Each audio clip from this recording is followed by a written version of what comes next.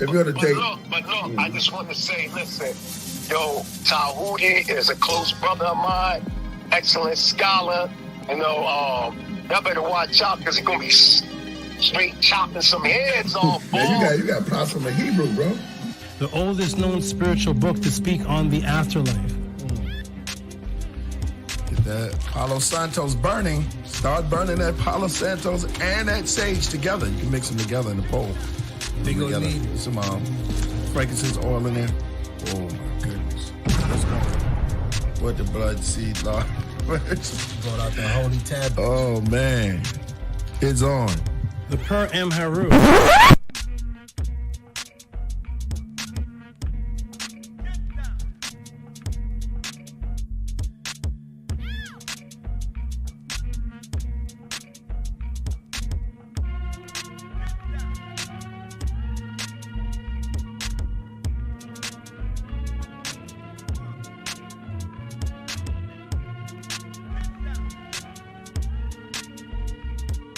Coming to you live. He has been teaching for over 20 years. A 9-0 record in official public recorded debates. You've heard many teachers out there before in the so-called conscious community, but none with the demeanor, calmness, and detail as Tehuti Amun-hotep Ra on such topics as breaking out of the matrix, truth on religious origins, underground conspiracies, secret societies, mental, physical, and spiritual health, the Anunnaki, the Neteru, Kemet and the origins of Mad, meanings and symbolisms of Meduneter, the only one who will stand in front of question of this wide range of subject matters, answer, question, and debate. Some have podcasts, but Tehuti is the teacher, so he has a pod class. Subscribe to the channel for updates, classes, and much more. Join the chat, call in, participate live. Get your notepads ready. Welcome to the Tehuti Pod Class. Open your mind.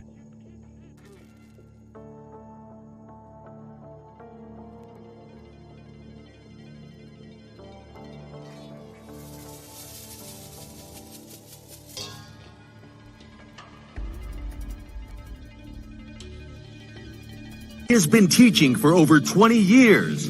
A 9-0 record in official public recorded debates. Correction.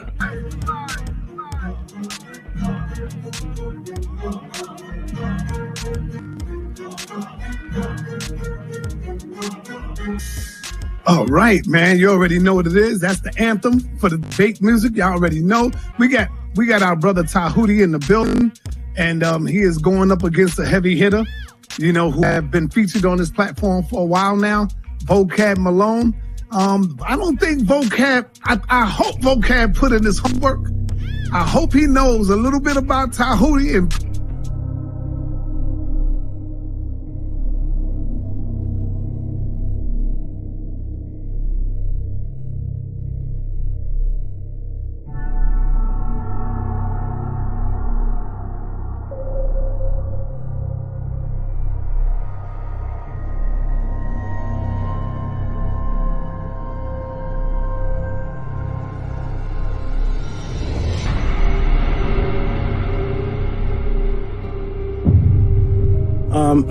I appreciate everybody. Press 1 for Tehuti. Press 2 for JJ, y'all. Yes, I appreciate always being here. It's fun, it's educational.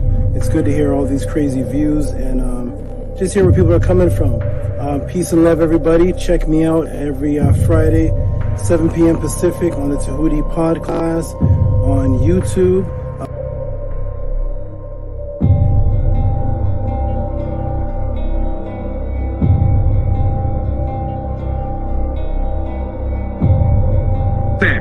That's your words? Brother, stand on that's it, not the topic of the debate, JJ. That was not the topic. I'm talking about the whole word. I'm talking about the whole misinformation. I don't give a damn about the topic of the debate. No, if you look at the community wall, I mean, damn, Tehuti is like dusting you on that shit. He killing you, Jay. And this is why you upset.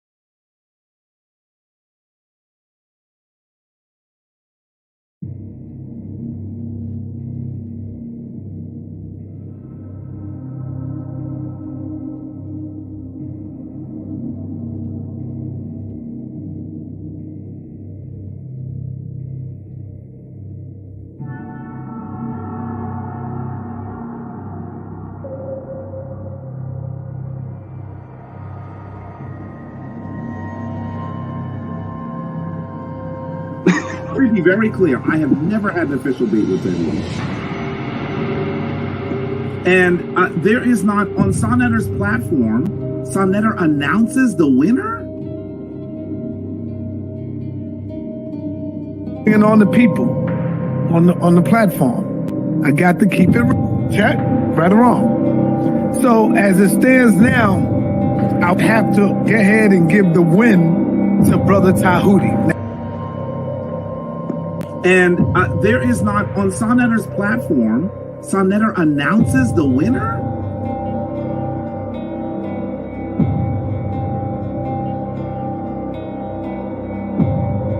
We got Zion the Lion, and of course, we got Tehuti making his debut, coming in the ring with Brother Jabari. It wasn't, I'm not going to say a TKO.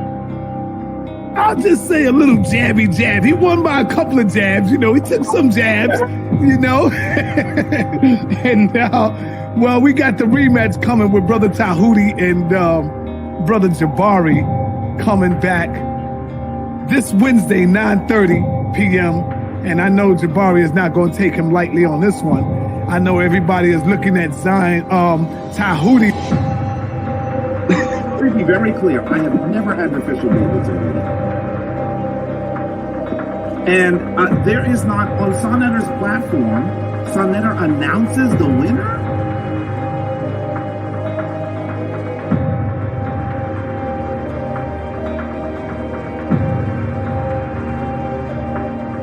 Damn.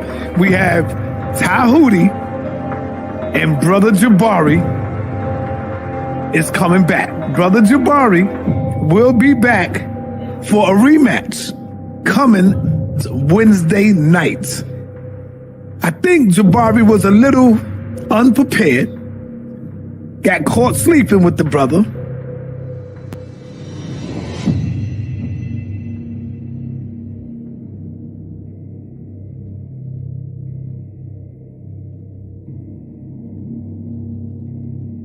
Shout out to HOK. I definitely think it was an upset.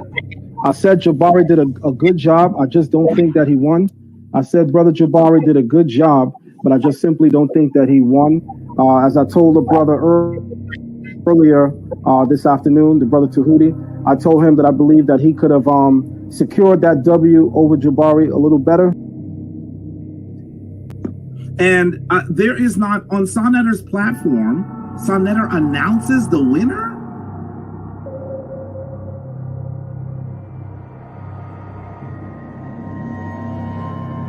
So, I just got to go with that. I just got to go with the win. We're going to be giving out some powerful trophies coming up soon. So now.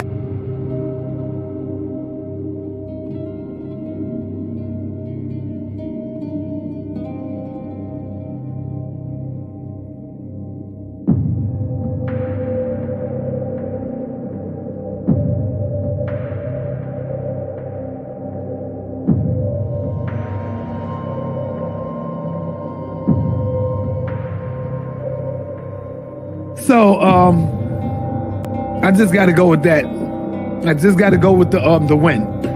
We're going to be giving out some powerful trophies coming up soon. So now, Zion Lex is coming out. Tehuti is making his way. He's jumping out, going straight to the top right now. Brother Shaka gave me a call the other day. Yesterday, matter of fact, Sunday.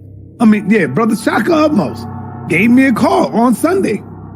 And said straight up, Sonetta, yo, Saw, I think Jabari jumped out the window and he wasn't prepared for the brother's questions. Now, this is Shaka Utmost. And there is not, on Sonetter's platform, Sonetter announces the winner?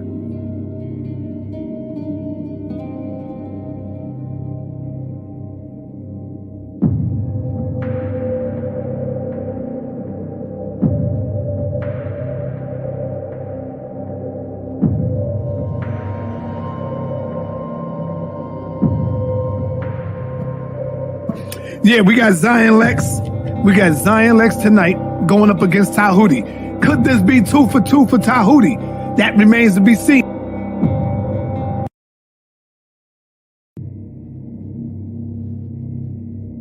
I've beaten people. The winner was announced by Sonetta. The winner was announced by the judges. I have the certificate, the proof. I have Sonetta saying I beat Jabari. I have all the judges saying I beat Kemetic. You have me saying you beat Jabari.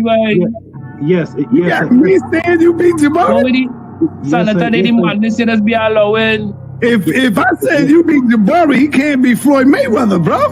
That is exactly the point. So shall I screen share again? I mean, I have to keep doing this to people. I must have been half asleep or some shit. I don't know.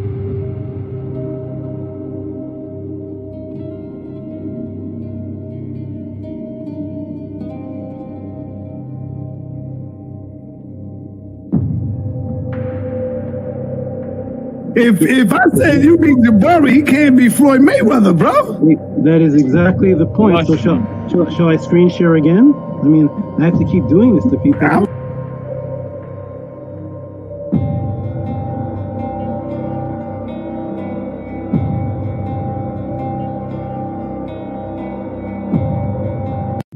And I took out the Floyd Mayweather, so I guess I'm the House of Consciousness champion. I just came here for an interview. That's my you can't be the House of Consciousness champion yet. You got to go through some.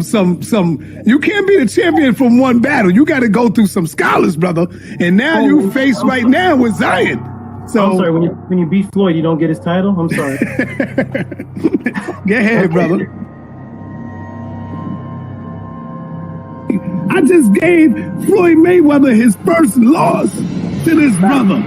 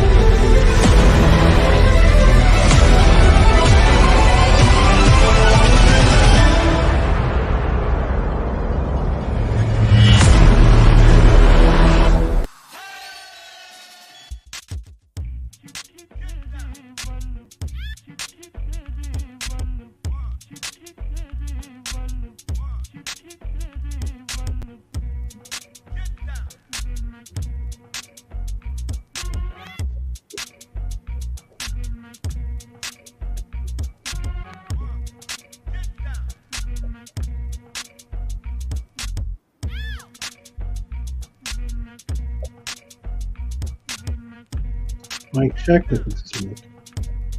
Check.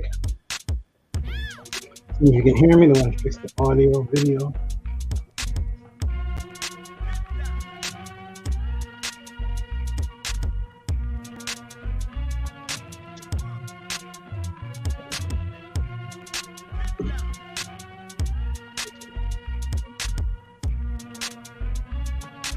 Mic check. Audience, see if you guys can hear. Press the 9 if you can hear me. Press the 9. If you can hear me, press the 9.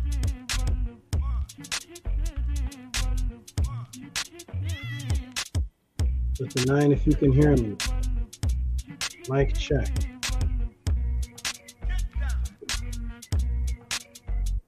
Okay, wonderful. Beautiful, beautiful. I see people now. There must have been a lag. Greetings, everybody. Welcome to the Tehuti pod class. I'm going to fix one more thing.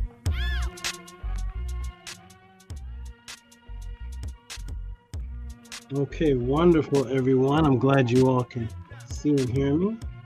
Fix one more thing here. One more thing.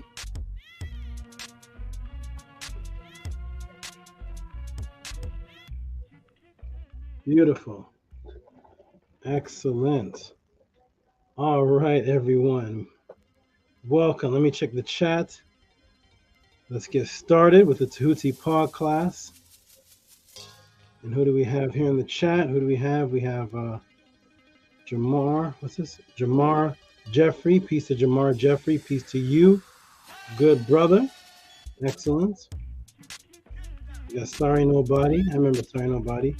Are you feeling strong? It's gone. Sullen Rock. Shout out to Sullen Rock Rashu. Shout out to you, Sullen Rock Rashu. Nice to see you as always. Wonderful, wonderful, wonderful. Sun Rock Rashu. We have Primordial Thought 9. I have a snake named 9. One day I'll teach on that. Primordial Thought 9. Andromeda Miserabilis. Harass did 4 Ye Culture. Today's class is one of the questions that was sent in last week that I didn't get a chance to answer. So I know at least one of the questions is going to be Math Origins 4, the first time. All right, wonderful. We got everybody here. RPM, Amakem. I like that name, Amakem. We got Jody. We got Danny Salinas. He said, me and Tehuti shook our heads on the same time. Adge, that always gets me. Gets me. Peace to the tribe and peace to the tribe and peace to the tribes. Oh, and peace to Lord Tehuti with praise, a rocket ship, and looks like a UFO or something. Okay, it's no time, not showtime. That is right. Amakem, this is the last of its kind. This is the only, this is all that's left. The Tehuti pod class is all that is left. The ancestors will not allow this knowledge to turn into a crap show. This is about knowledge and information and the awakening. The awakening is here, so all that other stuff is gone on this channel. And there's nothing left but the Tehuti pod class. Peace and love to the chat. Peace and love to you, Atef, Rem, Kem, Ma'at, who made it to class on his trip and journey. He still made it. Mr. Come join us. Let's do this. It's going to be great. It's going to be wonderful. We got Menku, Ra, Marie Ma'at, the 2 brothers who got their name from Tehuti. Those are the 2 brothers right there. Menku, Ra, Marie Ma'at, peace, power, and prosperity, master, teacher, SABA, Tehuti, peace to the goddess, Tua, to the chat. Yes. Okay, everybody. Any new people here? Press a 9. Who else is here? Robert Williams is here. Robert Reyes is here. I thought I saw. Okay. Kav, Antu, and that. Hotep, Anku Johnson, great Sabbath Tehuti, Tua for your time. Hotep to the beautiful moderators. Hotep to the chat. And then in the exact same moment, Hotep, Anku Johnson, to the magnificent and everlasting Sabbath Tehuti, Amenhotep Ra, Tua, for your existence, Hotep to the chat and moderator. Shout out to Ka of Antu and Nat and her mate Anu. Shout out to both of you. Is Nana Amun in here? There's Nana Amun. Nana Amun is here, everybody. All right, peace. We got Funzo 1904 says peace Tehuti, peace. Where is Carolina Mencia? Hotep Ma'at with I don't know what that is, the Om sign, the black heart, and the star. Something else there. Hotep Ma'at, peace to you. Peace to you, Hybrid Cypher, one of the hypest people in here. Hybrid Cypher, Matt, daughter of Ray. Haven't seen her in here in a while, but we are back. She is back as well. Peace, Ma'at, daughter of Ray. Yay. Okay, everyone. Where's Stephen E? I see Stephen E in the back. There's Stephen E. So there it is. Stephen E, shout out to you. All right, everybody, let's get the Tehuti pod class started. Right? It's going to be a great one. We're going to do our best to make this a wonderful one, which it always is. But tonight, got a special feeling. It's going to be Oh, where's Stranger? Stranger here. Stranger sent in a question.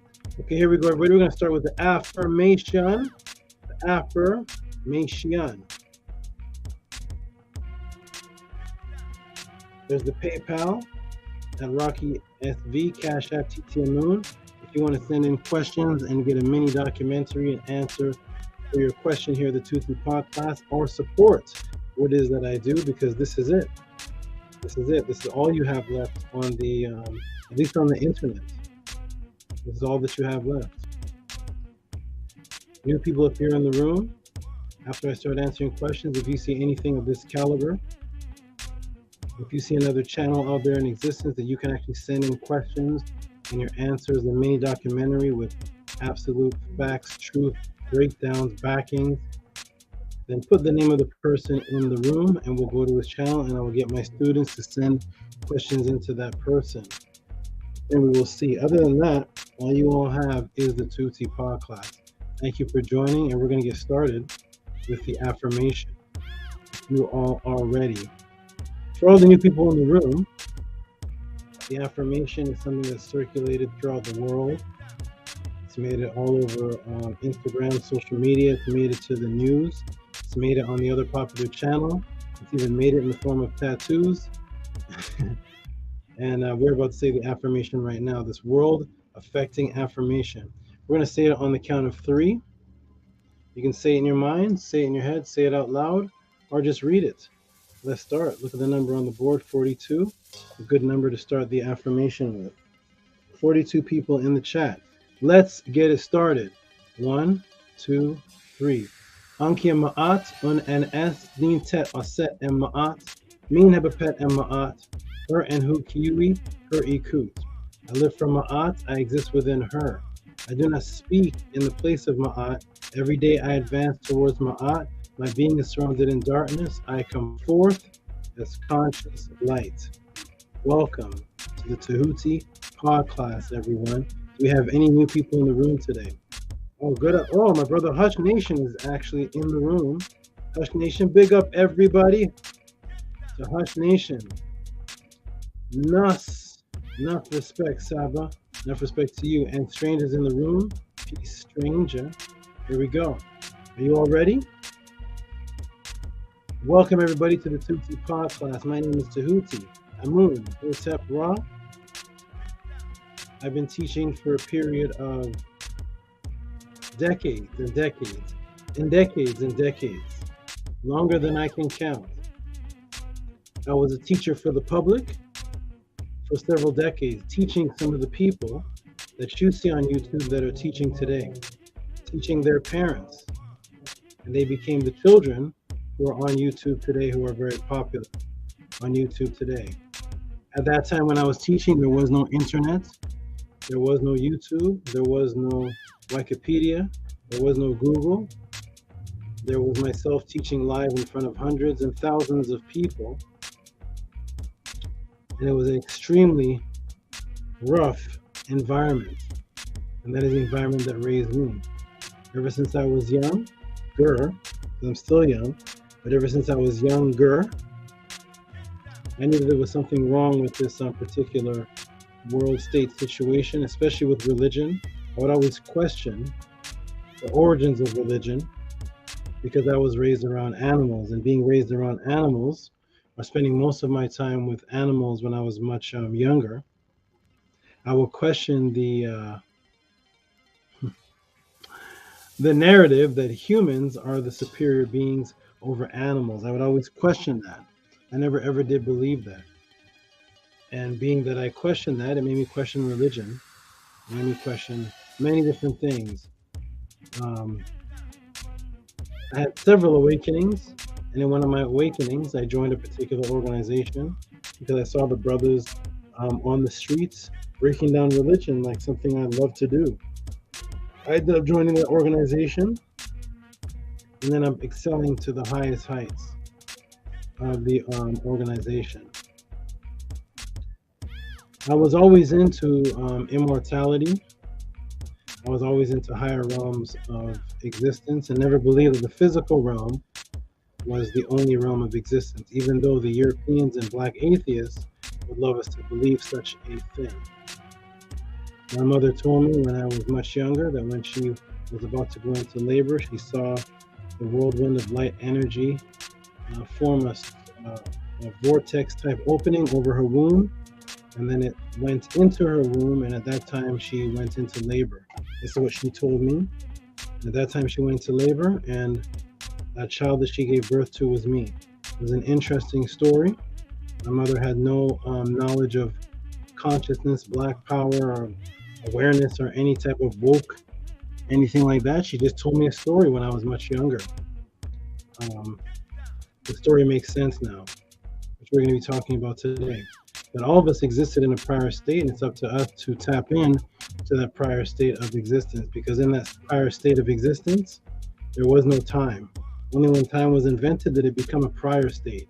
But in its original form of existence was before there was a time, so it wasn't prior to anything until the sun was created, or until the sun evolved into existence. Then time, as we know it, began, and then we had a starting point. But prior to that, there was no time as we knew it, and that's why the photon, little jewel, that's why the photon, as soon as it comes into existence, it reaches its end destination immediately. So millions of years and billions of years can pass for a photon, and absolutely nothing changes because it already reached its destination, because it's not governed by time, because it is light itself. And we were light beings and light consciousness, and now we're here to resurrect back into that state of existence, regardless of what the naysayers say, regardless of what I call them the unsatisfied, because they're actually unsatisfied with themselves, and that's why they can only argue on YouTube, because they within are unsatisfied. So when you're unsatisfied, then your religion becomes just to argue, because you're actually arguing within. So at any rate, that organization that I joined, I raised to the highest levels of the organization, to the point where the teacher had told every single person in the organization that they should teach like me at the time. This developed a lot of jealousy within the organization, and while I was teaching, I was doing it pod class snake style, all the way back in 1998, pod class snake style, which was bringing in sources and references from actual scientific documentaries and actual attestations from ancient writings. I was doing it back then. At any rate, the people in the organization told me that they didn't like that I was doing that, because that information was not coming from the master teacher at the time. And so they came to my premises with torches to burn my belongings that did not come from the master teacher, any books that did not come from that particular teacher, even though he was telling me that he couldn't take the whole organization at the speed that I was developing at, because that would be sacrificing the whole organization for one individual, which was me. So he has to move the whole organization as whatever mind state the majority was in. So because the mind state was in a majority of where it was, I had to move on, and I left that organization, and I started teaching people on the streets and teaching other people, and started learning business and economics. And then I realized I should continue the path that I started on, and that path was that I would always sit at the feet of particular masters to become a master myself. I sat at the feet of Kung Fu masters, Jiu-Jitsu masters, mafia hitmen, all type of people that I would sit under in order to learn business gurus, to learn what it takes to be the master of a particular topic, or a particular genre, or a particular niche. And so when I left that organization, I started studying more business and finance, of how to survive without having a job. And doing so, I came across an individual who worked for people that you would be afraid of, but he had a lot of business knowledge and a lot of connection to familias that had access to things that were underground, because they were the masters of setting up businesses to launder their money or whatever it is that they were doing. And so he gave me the secrets and told me and gave me access to a lot of business connections and a lot of knowledge. And I sat under his tutelage. And when he met me, the tutelage was under him and a gun. And I was told very clearly that if I ever revealed what he was revealing to me, now look at that. snakes are just interesting. If I revealed that which he was revealing to me, then he would our meeting place used to be at a foggy pond like the docks with fog, and it looked like a mafia movie. He let it be known to me that if I ever revealed the secrets that he was revealing, that he would put the cement shoes on me, and he pointed to the place in the dock where I would sink. And so I took the gentleman very seriously, because he told me his real profession was actually to do that to people. So I was very humble. And so I took that information and I started sharing the business aspect, not the secret, but the business aspect with other people that were part of the organization. I started bringing them from a homeless state and started bringing them into real estate, into health product sales, into health product advisory, diet plans, and all type of things that were just to make people better. And took a lot of people out of the homeless state because they didn't want me in that organization as a teacher teaching knowledge of self. So I brought back economic teaching to them. At any rate, that didn't work out because they ended up running a scam deal with my knowledge and ended up taking off with a lot of money, which left me in a very bad situation. And they took my books, the actual original Matrix books that I was teaching people out of, the real Matrix books, not the Sophia Stewart, not the Matrix movie, but the first Matrix books. They actually stole money, and for some reason, those books went missing, which was very strange. I mean, I know why, but very odd. Those books went missing. So I decided to put myself in seclusion and get away from everybody. I was teaching in a place called Paltalk. You couldn't see my face. Until the Hebrew Israelites started opening up chat rooms about me, saying that they're going to body bag me and kill me because they were losing their women to me. Not really losing them because I wasn't taking them. It's just that the women in the Hebrew Israelite movement wanted to join my inner family and be the goddesses because they realized the doctrine was wrong and they wanted to join the family. And that really got the Hebrew Israelite men mad enough to actually change the name of their chat rooms into Amenhotep and his 6,000 gods. We will destroy Amenhotep.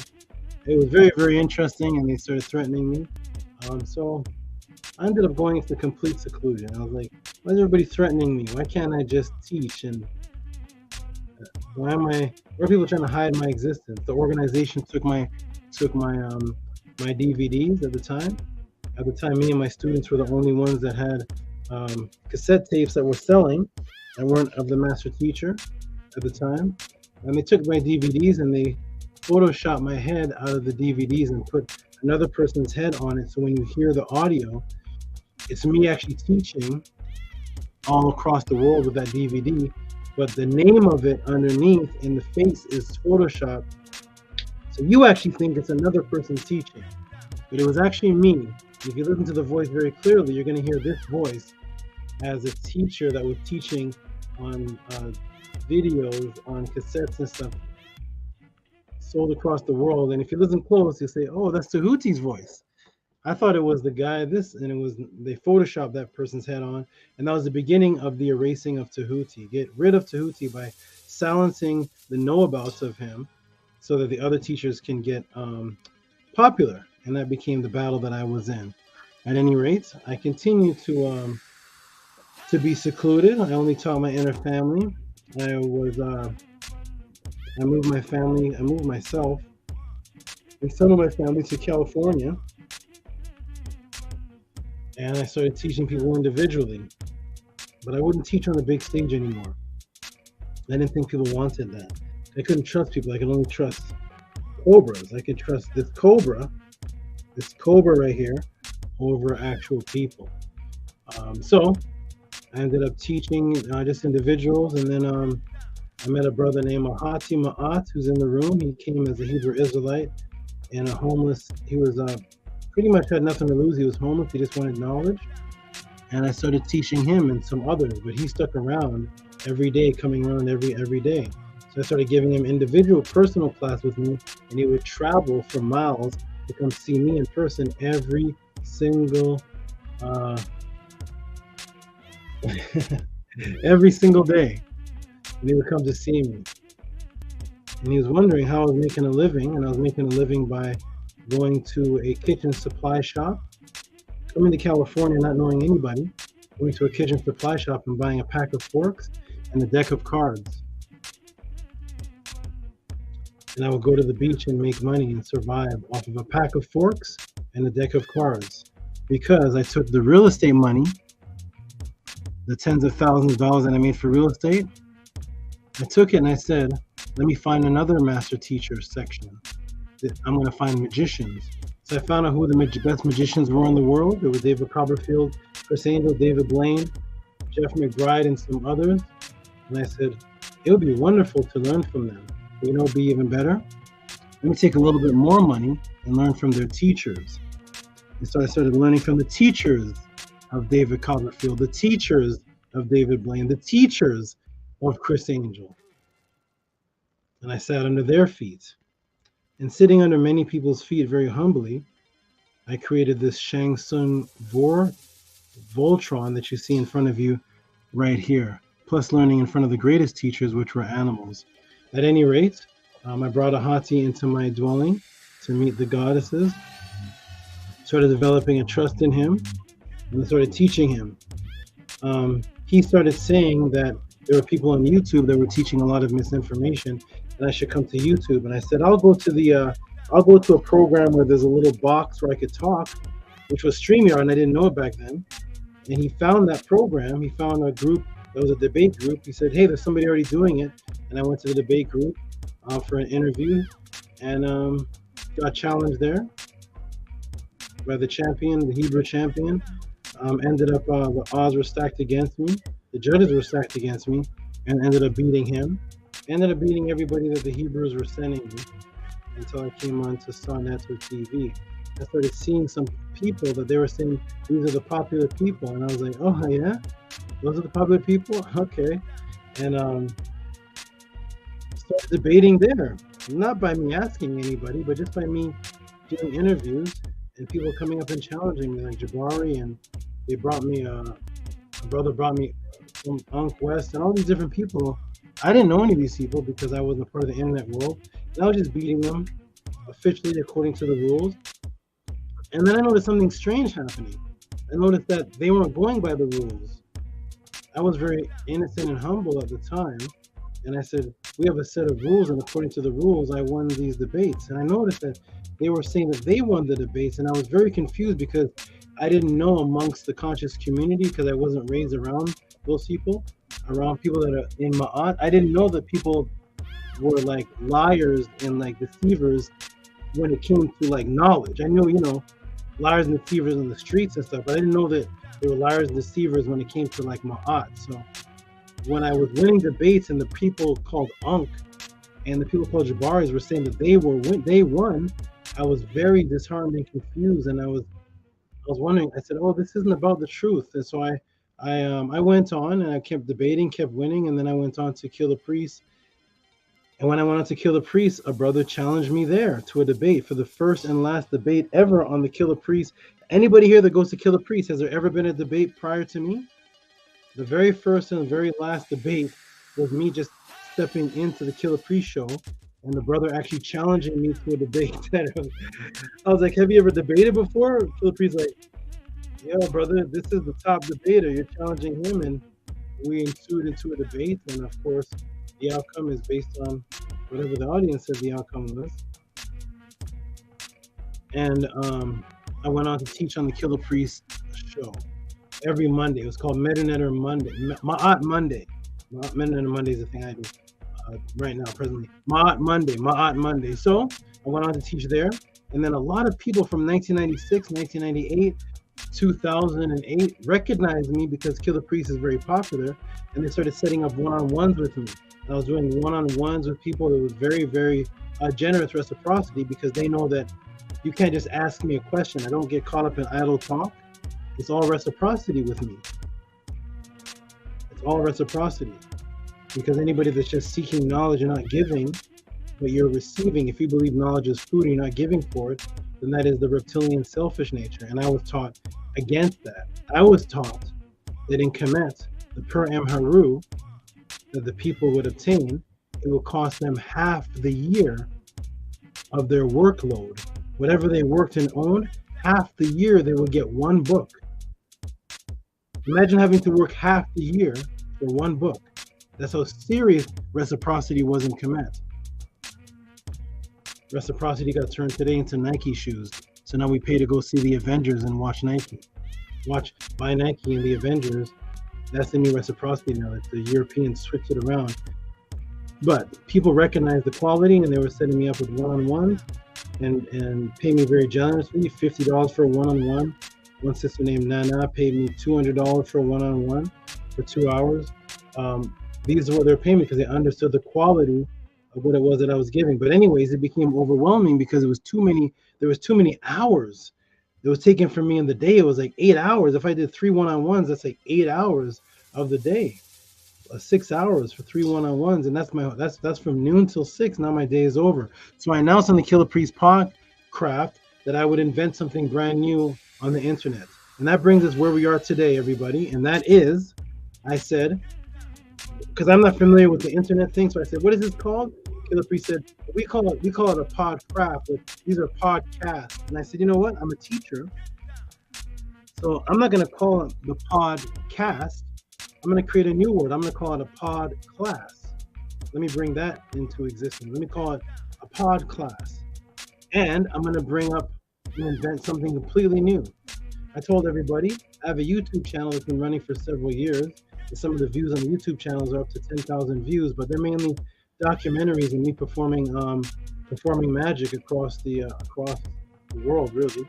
But I'm going to open up a section on my YouTube channel where I'm going to invent something very new. Something that's never been brought to the world before. And what is that?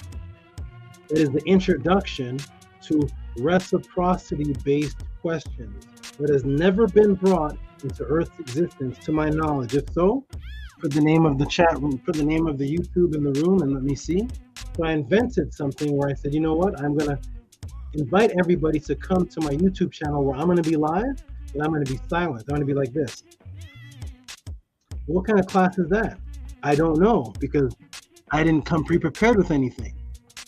I am up for the challenge where questions can be sent into me, and then I'll base the whole class on a documentary form based on the question that you send into me, meaning that I have absolutely no control over the topics that are discussed. This has never been introduced in Earth's history, to my knowledge. I've never seen it before.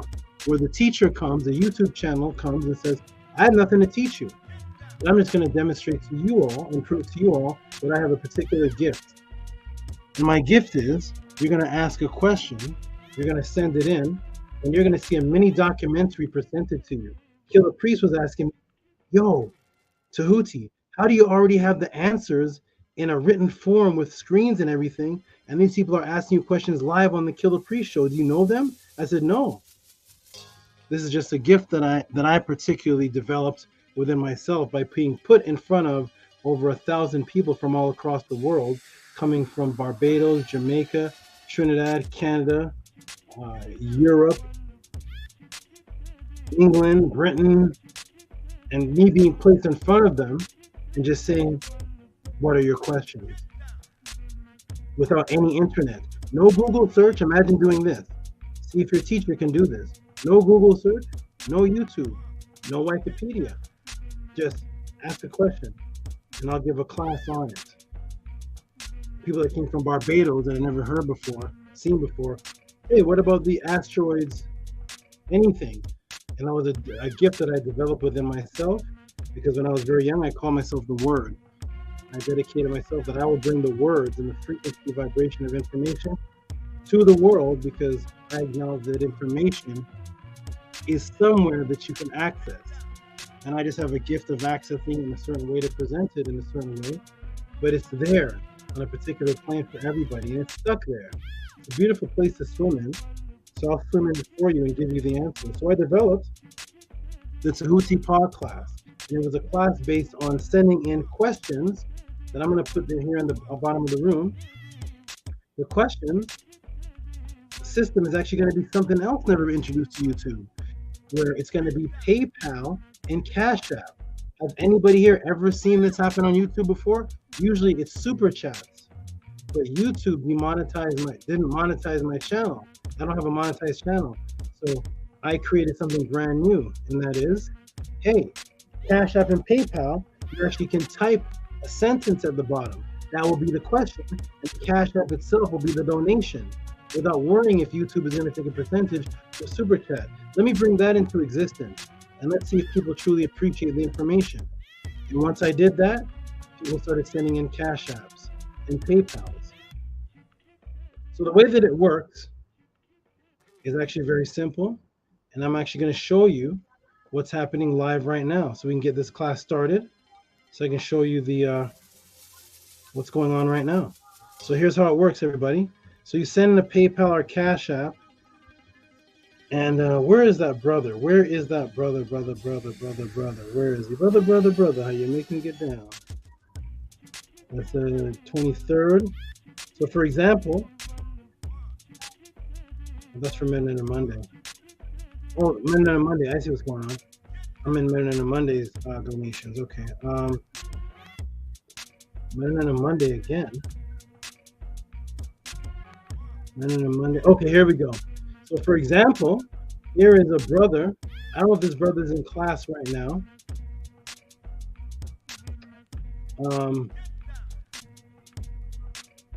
Let me go ahead and put this on the screen here. Let me take this section off.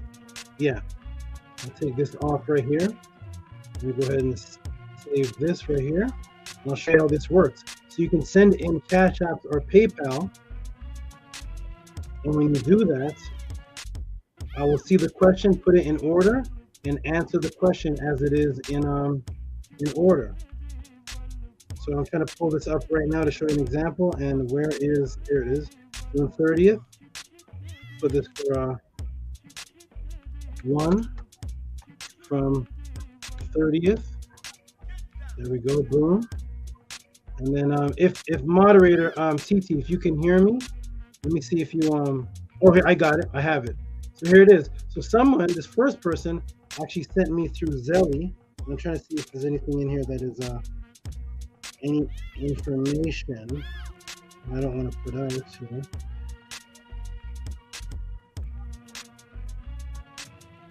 So look how the Tehuti class is starting off already with this beautiful supporter right here.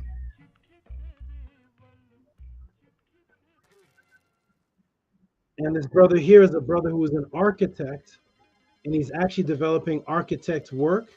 He's actually developing a museum dedicated to Haiti, and he is a Haitian, and he's developing a museum. And what this brother is doing, he's actually using information from the Tehuti class. One second. Information from the Tehuti class and things that I taught on mathematics and codes and angles and knowledge. And he's actually developing the blueprint for a museum that he's going to be dedicating in Haiti. It's going to be all dedicated to the knowledge and information, and it's going to be an underground type museum, and it's going to be based on information, influenced by information that he obtained from Tehuti. So there may be a Tehuti inspired, I'm telling you, we are changing the world. There may be a Tehuti inspired museum on the way. Okay, is that beautiful or what? There may be a Tehuti, a podcast inspired museum, because that was almost a year ago when we had that meeting with the brother. He gave me for a one-on-one $180 based on 180 minutes. He did it all mathematically. 180 minutes in 1 second, or 18 minutes in 1 second, and he gave me $180 and 1 penny. He's very mathematical. Very mathematical. Let me go ahead and show the brother the first donation support. Let me show you how serious people take the so Tehuti podcast. So here it is, the very first one on the screen. And that was sent to Zelly. Let me go ahead and put you in the second one. That was, let me give this person some noise. Big noise right now. And this is an architect that's worked on a museum in Haiti. It is beautiful. You should see this brother. Everything is mathematically orchestrated, organized. And he said it's all inspired by me. Shout out to this brother here, born Haitian. You are a wonderful brother. He sent in $180.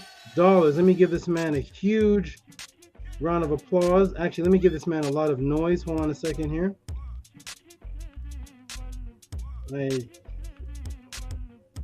Shout out to you, good brother, born again Haitian. Let me give this man a big round of applause. Starting off the Tehuti podcast already with $180, which is a combination of different things. And it was, where did the Kemetians first practice? Were the Kemetians first to practice circumcision, both to boys and girls? If so, why? And the question is it necessary today? Eddie also asked for 2 ebooks. Yeah, for 2 ebooks. Shout out to you, born again Haitian. Appreciate you, my good brother. You are awesome, fabulous. Appreciate you very, very much. And he also sent it to me in an email form. $180 for 2 ebooks and 2 questions. I told him we're going to put, if he comes to the room, I'm actually going to show some of the things that he was doing, talk about him. If he comes into the room, I'd love for people to know about his great architect work. He is awesome. Thank you very much. And to the haters, warning. No problem. I know that you all are not getting these type of donations for support, and that is simply because you did not work for it. So we give you a warning. Don't hate. Join the family. Let me drop a bomb for all of you. Shout out to everybody in the Tehuti podcast, and shout out to this wonderful brother right here for his great, awesome support. $180. Starting it off already. And he wants to know how to raise what was the other one? There was actually another question that he sent in as well. And it was how to raise a young black boy in America. That was added to it too. We'll go ahead and pull this all back up. How to raise a young black boy in America. So shout out to him. That is how you support. And I know people may be saying, man, why would people support you so high? For the same reason times 1,000 why you bought your last Nikes. It's just that in the biological imperative that I teach, that which I'm opening the door to is more important than the latest Nikes or the Avengers movie that you took your family to that cost you $60. Or the waiter that you tipped for $20 because he walked food over to you that you bought and didn't tip the chef. You tipped the waiter because he walked it over to you. And you only worked for about 25 seconds that it took for him to walk over, and you tipped him $40, $10 for that. So we're changing the paradigm here. What we're doing as the Kemetians did, as the people of Ma'at did, now we have appreciation for the knowledge giver, the teacher. Because without that, I can't be here. So shout out to everybody who supports. That's an example of a Zelly. But now let me get into the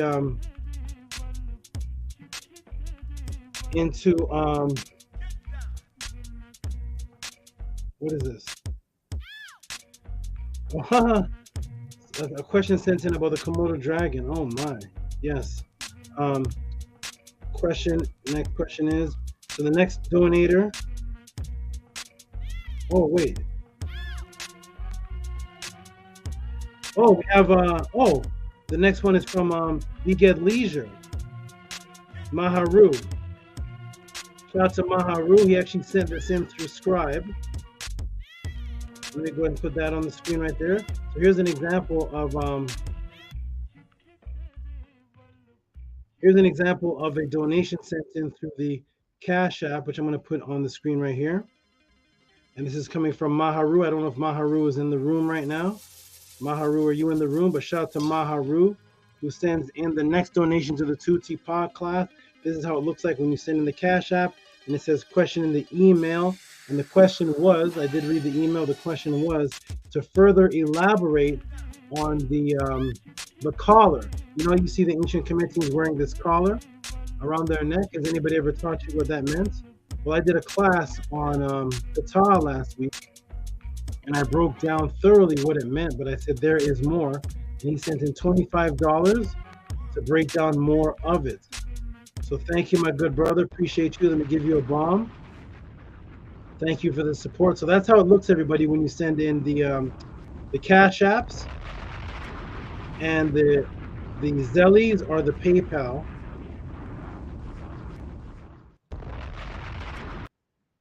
And shout out to B Get Leisure, who's also known as Maharu. Appreciate you, good brother.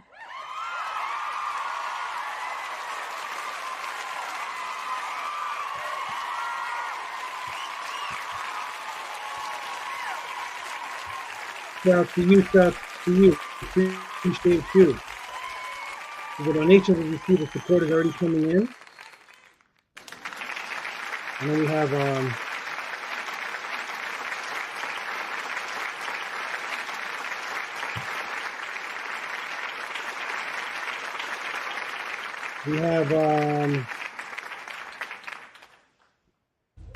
Nito Campbell. Nito Campbell sends his regular awesome $18. $18 right there for still learning Ma'at. He always sends in donations in multiples of 9. Thank you, my good brother. All you lovely people. And all those new people, please subscribe to my channel and everything on social media. Please subscribe and follow me on all social media. Your support is very much appreciated. Thank you. Thank you so much. Appreciate you.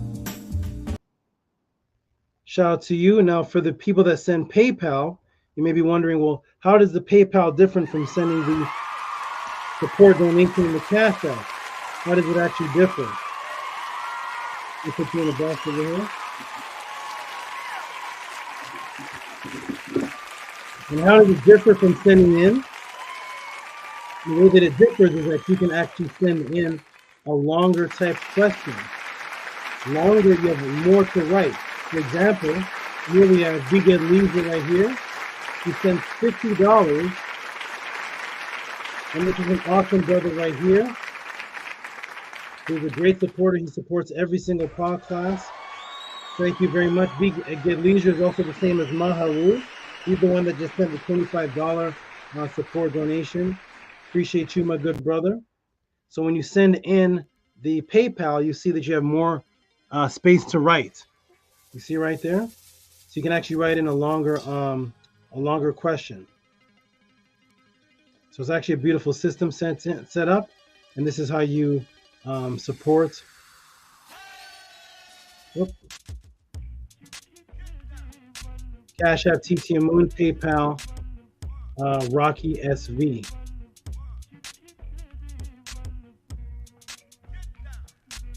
There we go, which is scrolling at the bottom of the screen. So that's how it works, everybody. That is how you support on the Tehuti pod class. Some people may be intimidated at these large donations that are sent in, but that's okay. Don't worry about that because it's whatever you can afford to support.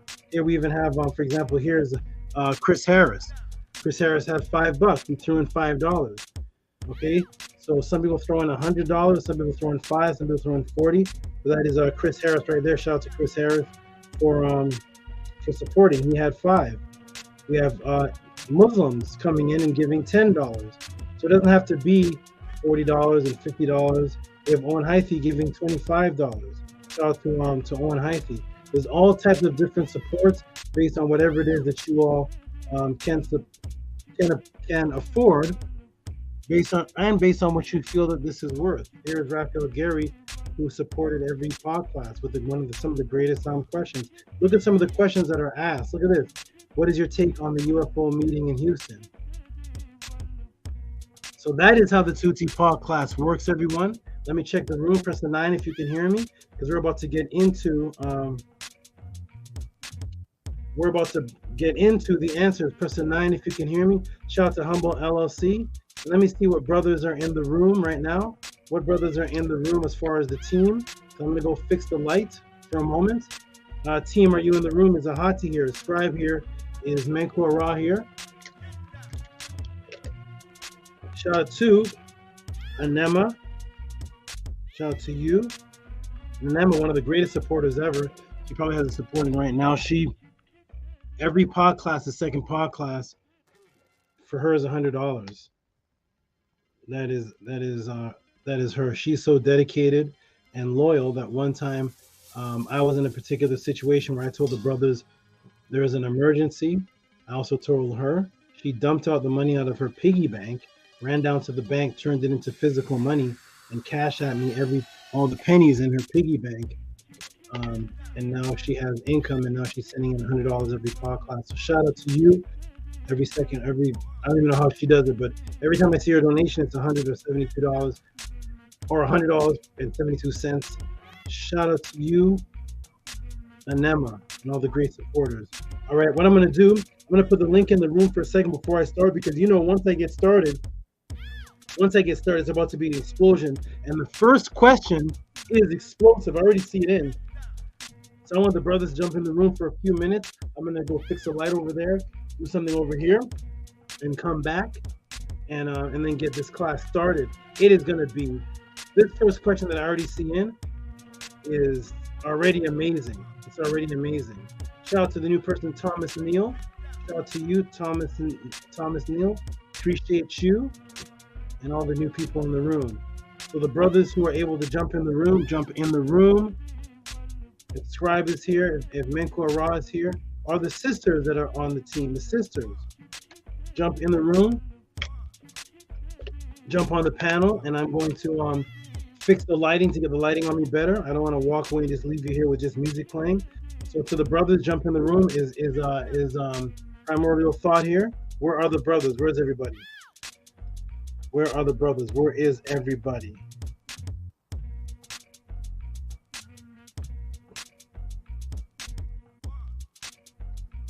Campbell, okay. I just gotta step away for just a moment. Are the brothers here in the room? Are the brothers here? XA, you can jump in. Where is the team at? Where's the team? Where's everybody?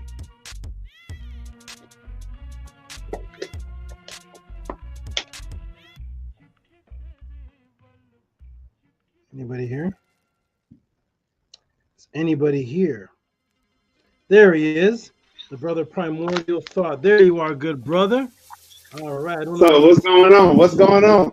I'm looking for my good team. brother. You gotta find my team. They're lost in the wilderness. I don't know. They should be ready to jump on. I don't see them. Them brothers is on their way. I can sense them. They on their way. Okay. He said they're on their way. They on their way right now. They're gonna pop on. They're gonna pop on? Okay, there's Menko right here. Right there. Menko. Menko is here. Menko's in the building. Man, it's gonna be a crazy. I'm gonna tease you all by just showing the question. The next question that's asked to let you know that this is gonna be an explosive breakdown that's coming up. Let me go ahead and put the question in the room. How you doing, brother Menko Ra?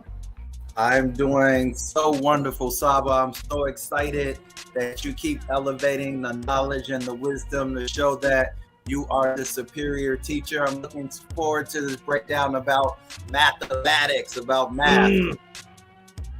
It's gonna be a shock. It's gonna be a shock. It's gonna be a shock. It looks like me and you shopped at the same ancient store to get our shirts.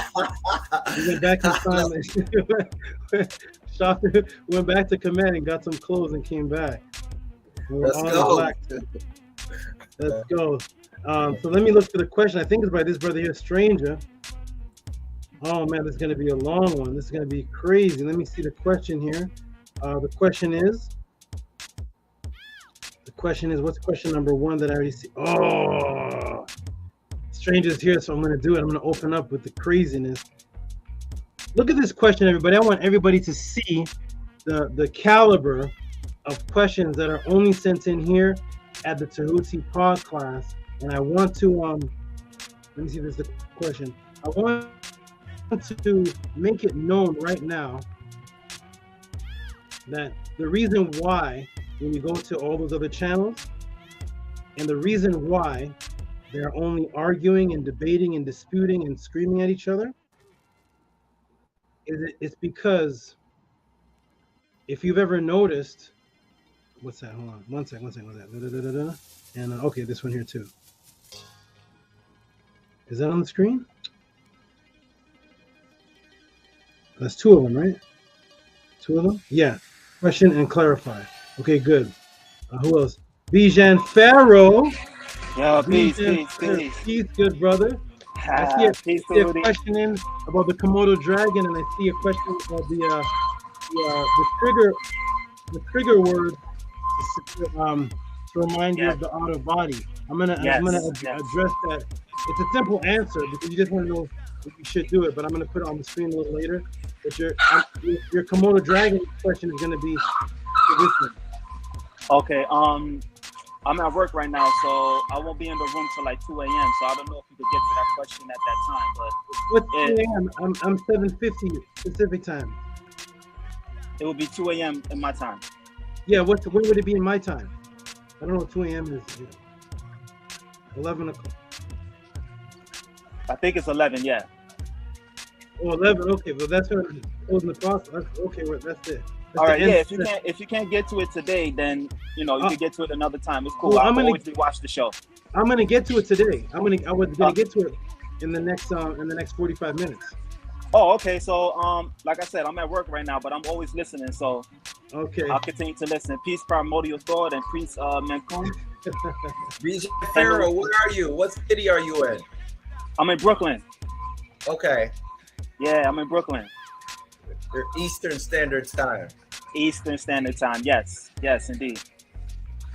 Yeah. So Tehuti, it's good to see you, man. Yes, sir. Good to see you too. Primordial thought is an analyzer, a vibe checker, an analyzer, a scrutinizer. His face looks like he's feeling people out. Like, hey, who is this guy? His face, he's tapping into my soul. He's tapping into the vibrations, and I see him with the face like he's looking, he's listening. Yeah. He's tapping in. He's tapping in. We're all family. Oh, speaking of family, hold on. Hold on a second. Speaking of family, we got this brother here. There he is, right there. He can't come on the screen. There he is. Uh-oh.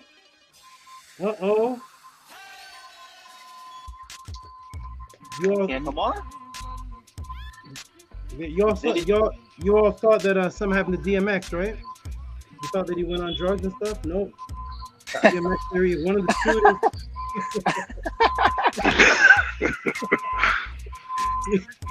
DMX came back around. He's into knowledge right now. He's right there on the bottom of the screen. Peace, XA. Where my dog's at? All right, peace, XA. Yes, sir. All right, handle to all your brothers, man. I have to get back to work, but Tehuti, I'm still. Peace, SABA. Tehuti, Amenhotep Ra, the great one. Hello, BAJAN PHARAOH. The SABA of all SABAs, man. Kind of going in a little in and out. Yeah. We can hear you good.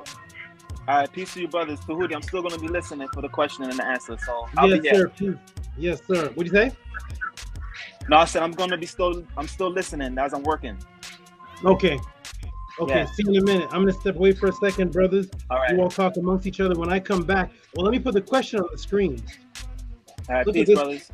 Peace, brothers. Peace, good brother. Let me put the question on the screen. And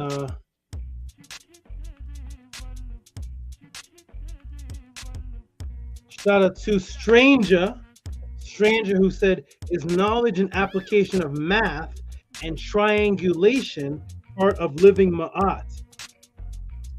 First question. Second question is, didn't Pythagoras get his formula from Kemet?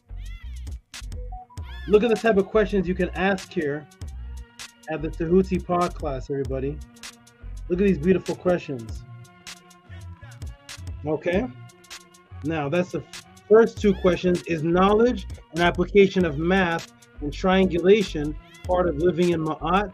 Didn't Pythagoras get his formula from Kemet? Let me get back to the screen so I can see all you. I think Primordial thought is trying to come back in. Let me see. There he is.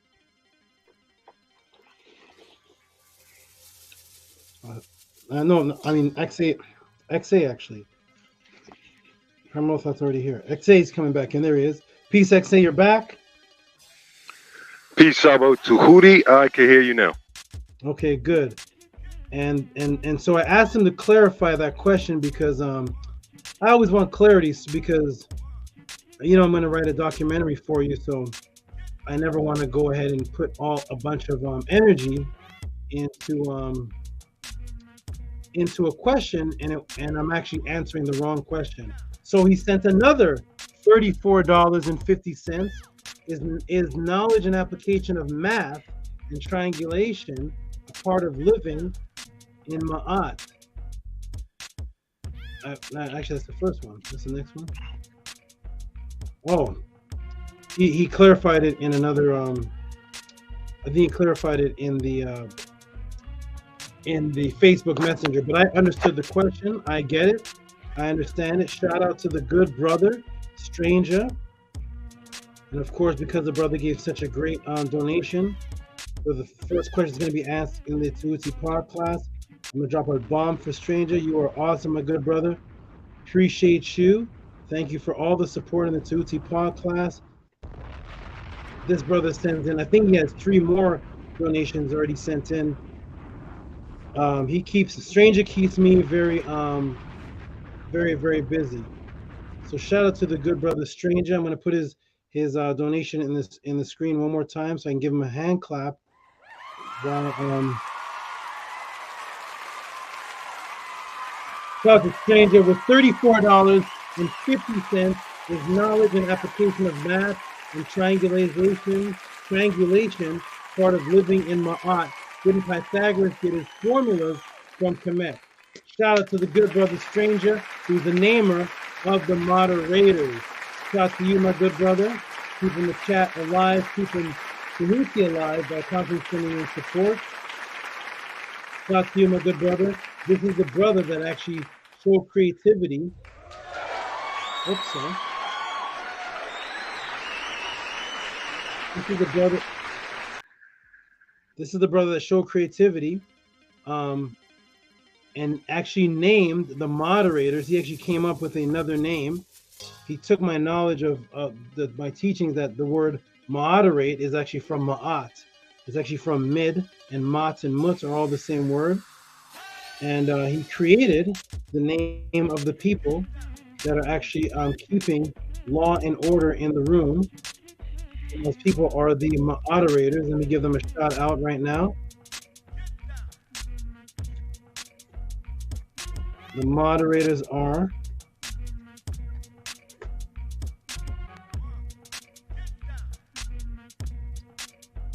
oh, here we go. The moderators are, they put it on the screen. Then I'm gonna fix the lighting and I'll be okay. The moderators are Nani Aset Mer, Anki Ma'at, Nani Aset Mer, the beautiful, Anki Ma'at, the great secretary, Ahati Ma'at, the soldier, Scribe, the technician. And these are the moderators named so by STRANGA. STRANGA named the moderators. He's the one that came up with this word. Much respect and shout out to him for this beautiful name. Nania Setmer, the wonderful assistant who works behind the scenes in ways that you all cannot see. Anki Ma'at, my great secretary, who does all the secretary work, all my personal secretary work. Ahati Ma'at, the great warrior, the great brother protector. Scribe, who's a technician, and he's also the technical secretary. He's my secretary for all internet secretary type things. Shout out to you, peace and love to you, and you, all four. Let me get that off the screen. I'm going to step away for a second, brothers. You all can talk, and I'm going to come back with better lighting and get to this wonderful question. All right, peace for now. I'll be right back, everybody. Peace, Saba. Peace, brothers on the panel. How y'all feeling today? Hey, we feeling good, man. Cool. How you doing, good brother? I'm feeling good. I'm excited about tonight's pod class. Brother XA, how you feeling? Brother Menkura, I'm feeling fantastic. It's a pleasure to be on the panel with you. What city are you in, Brother XA, if you don't mind me asking? Yeah, not at all. I'm in Raleigh, North Carolina. Okay. Brother Primordial. Yeah, but my heart is still in New York, though. Okay, that's what's up. You said, yeah. What part of New York were you in when you were there? I mean, I traveled and I lived in every single borough, so I can't put my finger on one specific part of it. Okay. But Queens, Brooklyn, the Bronx, Manhattan, I'm familiar with each and every borough. I was born and raised in Chicago, but I got so much love for New York, the birthplace. The Bronx is the birthplace of hip hop. August 11th, 50-year anniversary of hip hop. I'm actually doing a documentary, 50-year, going back 50 years, a documentary on hip hop in my little city, Madison, Wisconsin, which was influenced. Very nice. Yeah, which was influenced by Chicago and Milwaukee, but I love New York. I got so much love for the forefathers of hip hop, Kool Herc, Africa Bambaataa. I just love Rakim. I love Guru, Gangstar. I love all them brothers, the conscious brothers that was giving us so much culture then when we really, most of the cities have their own culture, but New York will always be special to me because of, so many of the brothers that was doing what they were doing, back in the 70s, you know what I mean? Yeah, they created a whole culture out there. And good brother Menkura, I want to give you love and flowers. I've watched your growth and development over the last 2 years or so. And I'm telling you, you're 100%. You're with it. You're on the right team. First of all, you chose to follow the right leader, and I'm following your great footsteps, bro. I've seen you put on the muscle mass, your voice obtained a deep bass. You're taking a positive charge and a stand. You got it going on, brother. SABA Tehuti resurrected me, so the ancestors led me to the master teacher, and the master teacher transformed my life like it's never been transformed before. Recently, ever since I came into his energy, I could feel like how much confidence I have in my ancestors and the Netters, the Netteru. For sure, I could feel it. I have a boldness now, like I am not even the same person because his teachings, his love, his dedication to the ancestors has transformed my life like 180 degrees, no doubt. That's peace. I can see it and I can believe it. Yeah, peace. Immortal dog, what city are you in, brother? Hey man, we out here in that high desert, man. I live in Cali. Oh, okay. Yeah, it's rough out here in the desert area, but it's all good though. No worries. Hey, but that's true. I can relate to what you said, man. Once I start jumping on, you just, after a while, when you start participating, you just feel like, hey, man, you start getting excited for the Fridays. It's like, man, you coming amongst this union, and everybody got the same state of mind. And I love that. It's cool to get on. It's cool to be a part of something that everybody can grow in, and we ain't talking about nonsense. Like it's kind of like finding people who you can converse with, and y'all not talking about sports. Like y'all talking about some conscious things. Y'all ain't talking about no ladies. Y'all ain't talking about, you ain't talking about just, you know, a lot of ISPAD things. You actually talking about things that's going to expand your consciousness. And I feel like this platform is just a larger scale of that, because I only got a handful of dudes that I can talk to like this. That's about it. But when you get into this atmosphere, now we got XA on the joint. He up here now, man. That's always good to see new people show up, man, and new to you for that, big brother. And so I just feel like, man, like that boldness is kicking in. Like, we trying to get rid of all the fear. We trying to get rid of all the things that's keeping us stagnant. And that's why I'm just like, man, forget it. We just gonna hop on, man. Let's just run with it. Been scared of too many things in life. Been scared of too many things. So, hey, once you find something really good, hey, man, just dive all the way in. And so that's kind of where my state of mind is. So, hey, man, I'm excited, brother. Yeah, tour for that. So this is what we cannot, you know, deceive ourselves of what we're up against, right? So SABA Tehuti is committed to what the ancestor says. It's ancestral artifacts over religious opinion. And so check this out. As we step out of the matrix and step into Ma'at, what do we need? We need the energy and the power of the ancestors, of the Neter, the Neteru. What is that? Ma'at. It's the law. It's, you know, the ranking system, how they did that. That is we need that to have the confidence that is necessary for us to supersede all of the obstacles that they put in front of us. And so Ma'at, the laws, you know, how the Kemetians, how they lived, and the spirituality was so connected to the culture, it was inseparable. We need to be in that energy for us to be who we are in our original self. And the more that I'm coming to understand that, that is grounding me, that is giving me strength, that is giving me confidence, that is giving me clarity. We need the clarity for us to move in the direction that we need to go. Peace, Saba. Welcome back. Peace. Peace, everyone. Where's Charlotte? Is she there? Oh, she's over. Where are you? Can't see it. Yeah, we can't see her. I don't know where she is. She's somewhere here. Oh, there she is on by your left hand. Okay. Yeah. Right. Okay. Okay. All right, everybody. You doing those LEDs? Saba, you better than light. You doing them LEDs, man? Say what? Say it again? You got the lighting really good in there. You put it on them LEDs?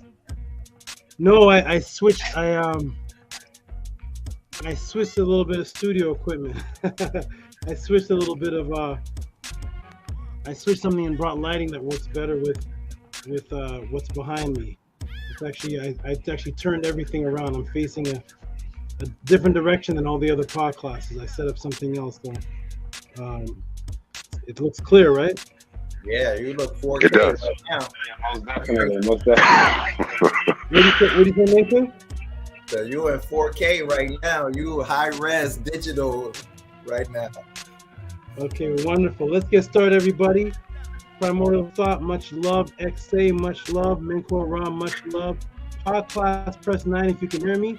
We're about to get into the first question of the Tehuti pod class and set this up right now.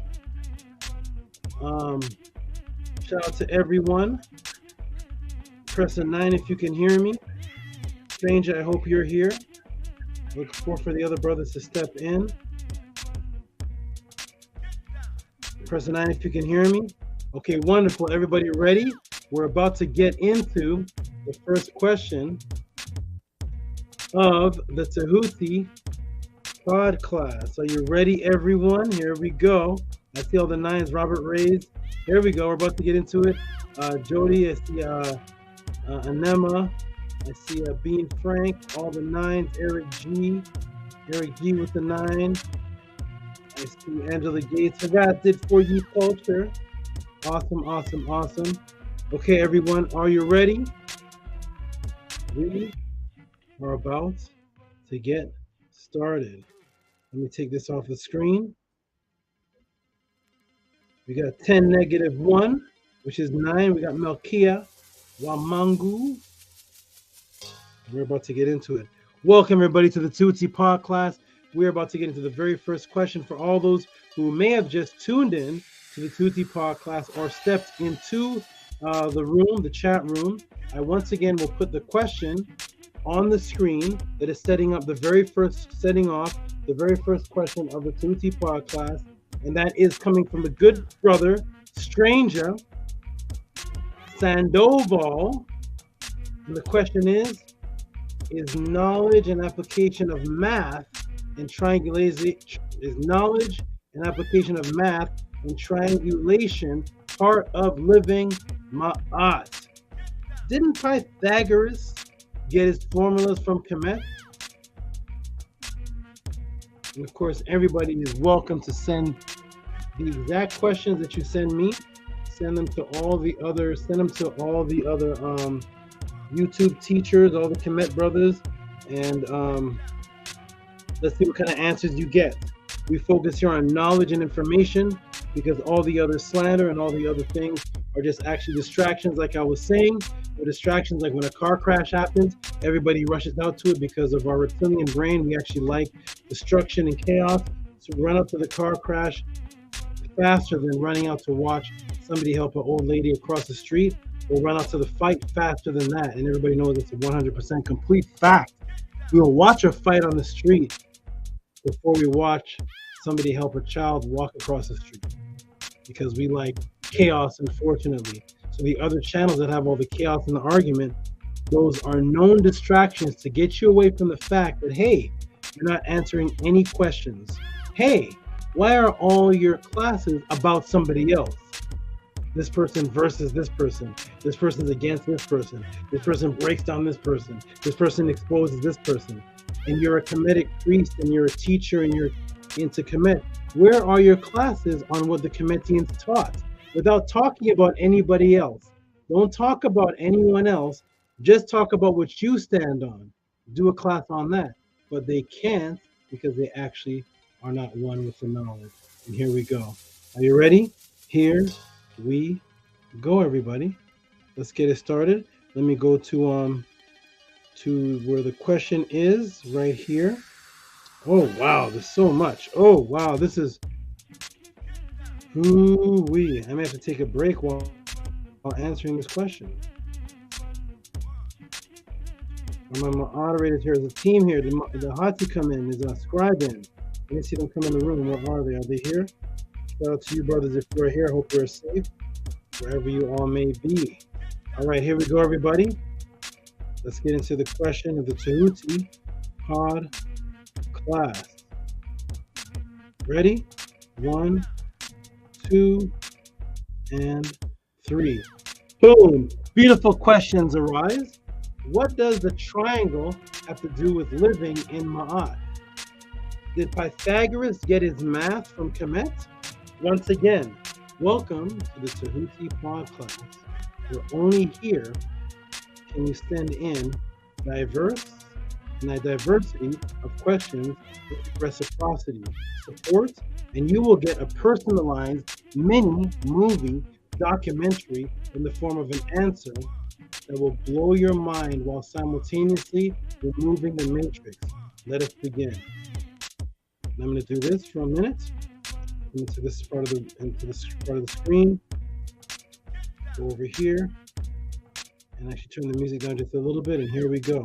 Are you ready? So this is the only place where you can send in a question comfortably with reciprocity donations, and you will get a personalized mini movie documentary in the form of an answer that will blow your mind while simultaneously removing the matrix. Let us begin.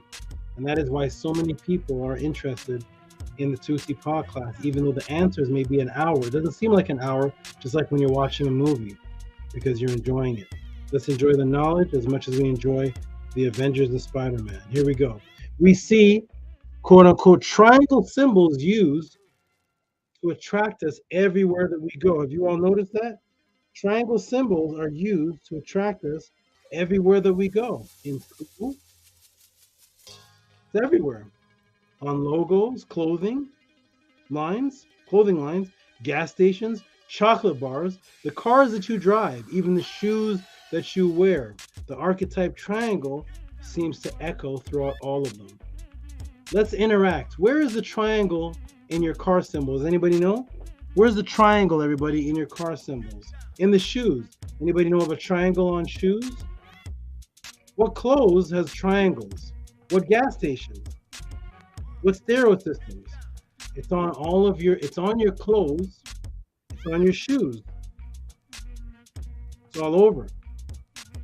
But you see it so much, I'm gonna come in the room right now, you see it so much that you probably don't even notice it. They're using it as a form of subconscious attraction. Where are the triangles on your clothes?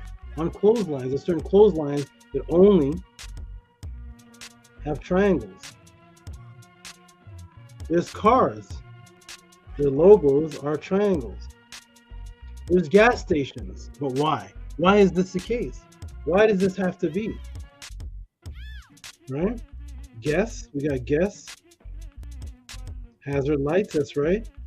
Necktie, hazard lights. Doesn't guess genes have a triangle? That's right, everybody, that's right. Let's go see. Welcome to the pod class. Watch how they work on ancient archetypes being used for today. Ready? Here we go. So it's on, let's interact. Where are the triangles on your car symbols? In the shoes. What clothes have triangles? What gas station? What stereo systems have triangles as their symbol? Look at that. Prada. Somebody gets it right. Guess. Look at this one over here. Toblerone. You think it's just a mountain, it's a triangle. See the symbol right here. What is this? That's your hard drive, your Google Drive. Triangle. Citco. Not only is it a triangle, but it's actually a three-dimensional aku. That's why when you look at the Citco symbol, it actually looks like it's three-dimensional. It's actually three triangles up into a peak. Right here. You see it? Citco. Why are all these symbols inside of the clothes that we wear? Let's go on more. Adidas. Did you notice Adidas was actually a triangle? If you look at that shape, that's actually a triangle. Google Play, AOL, Mitsubishi, Kenwood, Commerce Bank. Oh, 1 second. Commerce Bank. One moment, everyone. Hold on, let me fix something here.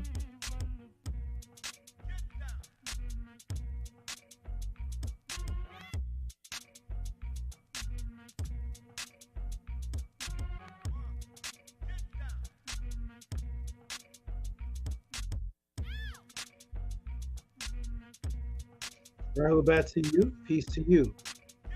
Okay, so let's go back to the screen.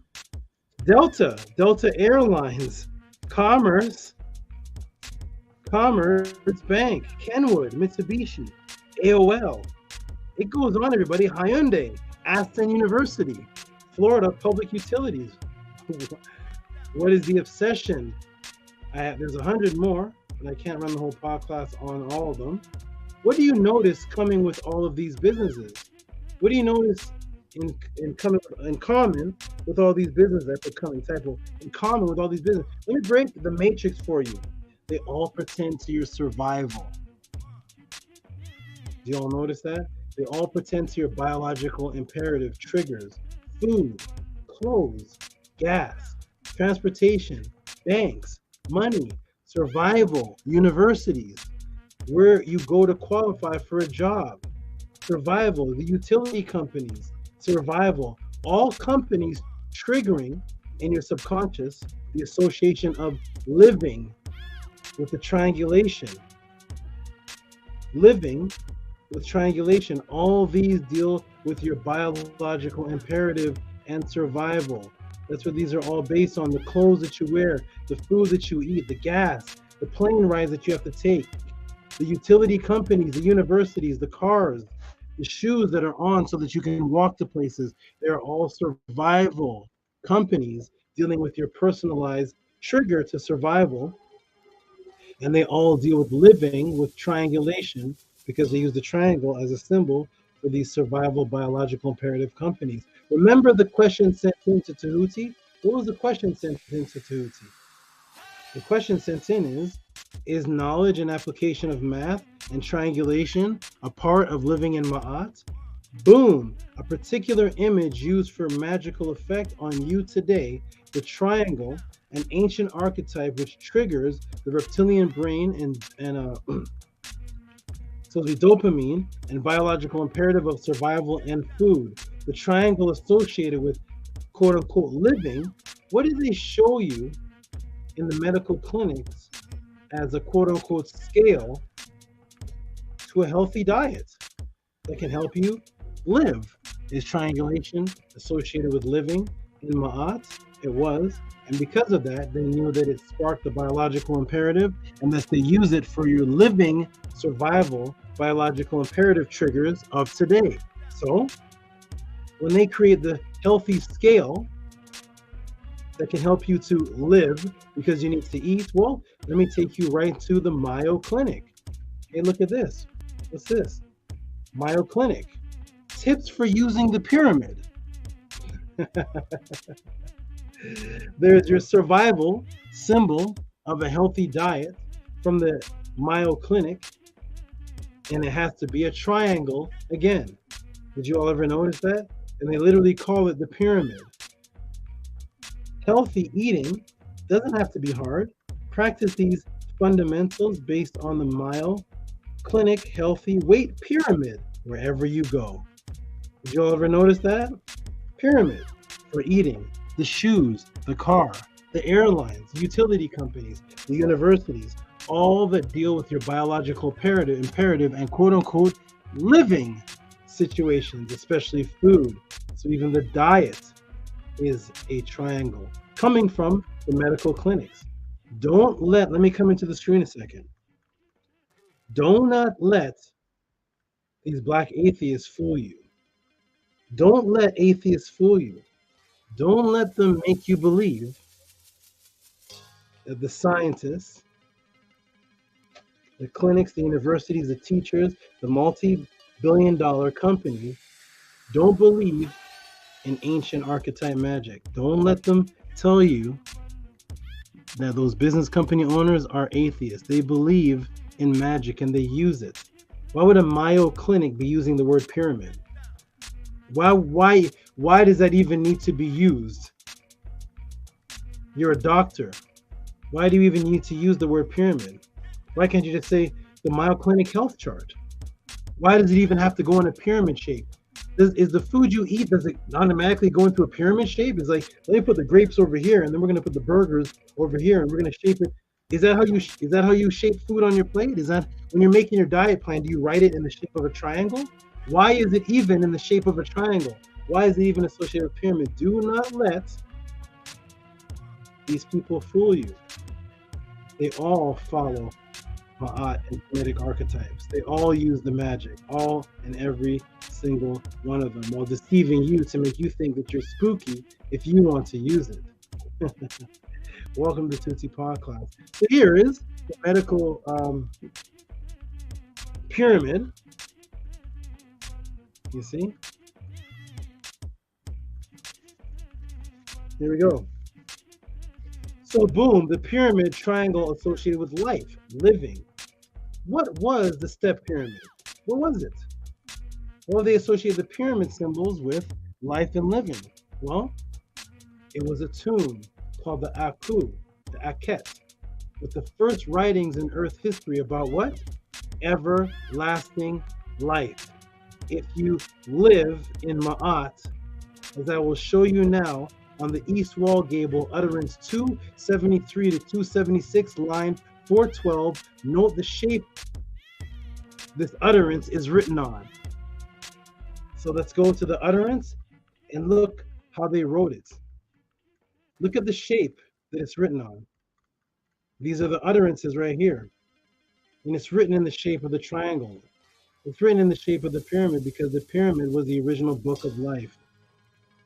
The original biological imperative, the original book of life, which states, Unas's span of life is eternity. His limit is everlasting.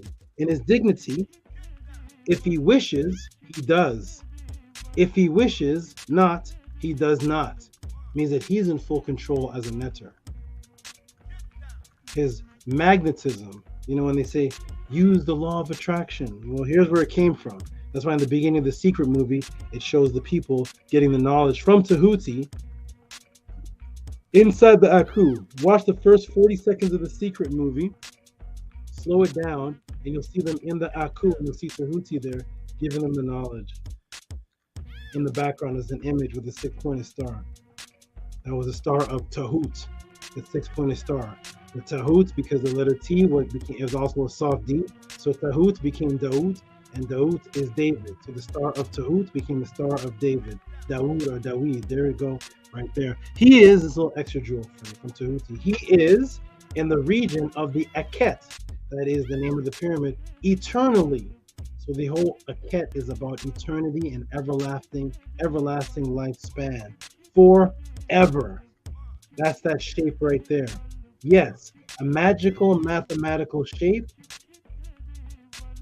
One was placed in where you retained quote unquote life.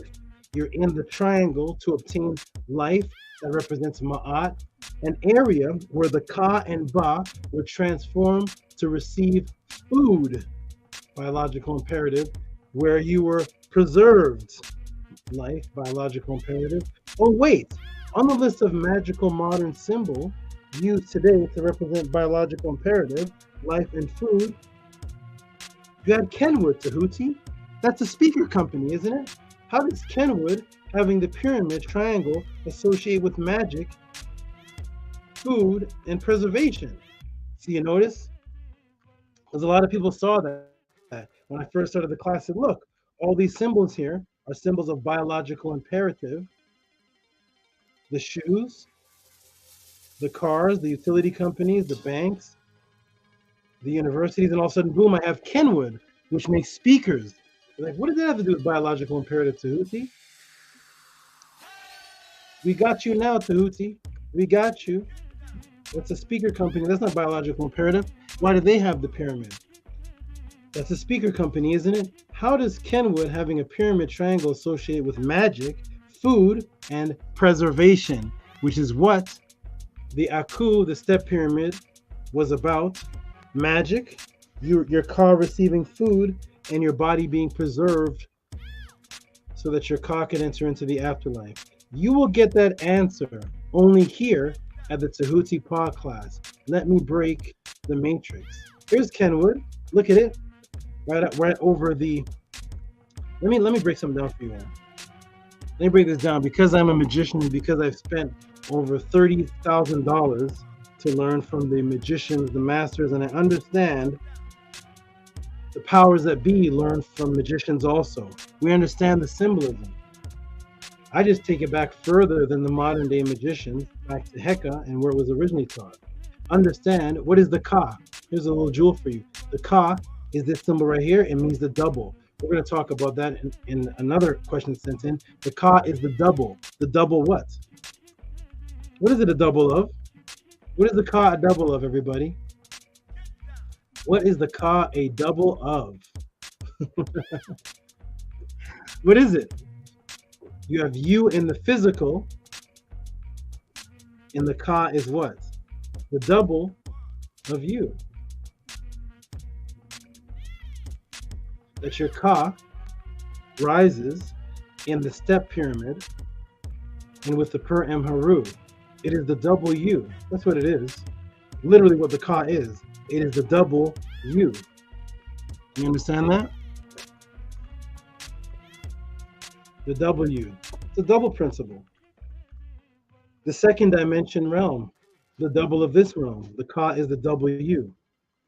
Let's go back to Kenwood, because they put a pyramid, an Aku, upside down, which I'm going to break down in a moment, and they put it over a certain letter though.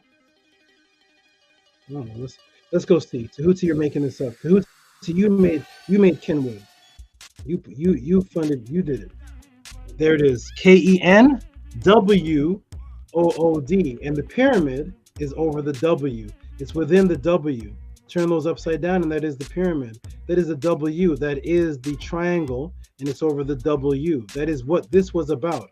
The pyramid, the Aku, was the pyramid triangle symbol that you were placed in so that you could raise what? The double U, the second U, which is the Ka, to have an eternal life in eternity. So we have Kenwood here, and Kenwood has the W with the pyramid upside down, because the pyramid upside down represents birth in Merunetter. I'll break it down for you.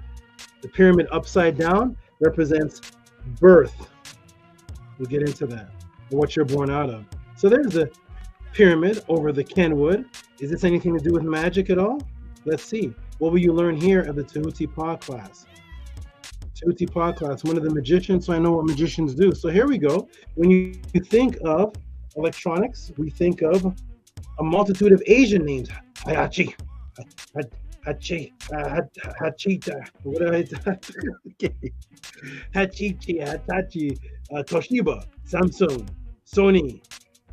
You think of a bunch of Asian places, right? When you hear Kenwood, some Americans may say, finally, an American company here.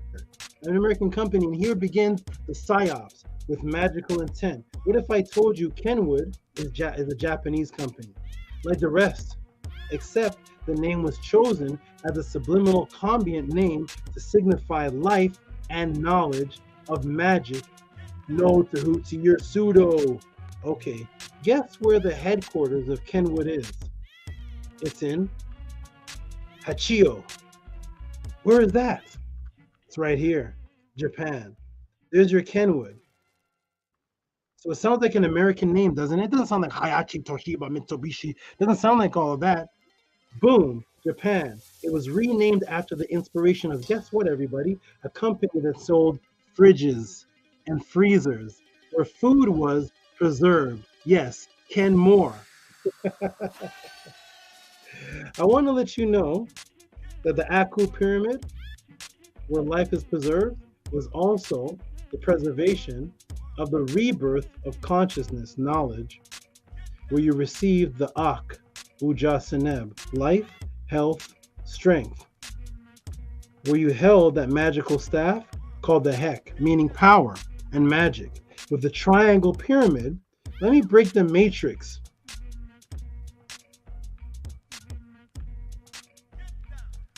Let me break it all down for you. So Kenwood is actually inspired by a company that deals with preservation of food. It's from Kenmore.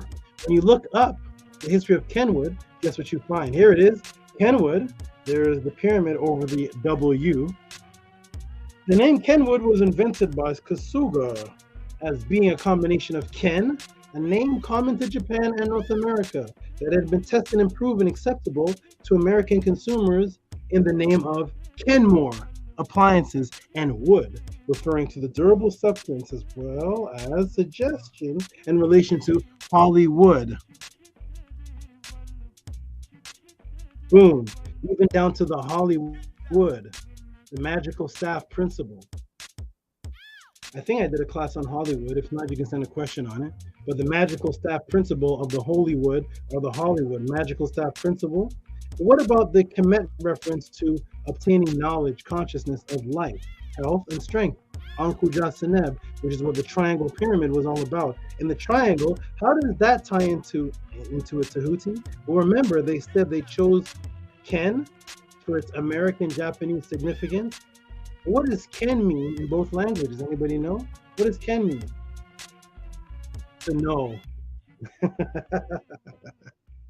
Welcome to the pod class, man. The word Ken in Kenwood is the word for knowledge. It means to know, understand, cognition of. You see that? Ken, to catch sight of, to be aware, knowledge, to have knowledge, to make known, to know, to become acquainted. Ken, it means to know. And wood is the magical staff. What about Japanese, Tehuti? What about that? What is Ken in Japanese? Why Kenwood? Meanings of Ken: health and strength. The knowledge, health, strength, life, health, strength. Ankh, Uja, Seneb. Right there. The Ken, health and strength in Japanese, And over here, they said they did it because of what it meant in English and Japanese, that it was a common word in both. The commonality is that it's knowledge, health, and strength. Biological imperative, Kenmo. Life, strength, and health. Ankh Uja Seneb. By the way, in that Professor X voice, by the way, guess what Kenwood's original name was? Uh-oh. The name Kenwood was invented by Kasuga, being the combination of Ken, a name common to Japan and North America, that had been tested and proven acceptable to Americans, in the name of Kenmore, that sells fridges, appliance companies, and Wood, referring to California. The brand recognition of Kenwood eventually surpassed that of Trio.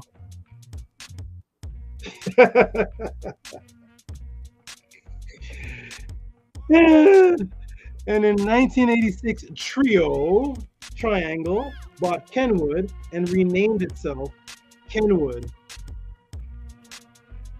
George Aratani was the first chairman of Kenwood. So the first name of Kenwood, which used Ken, the Anku Jatsaneb, in knowledge, health, life, and strength, and wood, from the magical wood of California, the holy wood, that got his inspiration from a company that sold refrigerators and appliances to preserve meat. The original name of it, everybody, of Kenwood, was the Triangle. Trio. Tehuti, you made all this up, man. You made it up. You're Kenwood's brother. You did it. Nope. I just know where to go to get it. Anybody ever know all this before? Welcome to the Tehuti pod class. That is the Kenwood right there, with the same biological imperative, with the upside down triangle, which is a symbol of birth in Kemet and what you are birthed out of, the upside down triangle over the W, because the W is what the original triangle was for, to preserve meat or to preserve your dead body, to preserve so that you could echo out of your body. When you echo, you are double, the W, where you held the magical staff as the pharaoh, the magical staff or the magical wood, the shepherd's wood in this hand, and the ku in this hand, which was knowledge, the magical staff of wood and the knowledge. And they say Kenwood because of what it means in its commonality to Japanese and America. Oh, what does Ken mean? Oh, Ken means the knowledge. And what about the wood? The wood is the holy wood, the magical wood, the pharaoh with the wood, and the Ken wood, because Ken in Japanese is Ankuja Seneb, because we originally came from a company. Before it was Kenwood, we were called Pyramid. I'm sorry, we were called Trio. Triangle. Welcome to Tehuti podcast. If you are getting this anywhere else, please put the name of the teacher that's doing this in the chat, and we will send them donations for these same questions. Welcome to the Tehuti podcast. If you are not getting this information and you appreciate what this is, what's happening here, this great phenomenon that's happening right here, please support Cash App, TTM Moon, PayPal at Rocky SV before this is gone, because when I'm gone, it's going to be just arguing and arguing and arguing and arguing. This person's a pedophile. This person's a this, or this person's a that. And you took a sister, and the sister was with Polite, and the Polite was with the Santa Claus, and the Santa Claus with the reindeer, and the reindeer had sex with the squirrel. And that is what consciousness is without the Tehuti pod class. If there's another conscious teacher teaching like this, where you can ask a question and get this, I will not mute you. I will not block you. Put his name in the room. Why? Because I see in a lot of other chats when I go there, hey, the best out there are Tehuti. They name a whole bunch of guys, and I see my name in it, and I'm like, Tua, thank you. But since they're the best also with me, then we should be able to do the best at what? Are they the best at answering questions? And let's send the questions to them too. So Tehuti can take a break and we can form a federation, because there's a whole bunch of Tehutis out there. If not, appreciate what you have here. Uncle Justin Evans, show reciprocity for what it is. I'm nowhere near done the answer to this question. There we go. Let's get back into it. I'm just saying, please show respect to this, and don't put this name with other names that are not doing this. Thank you so much. Here we go, everybody. So Kenwood, there's your Ken. There's your Ken, which is Uncle Jasneb, health, strength, the Ken, which means to know. That is the Ku. The word Ku means to know. That is the symbol that the pharaoh holds in one hand. The other hand is the magical staff, which is the holy wood, which is where Hollywood got the holy wood from. Trying to get to Anku Jasaneb, which is health and strength. And that is what Ken is. And it was originally trio, which is the pyramid, which is the triangle. Yes, boom, the triangle. There it is right there. It was just read from Unas. Welcome to the Tehuti quad class. Welcome to this class. All new people, get your pen, your pads out, brace yourself, because it only stays at this caliber. Here we go. All of these logos from the mathematical triangle of Kemet, Tehuti. All of these logos are from the all of these logos are from the mathematical triangle of Kemet, Tehuti. Well, they tell you where it is coming from, right in their company's names. Here it is right here, Delta. Delta. What is the Delta? Uh-oh, the Nile. So you need to type in Delta. It is the Nile. Nile. There it is right there. And there's the Delta right there. So the Delta right there. Alexandria, Cairo. Area right there. Look where the Delta starts. Right here. Cairo and Memphis. Memphis, which is what? The house of life. That's where the house of life is. Et Capita. And then Cairo, which is where what? The greatest of the Akus, the pyramids are. The Delta. Right there where the pyramids are, where the Akus are. There's your Delta. The pyramid, the triangle. You see that? And so when you go to Delta Airlines, what do you see? You see the triangle. Because what was the triangle for? Ascension. Triangle was for ascension. Ascending the Ka and the Ba into the higher realms. So what do you want to do if you want to get to a place faster? Take a plane, because the plane represents ascension. That's literally what it does. It literally ascends you. So we're going to take the ascension symbol of the pyramid, the Aku, and we're going to make it Delta Airlines. Whether they are flying and reaching great heights in the Earth's atmosphere or higher, the same symbolic trigger magic is used.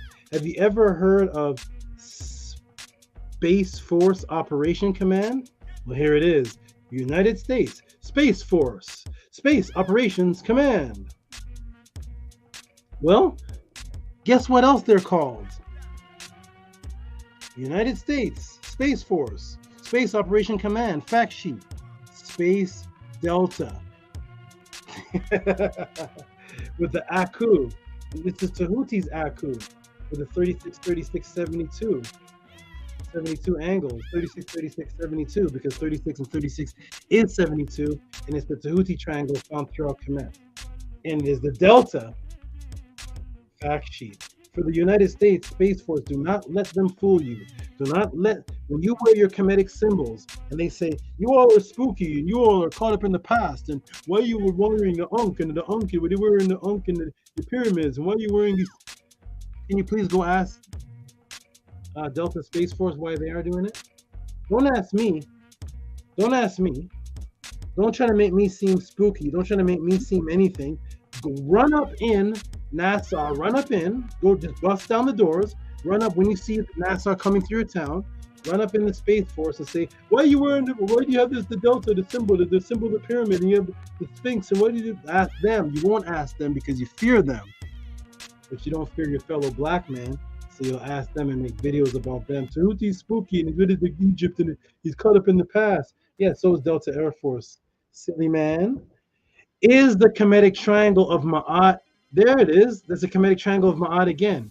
Is it still echoing the Ken principle of Kenmore, the Ken principle, which means knowledge, principle of knowledge associated with the triangle, which was a symbol of knowledge. Why? Because the triangle is actually the shape of a metanetic word, and it is Aku, and Aku is literally the word that means knowledge, enlightenment, and light. It is Aku. The same word for knowledge and enlightenment is the same word for the pyramid. Welcome to the Tehuti podcast. Here it is. What does the Space Force Delta say? Fact sheet, the majestic Sphinx. An ancient symbol of wisdom and knowledge, Ken.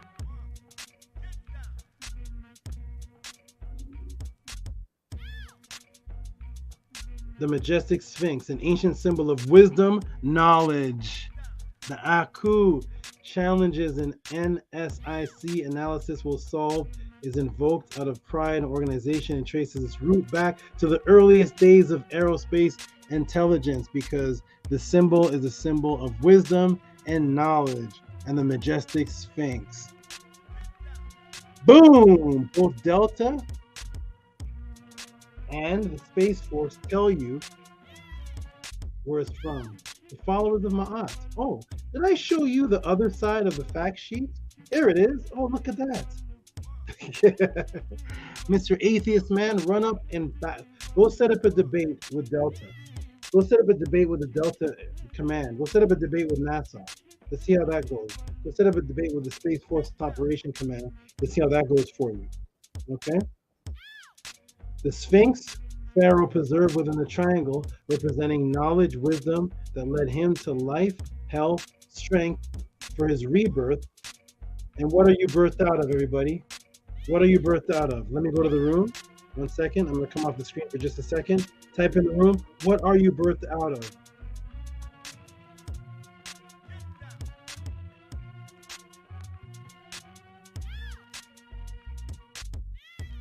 What are you birthed out of, everybody? Anybody know? Let me go into the chat room. Welcome to the Tehuti Pod class, everybody. Welcome to the Tehuti Pod class. What are you birthed out of? That's right, stranger. Boom. What are you birthed out of? Anybody know? The V, the triangle. What are you birthed out of? The V, the triangle. The womb, that's what you're in, yes, and then you're birthed out of the triangle. The vagina, the V, vagina. The virgin, Virginia. Let's go, everybody. Welcome to Tehuti Pod class. Let's do this. What are you birthed out of, everybody? Remember the Kenmore symbol with the V turned upside down over the double U? What are you birthed out of? Well, the vagina. What is the meta word for vagina? The cat tefnut. Look at the double. Look at the double pyramids upside down, the shape of the vagina. The cat tefnut. You see the doubles? Take that top off, you see the W? Do you all see it? Or is Tehuti making this up? Tehuti made all this up. He wrote the dictionary too. Him and Budge. It's a conspiracy with him and Budge. Tehuti's doing this all. There's the cat Tefnut, the vagina of Tefnut. You see the two pyramids? You see the two triangles that you're birthed out of? Boom, triangles. But why is the triangle pointing down? Because it represents the shape of the vagina as seen in the oldest feminine birth statues found in Kemet going back 35,000 BC, and here they are. Vagina Tefnut, Cap Tefnut, and look where the vaginas are. See, they're all the upside down pyramid. You see, they're all the V shape. You see how they're all emphasized. You see how all the rest of the statue is a porcelain type beige color. And right when you get to the vagina part, you see how it changes color for emphasis. You see how it's a different texture. You see how it's more 3D than the rest of the other parts of the legs and the body. So that is the focus point of birth. The V, the vagina, the delta. It looks like the top of the Aku. It looks like the lotus plant. Let's remove her body. Let's remove her body and let's look at the lotus plant. Just take a look at the beautiful lotus. You see it? I don't know if you see it. Maybe you don't see it. You see it over here? You see it here? Welcome to the pod class, everybody. There they are right there. And there it is. Remember the triangle? Remember the 72 degree, 36 degree triangle that the delta was using? The delta was using for their wisdom symbol over here. Remember how it's shaped like that with a longer slope upwards? Well, that one goes back all the way back to the original symbols, the cat Tefnut, the oldest statues found in Kemet. What do we see on her back? Get a look at her back. There are the long triangles right there over her waistline and over her buttocks. See that right there? You see that? These are the fertility triangles pointing up, triangle, triangle, triangle. There they are right there. They call the place Nakata. It was really called Nebti. Welcome to the Tehuti Pod class. I hope all the other teachers are teaching this, but they probably won't because they're ashamed of Kemet. So all they can do is debate. And thus the shape of the triangle representing life and rebirth. But Tehuti, when we see the triangle, it appears to always be pointing upwards. Question for the audience. Have you ever wondered why so many people have the word Ben in their name? Have you seen the word Ben in people's names? Anybody know any popular actors with Ben in their name? Well, you ever wondered why? Let's take a look. There's Ben Stiller, Ben Affleck, Joseph Alfredo Antonio, Ben Johannan. There's Benjamin Franklin. There's Yahweh, Ben Yahweh. There's Ben Ami Carter. There's Osama Ben Laden. What's going on with all the Bens? Ben Affleck? What's going on here? Yahweh Ben Yahweh, Ben Ami Carter.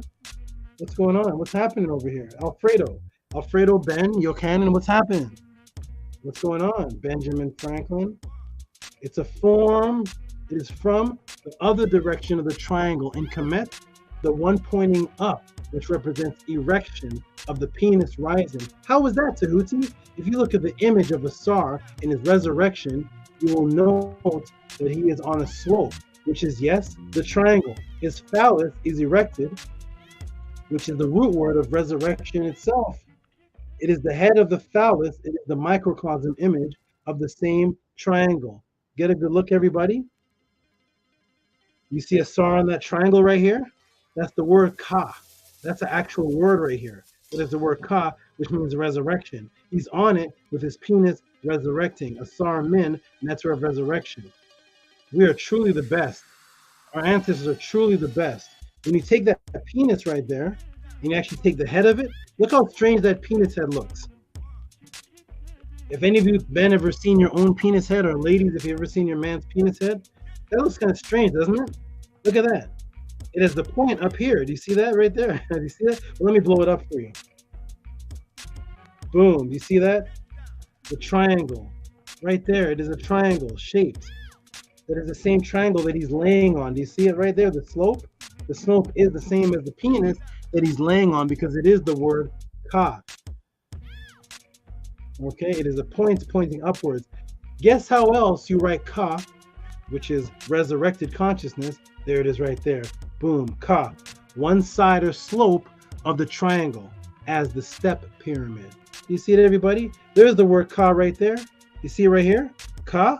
You see how it's just the side of the slope? Ka. What does it mean? To exalt. To exalt, to lift up, to be lofty. You see that right there? High, to be high, exalted one. To go upwards.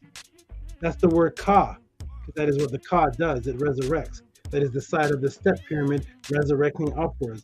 That is Asar as Asar Min, resurrecting, erecting, re-erecting. There he is right there, sitting on top of the Ka.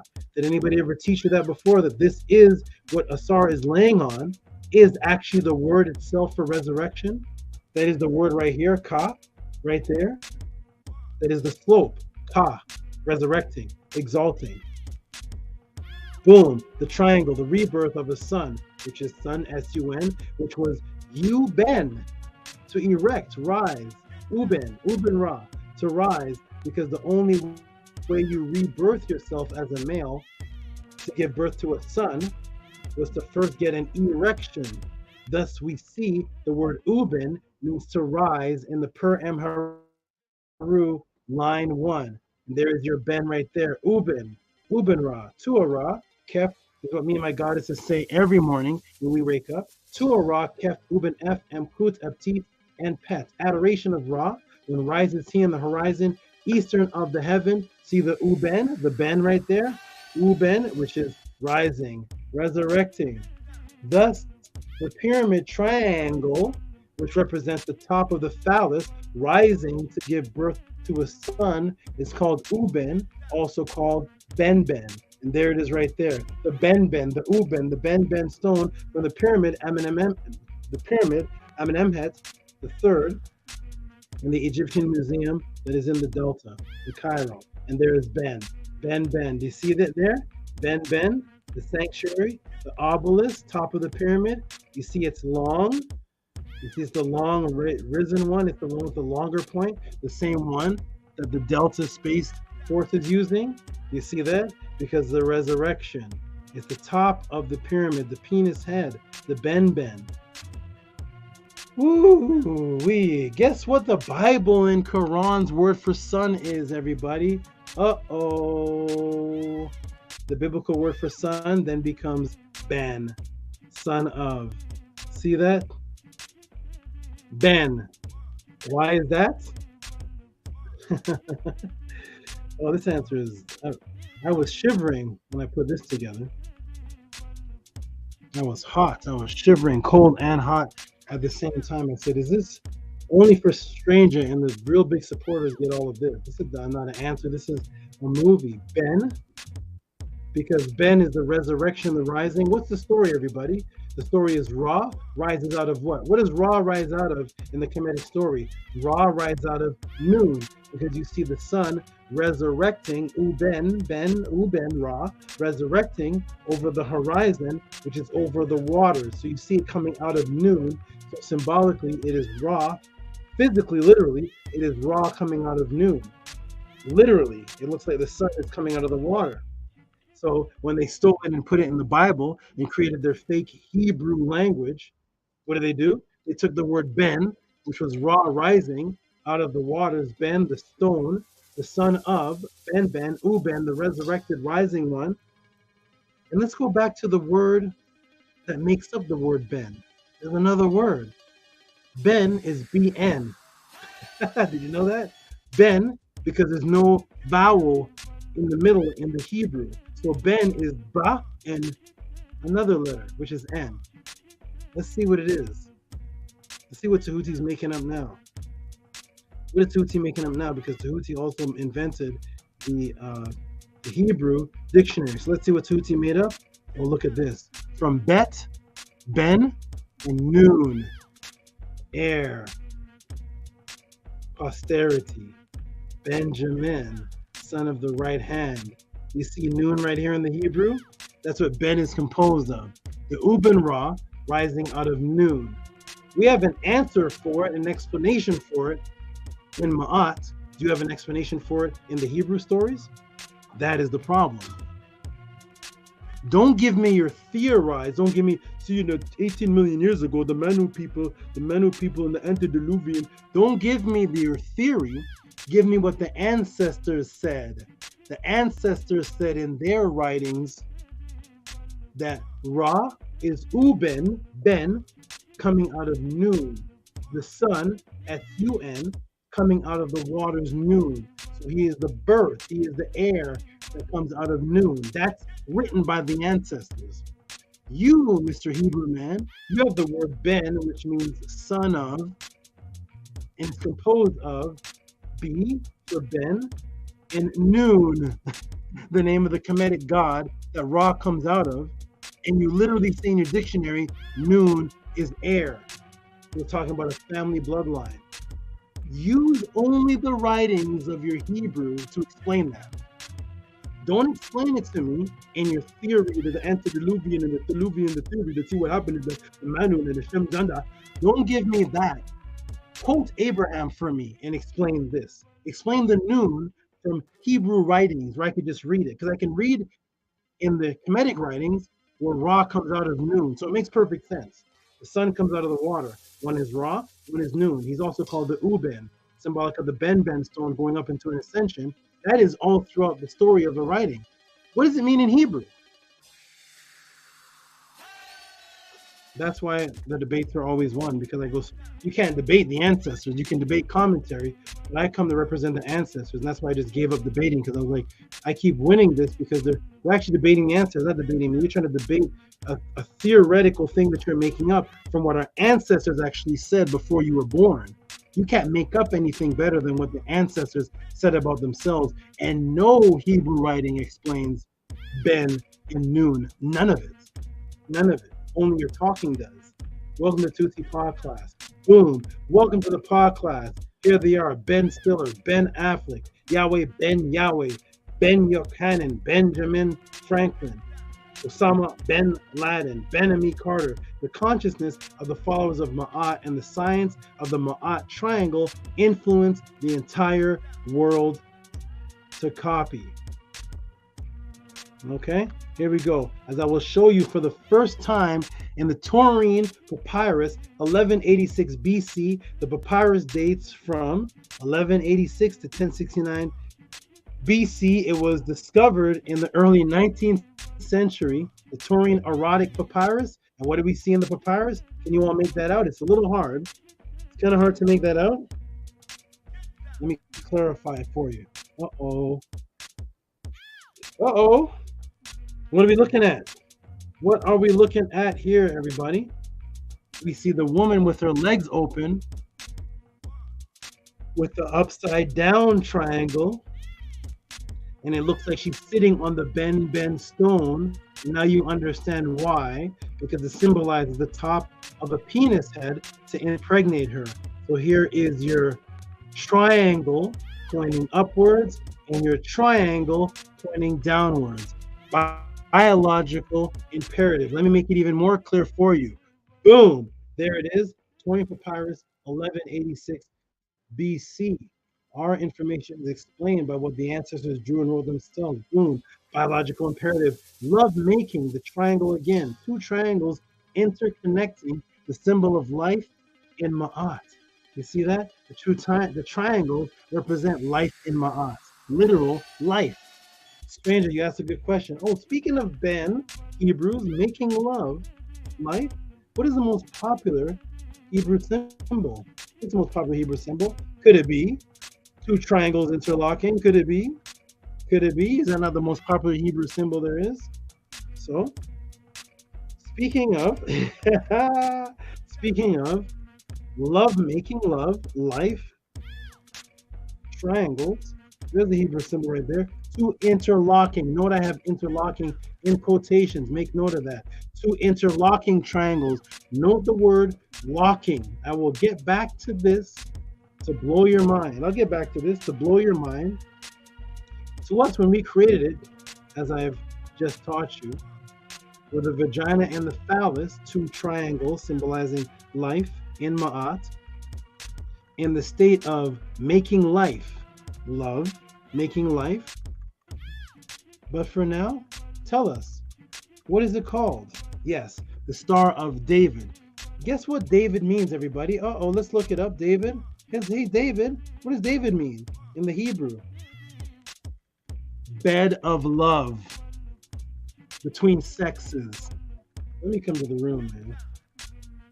I'm trying to break the matrix. I don't know what everybody else is doing. Everybody else is arguing and bickering and talking about who's pedophile and who's sleeping with this person, and your mama has a big toe and I don't like your daddy, and your daddy was seen with my brother's uncle who had a dog that ate cats. That's why I don't like you.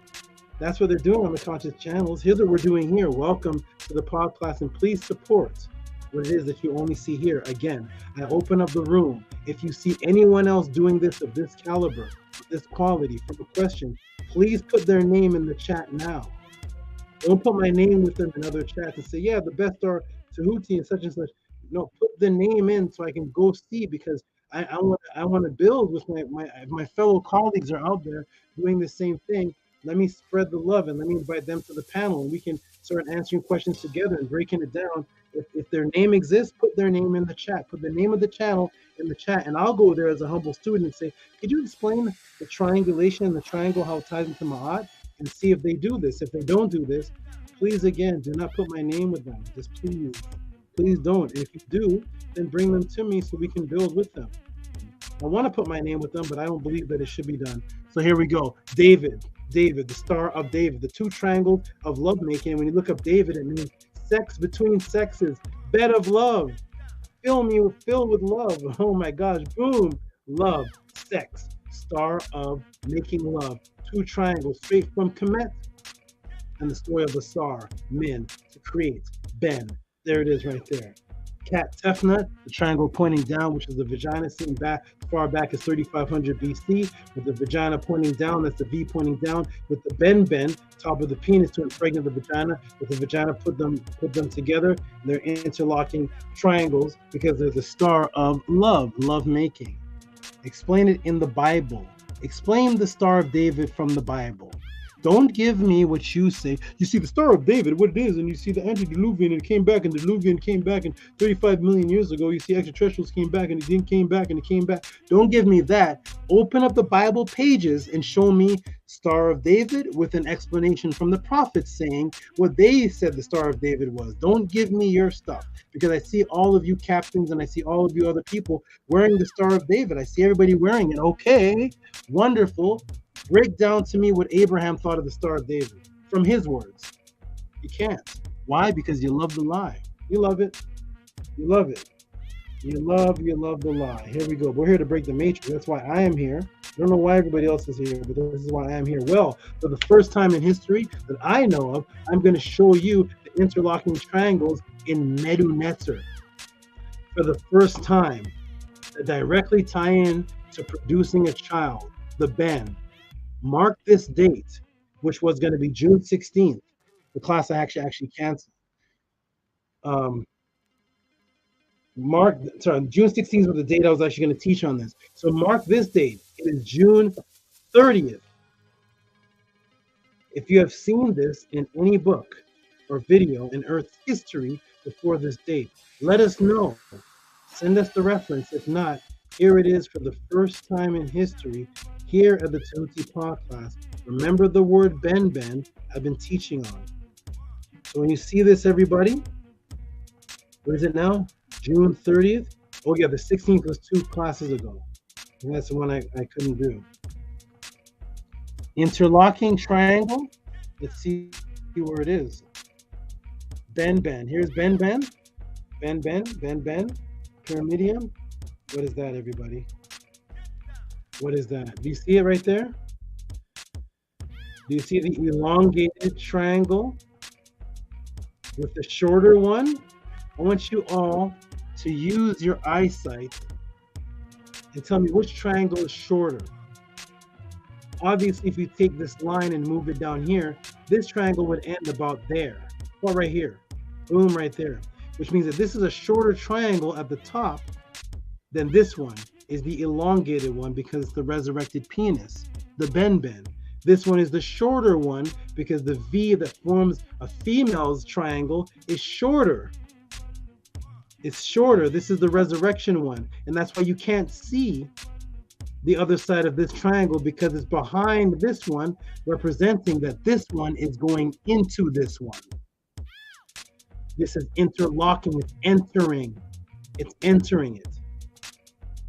So that this vagina can become pregnated. There is your 6-pointed star for the very first time in Medu Neter, in Earth's history, broken down today, June 30th, 2003. If you've seen this broken down before, send me the breakdown and I will get my team to send anyone who sends this breakdown with a date on YouTube or a book prior to this, we'll send that person $200 for your good work. Thank you, teacher. We'll send you a bonus extra Tehuti tip of $200. If not, this is the very first time in history you are actually seeing in the Medu Neter the origin of the star or the triangle. When they say the triangle, the 6-point star is 2 triangles. Show it to me. Here it is right here in the Medu Neter. One entering the other because it represents making love. Boom. Upright triangle entering, entering, downward triangle, making life, a star, which is the sun. Making love, Dawood, which means to make love in the bed or love making in the bed, sex in the bed between 2 sexes. Dawood, the Star of David, the origin for the first time in history of the star, quote unquote, of David, love, the Kemetic triangle. There it is right there, interlocking. And still somehow, I'm not done.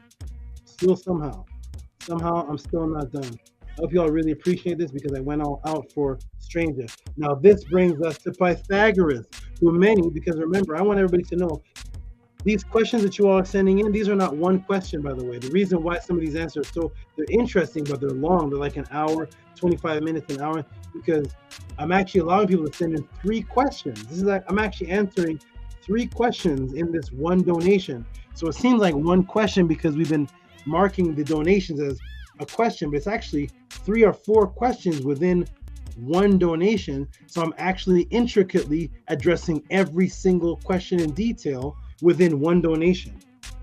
This brings us to Pythagoras, who many attribute as the father to math. Well, let's look at him and his dates. Pythagoras, Greek philosopher. What's his date over here?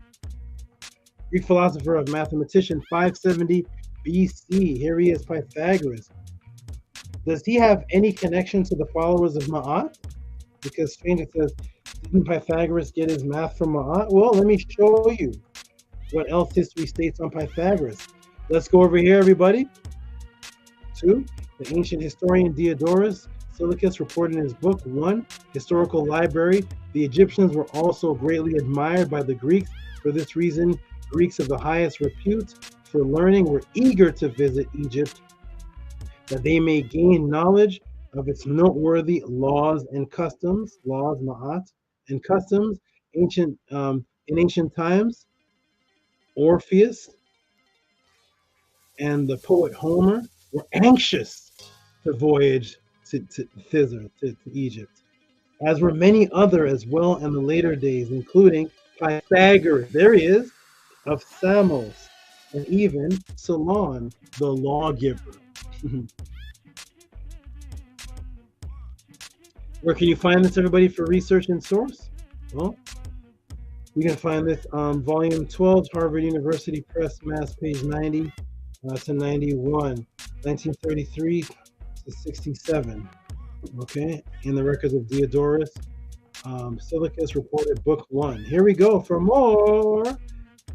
Egypt was for a time the center of the world's mind, hence Solon and Pythagoras borrowed their opinions, and where Plato came to learn. Where can we find that? Samuel Sharp, The History of Egypt, Volume 1 and 2, 6th edition, George Bell and Sons, London, 1876, on the page of 161. Thanks for borrowing it, Pythagoras. Now time to give it back. All right, boom. So he was 570 BC. Was there math being taught by the followers of Ma'at that influenced him? Of course there was, because we have the Ryan Papyrus. Ryan Papyrus, British Museum, number 10057 and 158. One of the best known examples of Egyptian mathematics, named after Alexander Henry Rhind. Purchased papyrus in 1858. This is the Ryan Papyrus. See it right there? From the second intermediate period. You see? Total makeup over 5 meters. It's 16 feet long. So to learn math in Kemet, you have to open up a 16-foot long book and walk from one side to the next. Okay? So there's the Ryan Papyrus.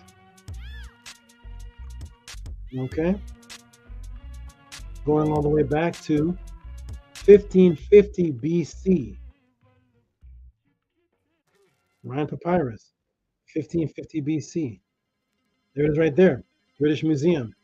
What's the Hebrew mathematical papyrus? I don't know if Hebrews knew math. Did Hebrews study any math? Did they teach your children math? What's the ancient Christian papyrus of math? No, it's from this, the Ryan Papyrus. Right there, everybody. There it is. And that's over 1,000 years before Pythagoras. And guess what he saw when looking into the oldest mathematical papyrus on earth? What did they see? Boom, right there. The short pyramid and the long one. Do you see that right there in the Ryan Papyrus of math? You see that right there? Let me move my fingers over it. You see the short and the long, both of the Akuz, the pyramid, inside of their papyrus. This is where you get your algebra calculus from. Do you see it over here? Like A and B equals C and Y and Z equals X and all that. That's all right here. Taught by the followers of Ma'at as far back as 1800 BC. Boom. The exact same symbol of biological imperative. The same triangle. There it is right there. You see with a line underneath it? And there it is right there under the woman's vagina. You see how the Kemetians, the people of the followers of Ma'at, intertwined education, mathematics with sexuality and spirituality and had no problem with it. So you're learning math, looking at the same symbol that's in another papyrus underneath the woman's vagina, which represents mathematical code plus the story of Asar. So you got your education, math, you got your sexuality, and then you got your spiritual stories all in one symbol. And that's what the children are reading. Boom. And what about the slope triangle? There it is, everybody. There it is. This is in the Moscow mathematical papyrus, which dates the beginning of the second millennium BC, purchased in Thebes in 1890. And there is the second century, second millennium, that's past 2000 BC. There's your slope pyramid right there inside of the mathematical equations. You see how the followers of Ma'at did not separate the education from the spirituality from the sexuality. This is by the scribe Akhnos. See how we even know the name of the scribes? The Rhine Papyrus details recto left part of the first section, British Museum Department of Ancient Egypt in Sudan, British Museum number EA10057. There is the Rhine Papyri and Moscow Papyri, both having all three triangles, the long elongated one, the shorter one, and the slope one. Boom! Hope you all enjoying this. Hope you all are appreciating this knowledge. In math, how many points are there? In math, how many points are a triangle? Of course, 3. How many points on a pyramid? Yes, 3. What is the first pyramid of the afterlife writings? Because remember, this question is about the triangle tying into Ma'at and life, right?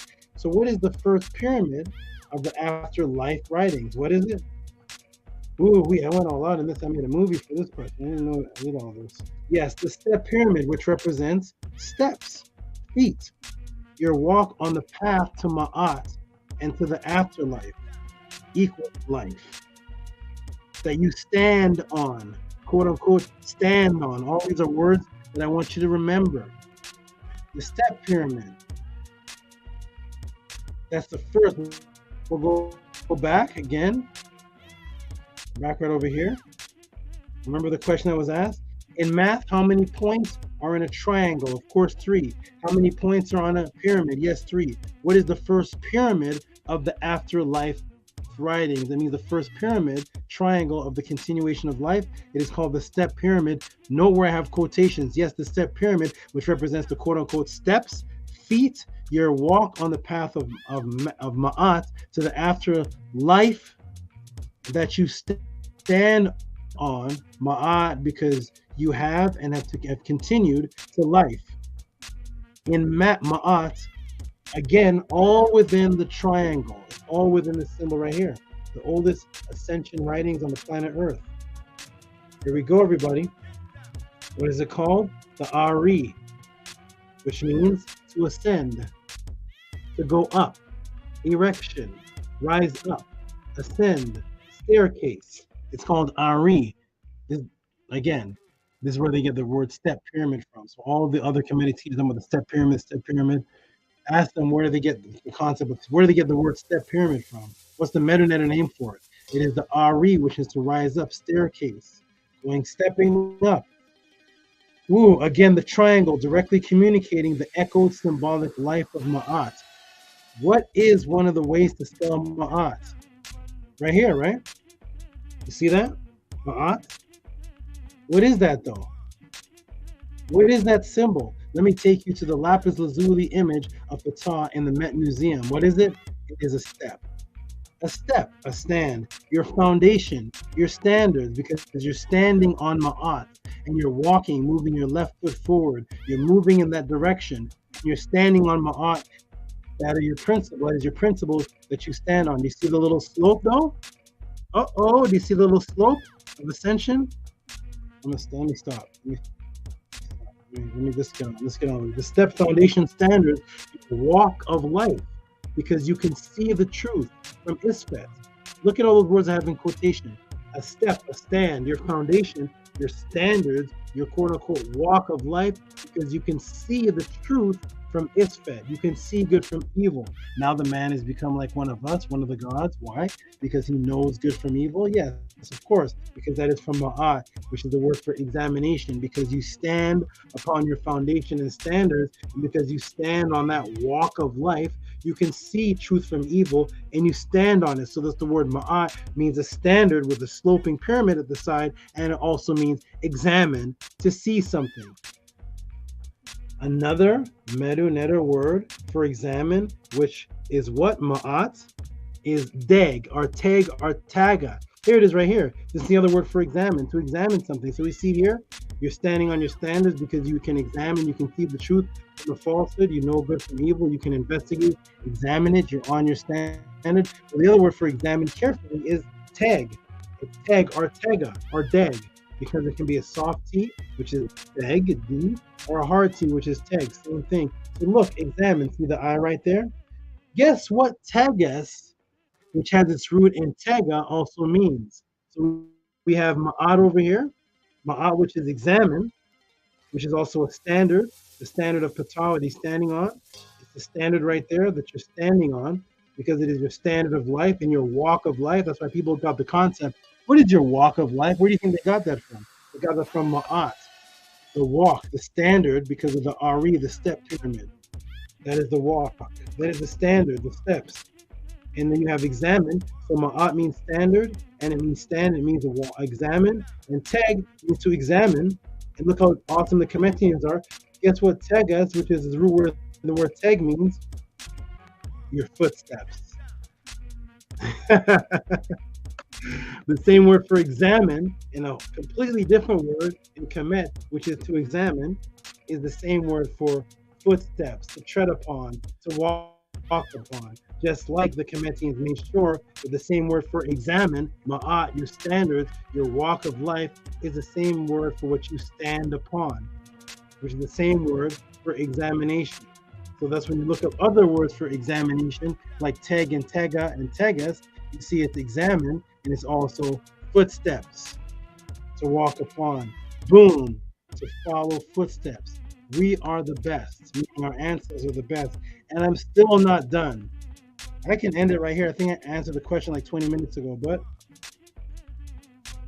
I have Kemetic OCD. I don't know what it's called, but Egypt opened its bent pyramid for the first time in more than 50 years. Right, the bent pyramid right over here. They call it the close to perfect pyramid. You may say Tehuti. Oh, and it's here it is. It's pyramid. You have to climb down 86-yard tunnel to explore the two chambers. You think that's a coincidence? 86 yards. You may say Tehuti, why is a yard significant? And how does a yard tie into a triangle principle? Because you know the Kemetians invented the yard too from math, right?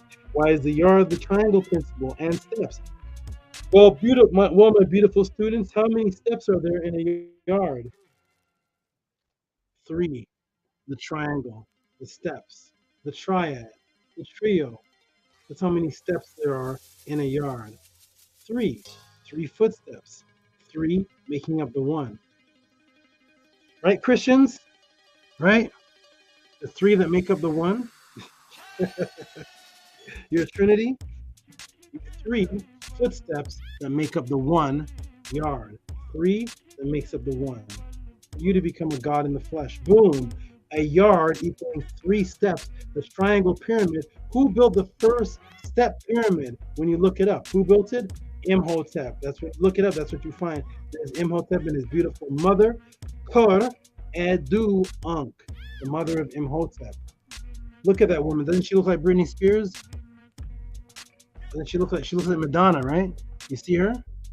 You see her? Because all these arguments about what race the ancient Egyptians are. So just get this image right here and end the argument, and you can see the ancient Egyptians are definitely 100% Caucasians and white, because Imhotep's mother looks exactly like Britney Spears and Madonna. See her? Don't you see Britney Spears? No? Okay, let's move on.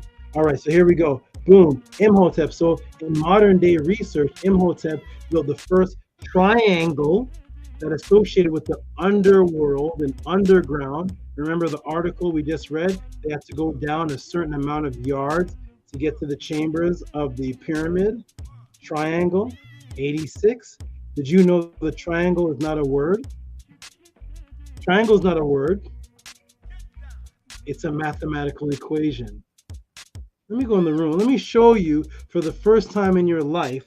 Once again, mark the date, 9:22 Pacific time, June 30th, 2003. Do you know that triangle is not a word, everybody? But the word itself, triangle, is actually a mathematical equation. Let me show you for the first time in your life, only here at the Tehuti podcast. Let me go in the chat and see what you all think so far. I don't know. Let me go in the chat and see what you all think so far. I don't know. There's going to be 72 people in the room in a couple of seconds. So, triangle's not a word. Did you know that? Triangle's not a word. Triangle, the Masonic, what you think is a word, is a mathematical equation. Triangle. Are you ready? I hope you are. I'm ready. Are you ready? Are you ready? Tell me if you're ready. There we go. So, 86. 86 to get down to what they call the perfect pyramid, to get down into the underworld. 86-yard tunnel. And we know that 86-yard tunnel to get down and explore down there at the bottom underneath. 86 yards. We know that a yard really represents 3 because it's literally 3 feet. That's what the pyramids are. They represent steps and ascension, built by Imhotep, who built the first step pyramid. 86, triangle. Uh-oh. 20, 18, 9, 1, 14, 7, 12, 5, triangle, 86. Welcome to the Tehuti pod class. Yes, the word triangle is a mathematical code for the number 86. Who told you all this, Tehuti? You made it up. I made it up. I went back in time and made up these Masonic numerals, and I did it all. That's right, Tehuti Pseudo, he made it up. Boom! What is this math equation? What is this math equation right here? 16, 25, 18, 1, 13, 9, 4. It's also 86, but what is this? It is pyramid. Triangle is 86, and their Masonic word pyramid is 16, 5, 16, 25, 18, 1, 13, 9, 4, 86. Tehuti, you made it up. You made it up, Tehuti. You did this. We blame you. You're responsible for all of this madness. Because triangle is 20, 18, 9, 1, 14, 7, 12, 5. The word triangle is actually gematria for 86. So a triangle was built by Imhotep, who built the first step pyramid. Don't worry, you got to go 86 yards to get down to the bottom of that one, because triangle is 86, because pyramid, your also Masonic word, is 16, 25, 18, 1, 13, 9, 4, which is also 86. And that's why they have to keep Tehuti invisible. Boom. Wait, who did this? Who did they teach us build the first pyramid triangle again? Imhotep? Uh-oh. 9, 13, 8, 15, 20, 5, 16. Imhotep. 86. 86. Let me get some water, man. I'm going to take a break, and I know you all see these teachings everywhere, so take a break and let the other teachers step up in just a moment. I'm going to take a break because this is taught to you guys everywhere, right? You all are getting this everywhere. It's all over the internet, Tehuti. It's everywhere. Triangle, 86. Pyramid, 86. Imhotep, 86. All Masonic words. All Masonic words.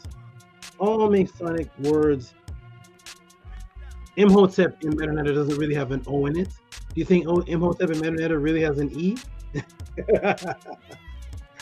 You think Hotep is really has H-O-T? No, they put the O and the T. They put the O. They put these letters in here. It equals 86 because it has to equal and match triangle 86 because Imhotep was the builder of the first pyramid 86. Welcome to the Tehuti podcast. Your mission is to keep Tehuti invisible so that all the other teachers can seem like they're doing a good job. No, they're just arguing. They're just arguing and screaming at each other. Teach what you believe in, brothers. I dare you. I dare you to teach what you actually believe in, because it's risky, because once you teach what you believe in, then others can attack it. So what you do is you play the role of atheist, attack everybody's religion, and never actually state what the ancient people taught that you stand on yourself. Why? Because you're ashamed of the ancient people. Welcome to the Tehuti podcast. Hey, Imhotep 86. Hey, Imhotep 86. Hey, Pyramid 86. How you doing, Pyramid 86? Hey, Triangle 86. I know it's 86 yards to get into the underworld area of that pyramid. I know. Hey, Triangle 86. How you doing? How you doing, Freemasons? I know it's 86 yards. I know a yard is 3 steps, footsteps, 3 feet, 3 and 1, the Trinity. I understand mathematics. Boom! Please don't compare the Tehuti podcast to anything else out there. Or as a matter of fact, please do. Please do. Please do. Here is the introduction to the planet of the most amazing math sequence on the planet. This is the introduction. Here it is. Let me just show you this. This is the introduction. This is the most amazing math sequence on the planet. Here it is. There it is right there. Boom. You see mathematical equation? Probably not. Probably not. You don't see the mathematical equation. I will re-explain how that is shortly. I made up a word years ago. It's called make plane. It's called make plane. I used to use it. It's in my 7 Other Matrix book. I say I'm going to make plane because I'd rather make plain something than X out what's plain. You know, plain is when something is smooth, like the smooth plane of something. You can see everything because it's very plain and simple. And then when you put X in front of it, it becomes confusing. So it's just very interesting in Masonic language when you try to break things down, you have to explain it. But let's go. All right. Okay, the oldest mathematical papyrus introduced to the world, introduced the word, the mathematical famous golden mean ratio, Fibonacci. So the oldest mathematical papyrus that introduced the world to the mathematical famous golden mean ratio, Fibonacci. Here is the explanation of that sequence. Here it is right here, everybody. This is called the golden mean ratio Fibonacci sequence. It's when you put a box inside of a box, but it has to equal half, 1/8, 1/4. This is a mathematical code, 116, 132. What are we looking at? What is this code of? What makes the introduction of this math so profound? Because it is the mathematical sequence of how you were created. The mathematical sequence of the Fibonacci can be found in the ear. It is actually how your bones are created. Because remember, the Fibonacci golden mean ratio sequence is 1, 3, 5, 8, 13, 21. It takes the last number. It takes the next number and adds to the last number to get the number after that. So you take 1 and 1 equals 2. 2 plus the number before it, which is 1, equals 3. 3 plus the 2, the number before it, equals 5. 5 plus the number before it, 3 equals 8. 8 plus 5 is 13. And your body is actually growing at this equation in your ears, in your fingers, in your feet, in the length of your hands actually grows 1.6 golden mean ratio expansion. So does your feet, so does the bones in your fingers, all growing at the Fibonacci sequence of the ratio, of the golden mean ratio Fibonacci sequence. That is the growth of this box right here, which is 1/20th, 1/64th, 1/32, 1/16, 1/8, 1/4, 1/2. This growth, which is a mathematical equation, is how your body grows in, which is actually coded in this symbol right here, which is the I, the Ma'ah, to examine. And let me show you. Man, oh man, oh man, oh man, oh man. Yes, the math, Ma'at, that lives inside of you, the Aku. Remember, Aku is pyramid. It is also triangle, which is also consciousness, Aku, intelligence, which is the name of the triangle, the name of the quote-unquote pyramid, the name of the quote-unquote triangle, the name of the quote-unquote pyramid, which represents the temple in you, the temple in man. You thus, even when we look at that triangle, what do we see?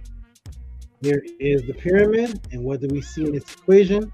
We see the height, 181 feet, 0.4, the length down the slope, 612 feet, 0.1, the base width, 377 feet, 0.9 from the center to here.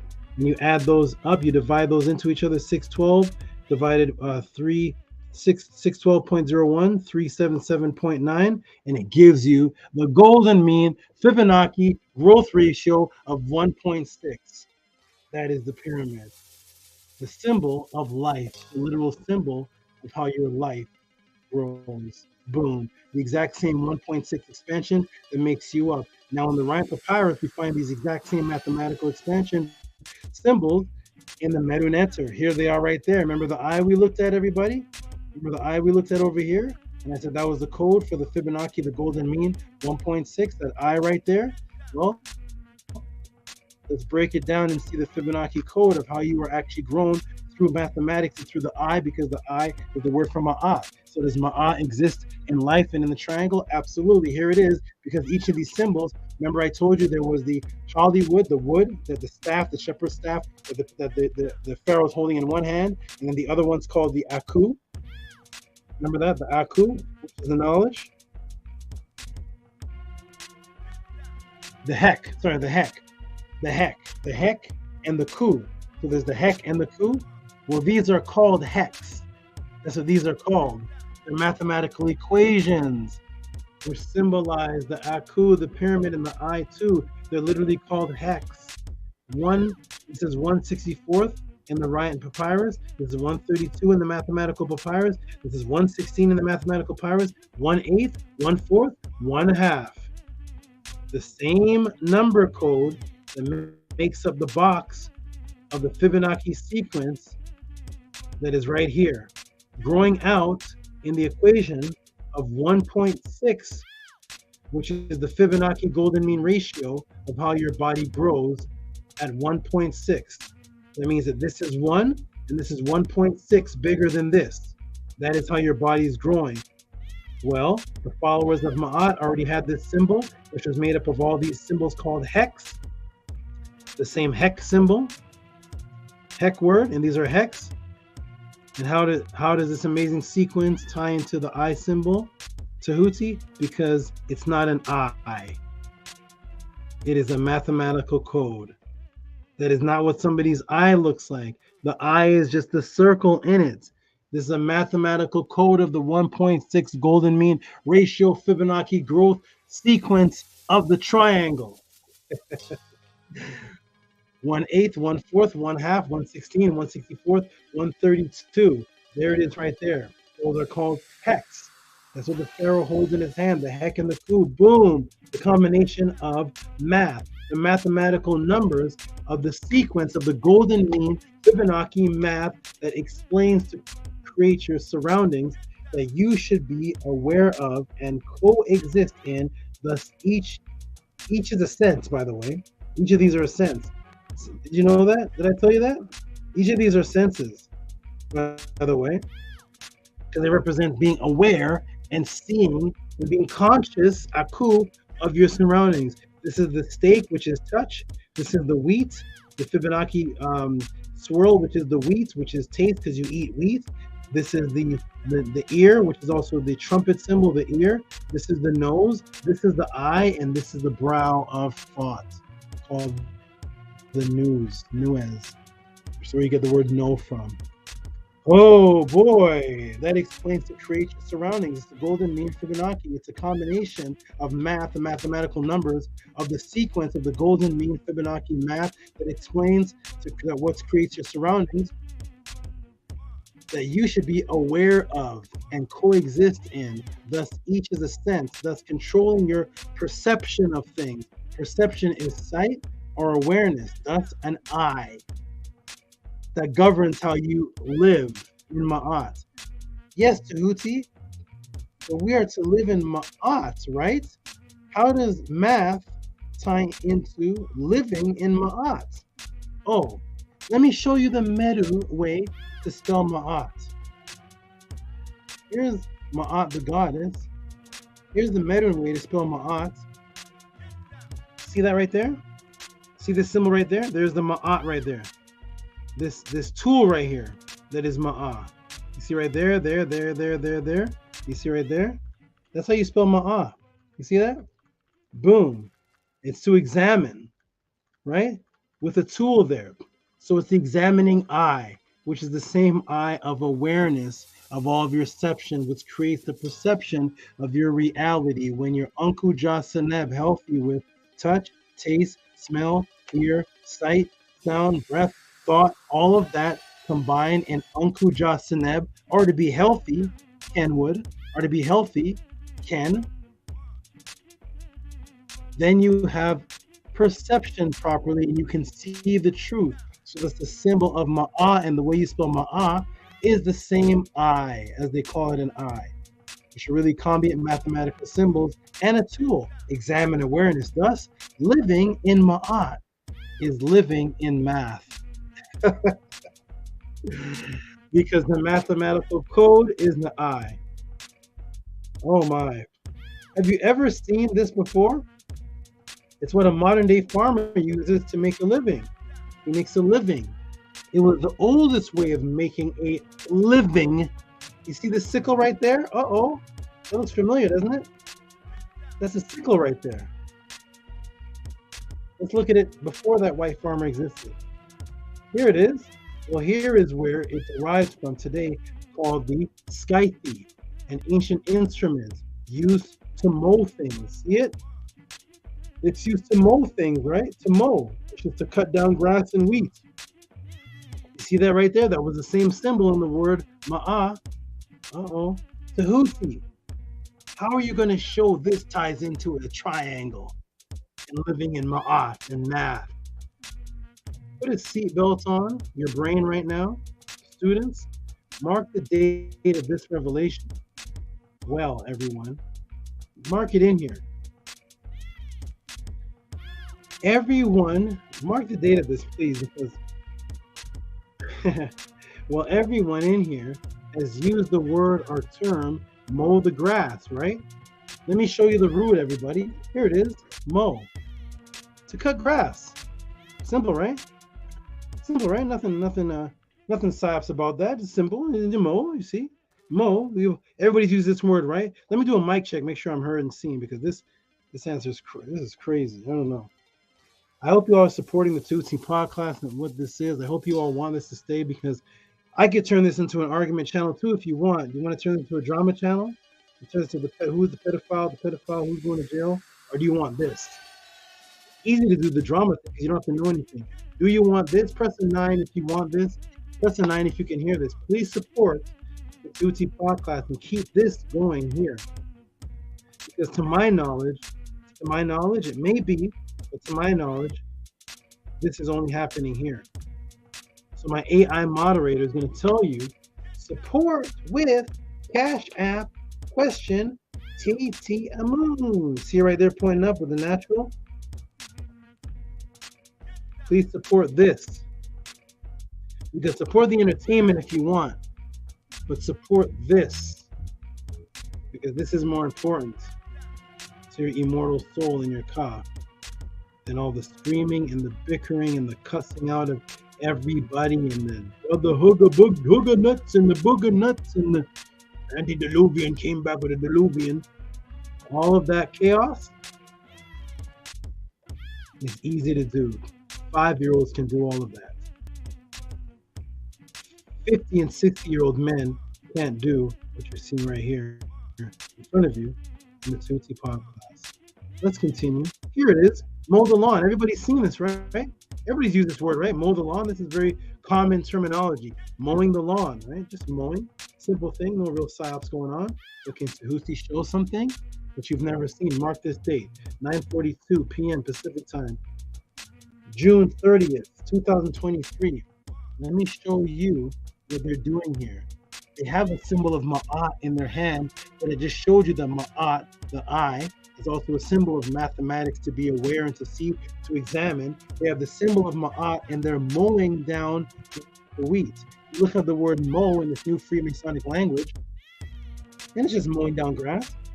This word is from me, though. See it right there? Look at it right here, everybody. Always pay attention to PIE roots. See it in the red? Star, me. Cut down grass or grain. Mow is from me. It's from me. To cut down grain. That makes sense. Farmers use this ancient tool to cut down grain. Oh, wait. So that makes sense. Mow, me. from me to cut down grain. That makes sense. Farmers use this ancient tool to cut grain. Oh, guess what? This word is the root of me. You all ready for this? Rigo, you ready to scream? You all ready to throw some big support in for this? Let's look it up, everybody. Uh-oh.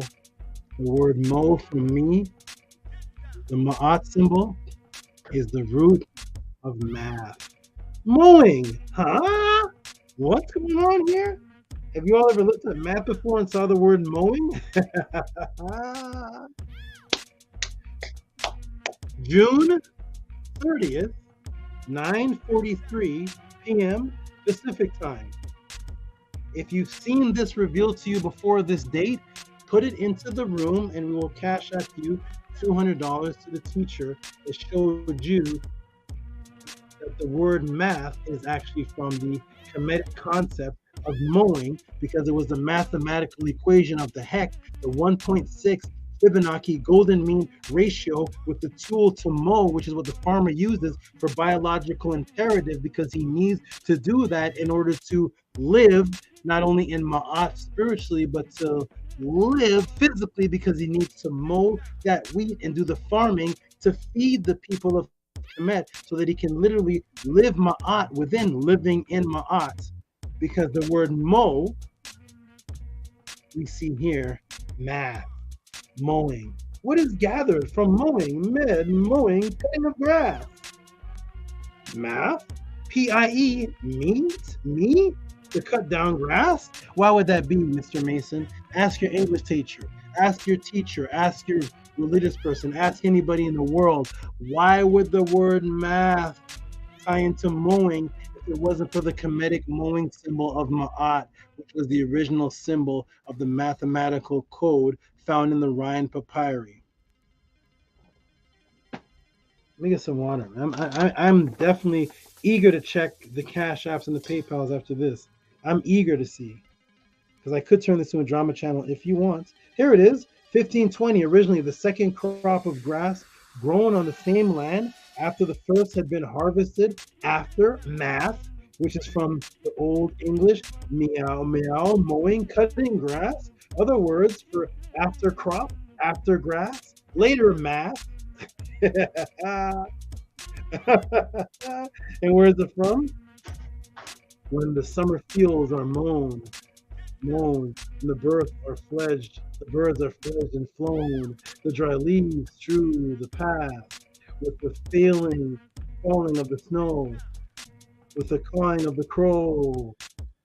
Once again, the fields we mow and gather the aftermath.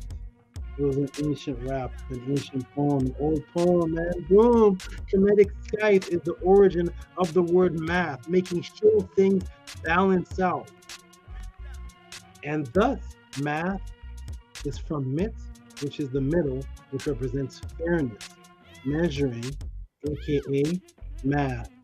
And that's why when you look at the measuring symbols, 16th century BC, Athens National Archaeological Museum Prehistoric Collection, you see measuring symbols. And they will tell you in the conscious community, this is the symbol of Ma'at.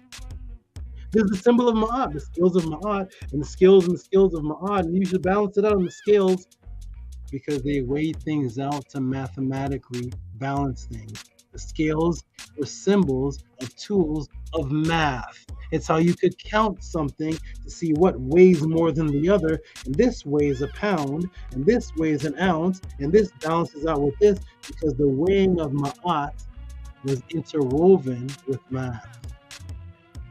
That's where the word comes from. Math is mit, which is also pronounced meth, which is Ma'at. The sickle representing reaping and gathering that which reproduced and eventually became the symbol for the reaper of souls.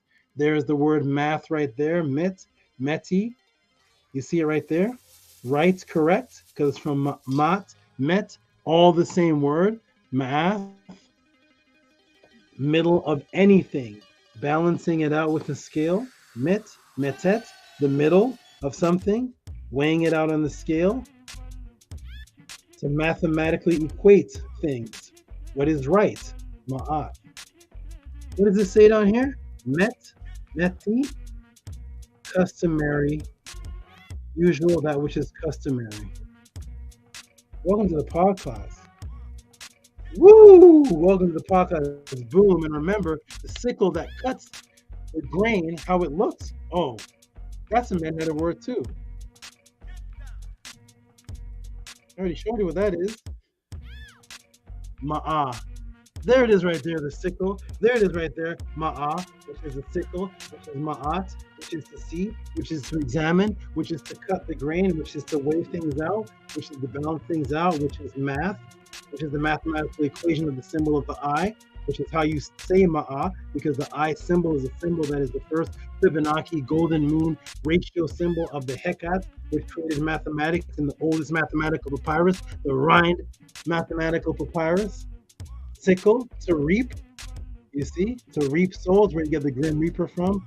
Boom! The farmer's sickle is the word ma'ah. So yes, math, cutting, and measuring the grain, which represents asar, and the carbohydrates that kept you alive in Kemet, was literally having your living on ma'at.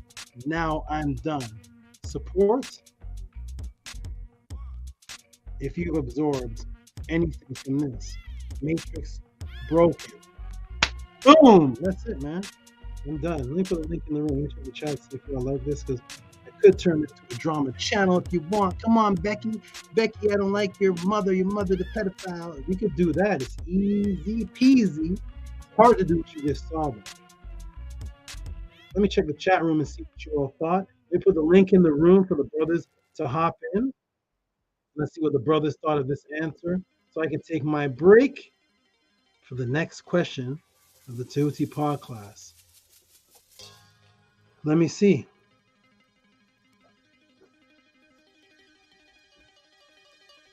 What does everybody think of the answer? I see. I'm gonna. Wow. Okay, good. I'm seeing a lot of responses. High Grade TV says Tehuti is the only honest man teaching on YouTube. Wow. Thank you, High Grade. And I see, I peek on High Grade TV. He's in a lot of rooms. So he's a good one to compare, because to compare different people, because I see him in all the other chats typing it away. I say, hey, it's High Grade TV. He's in the podcast. So High Grade TV says Tehuti is the only honest man teaching on YouTube. Okay, we got everybody coming in. Where's Scribe? Where's Ahati? I didn't see them last time. Where are they? Strainer says, I'm a builder, and my use of triangulation was the reason I asked the question. Saba answered my question and then some. Oh my gosh. Robert says, triangle, pyramid, 86, Imhotep, 86. Okay, we see here, let's see, a stranger put, oh my God. Oh my God, he's doing the Fibonacci sequence. Fire. Oh my goodness, right triangle. Okay, you guys really liked it. We got powerful, we got bombs going off, explosions. Oh my goodness.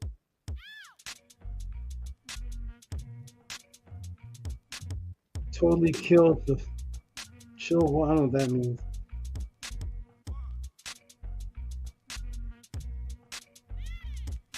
Oh, 97 Marathon deleted the messages. We're gonna get her off the device she's using. She's not gonna use that device anymore for the podcast. She's doing a lot of crazy stuff, and it's not her doing it purposely. But from now on, that device will not ever be used for any more pod classes. Stranger put up fire.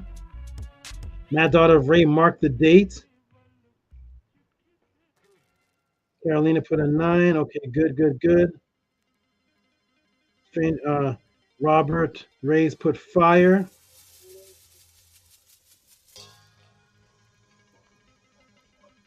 Stranger says, nah, keep the lessons up.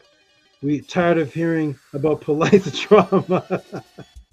Okay, good. You guys all Primordial. Everybody's here. Where's Scribe and Ahati? Are they in the chat tonight? Scribe and Ahati in attendance tonight. All right, harassed it for you culture. Put don't know if those are fruits or flowers, but thank you, whatever those things are. Manku Ara says, SABA just bombed us again. Okay, good. You all liked it. Thank you all for appreciating it. For all those who truly appreciated it, other than just typing, you can send your support donation. You can give an extra tip for that answer. That was 1 hour and 37 minutes. 1 hour. That was a movie. We just saw the Avengers.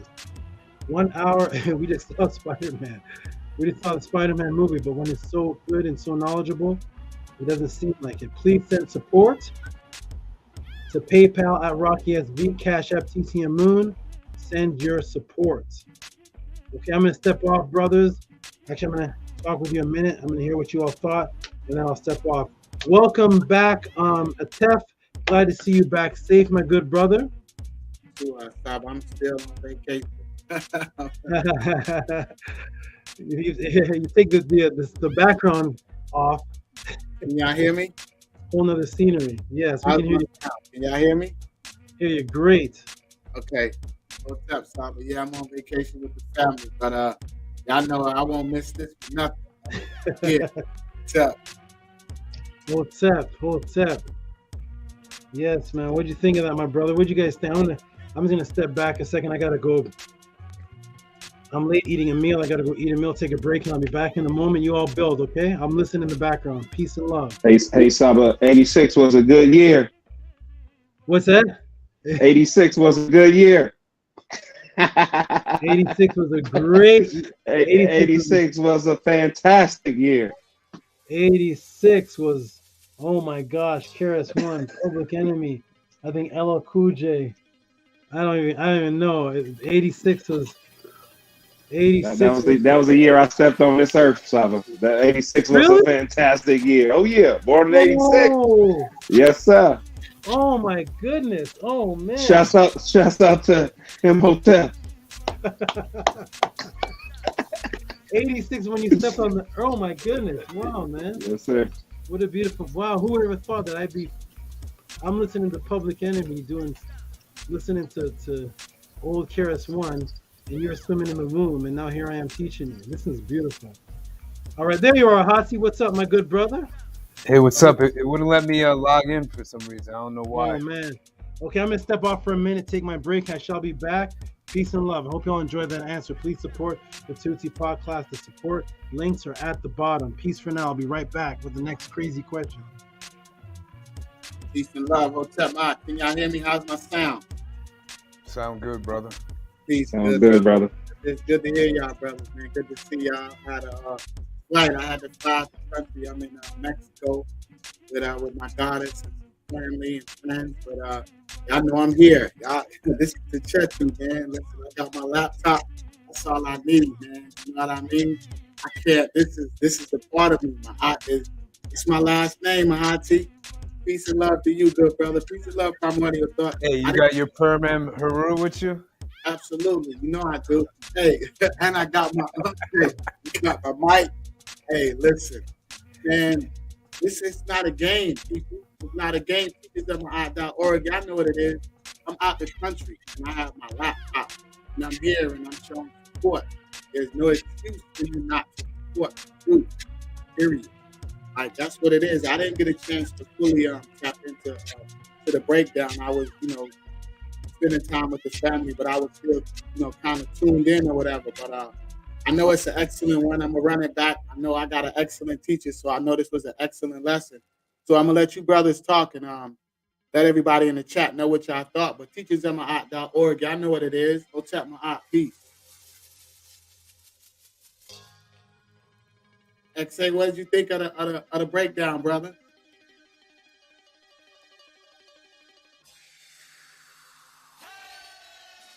Your sound ain't coming through, brother. Hey, can you hear me now? Yeah, there we go, brother. Sounds good. Tough. Thank you for being here, my friend. I appreciate your spirit more than ever. That was a really dope breakdown. It was extraordinary. SABA Tehuti, answered more than, I mean, I think he said like 6 questions. It was a loaded question, but there was more than 6 questions answered that I had, you know, just wrapped up inside that one presentation. Starting with the interconnected Star of David. I've always wanted to know the difference between an overlapping triangle on top of a inverted triangle versus like when it interconnects. You know, there's so much symbolism out there. It's hard to tell one thing from the other. But that was definitely enlightening, and it was refreshing to see that there is, you know, some truth that's still on the earth instead of all of the confusion. Oh, this means that, this means this. That was one thing, and then tying down the or tying in the golden mean spectrum with the Owajit, that was beautifully done, executed marvelously. There was so much, just so much presented in one question. It was ridiculous. I really appreciate you, SABA Tehuti, for that breakdown, and I'm gonna use the information that you presented to you know, to preserve my life force. I appreciate it. That's all I have to say with that. Excellent, my brother. Excellent. I'm definitely gonna run it back and check it out. See, look, I got my IQ right here, bro. It's not a game. See my IQ? It's not very. What is that? Yeah, well, it's my IQ. It's my IQ. I keep the energy in the room. Oh, okay. Energy keep the frequency where it's supposed to be. I'm way in Mexico. I carry this with me, with my aunt, with my per M Heru, and I'm here on the podcast. There's not very many things that will make me miss the podcast, even if it's just for a moment. I don't got on the podcast, man, during the hurricane, brother, because I really understand that this is life or death, and you really don't have a lot of time. You know, I mean, just speaking. I mean, a lot of us are, you know, well past our 20s. So, you know, those of us that have children or not, like this is what, you know, it's like this is the truth. And right now, before us, we have an excellent teacher in our midst that is teaching us like no other. We have a teacher right now before us, and we need to respect that, and we need to support that. So, way in Mexico, in the hurricane, out the country, in the country, I'm here, and I support my leaders, and I support these brothers. As long as y'all stand on my art is the foundation. That's what it is. We're gonna build this thing up brick by brick. Primordial thoughts. Shout out to you, good brother. Shout out to you, man, too. You know I'm gonna stand next to my brothers no matter what. No matter where I'm at, I'm standing next to my brothers. Shout out to you, Ahati. Keep us on my art.org. Where's our Ani? Shout out to Ani, Is that him? There you go. There go my brother. Peace, good brother. How are you? I'm a sound scribe. I got it. Peace. I sound, brother. You sound great, my brother. Look great too. Wonderful smile, my great brother. I ain't got no full setup, but you know I'm gonna be here, brother. Rain, sleet, hail, or snow. You know, as long as the internet is good, and I was able to get a good connection. So, you know, I'm here, man. No matter what. Show up, brother. I'm gonna do my part, my brother. So, peace to you. I didn't get a chance to fully tap into the lesson. I'm gonna run it back, but did you get a chance to check it out? Minku or anybody? What did y'all think? Yeah, I definitely checked it out, and I really love how Saba talked about living in Ma'at, or living in Ma'at is living in math. And what's very important is Saba is allowing us to not be outsmarted by any other religion, outsmarted by the Tamahu. He's given us the tools to deal with the white supremacists and understand the Masonic language that we have to deal with. And that is very powerful. That is very liberating. Because when we learn how to be smart with math, then that evens the playing field. And I love how he broke down how important coding is. And he showed us that triangle means pyramid, and 86 is Imhotep and pyramid. Come on, like there's nobody's teaching like him. No one does it better. There's no one like him. He is the master teacher. So hail to Saba Tehuti. Donate, because if you don't, you stealing. You're getting a scholar level beyond PhD education through SABA Tehuti. He's healing you. He's teaching you. He's giving us clarity. He's giving us power. He's giving us our confidence back. He's giving us our identity. He's giving us strength. He's giving us love. And so what more could you ask for? So it's an honor and a pleasure to be in his energy, teaching us about the Aku, the lights, all the formulas. So we're, this is the freedom I've been searching for all my life. So I bow down. Everybody bow down to the master teacher. Stop playing with us. He just boomed you. You see how you get to certain he booms you. You got boomed. Ain't nobody play with Saba. Don't make him keep booming y'all. So peace to you, Saba. Thank you. I feel strong. I feel liberated. I feel hope. I feel optimistic. Thank you for your teachings, and I will pass on that. Yeah, I just wanted to build. Hey, Hindu to a Hati, man. I'm gonna tell you right now, Hati. Hey, brother. Hey, I got them oils today, man. They busting. Hey, good oils. That God said, man. If y'all haven't tried Hati's oils, man, get at them, man, because them oils is fire. That what's that? How you say that? That Kishi or that Kashi mask? Woo! Kashi must. That Kashi must, man. That's that fire right there, man. That's my favorite one right there. Hey, straight from the Nile. Holla at a Hati, man. Hindu to you, man. And to you. I just got that today. Hey, I'm about to put that on ASAP. Nice. It's about to be date night tonight, huh? I gotta treat myself, Hati. Hey, Menku. This brother Menku, I got a lot of respect for. I got a lot of respect for all the brothers on the panel. But Menku recently has been on my mind, Menku Ra, and support this brother. Send this brother some shout outs if you can during the week.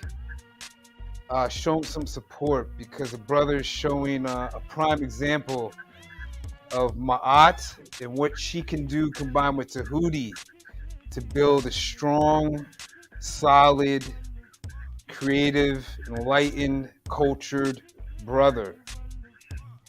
And Menku has something special coming up on Tuesday. He knows what it is, and I'm actually excited to get to work on that over the weekend, so that we can celebrate when the leaders get together for our meeting. And to be honest, brother, I didn't even know this was going to happen. I didn't even know something was going to be created for you. But you came back strong. And I'm very proud of you, brother. I really am. And I'm proud to stand shoulder to shoulder, fist to fist with you.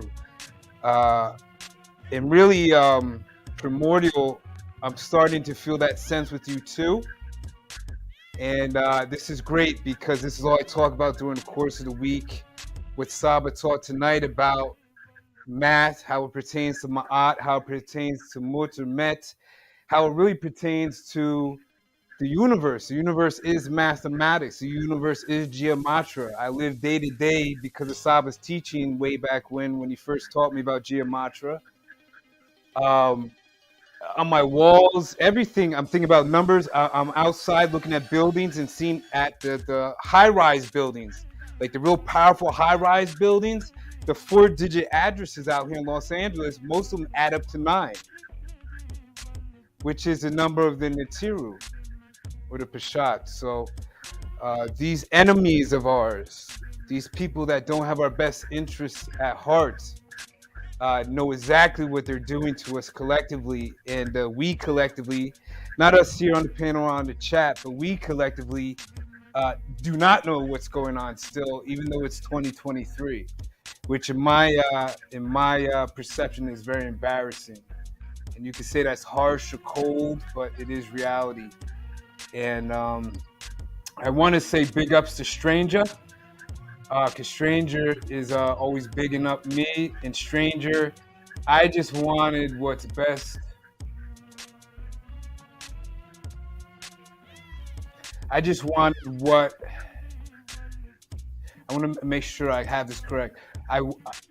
When I thought about this and with the SABA with it, I wanted people to see what I saw years ago. I wanted people to see what I saw, and I wanted them to support him like I supported him and still do. But it's like trying to contain light in your hand. You can't do it. You can't contain the sun in your hand. You can't contain light in your hand. So, yeah, I could have just sat on the couch and not done anything, and everybody would have been okay. But, you know, deep down, I wouldn't be okay because our children are hurting out there, man. There's people seriously suffering. And I think about that often. And I know we can't help everybody. I know you can't save the world. I get all those cliches. But when you've gone through those experiences a lot in your own life, I just don't feel right when I have something that can bring a solution to those to our people that are hurting, and I just hold on to it. And I couldn't do that. So I'm glad that people in the chat, people that are I forgot what Tef calls it. He's like sneak peeking or sneak learning or something. Whoever's watching this, whether you know it or not, your conscience is greatly appreciative of it. And they're definitely enjoying what you're giving them through this podcast, because this is something very unique. SABA is somebody that literally lives this to the T, as they say. He lives. I don't live this to the T, but SABA lives this to the T. And out of all the brothers in the world, even great Malachi, who I respect too, SABA trumps all of them.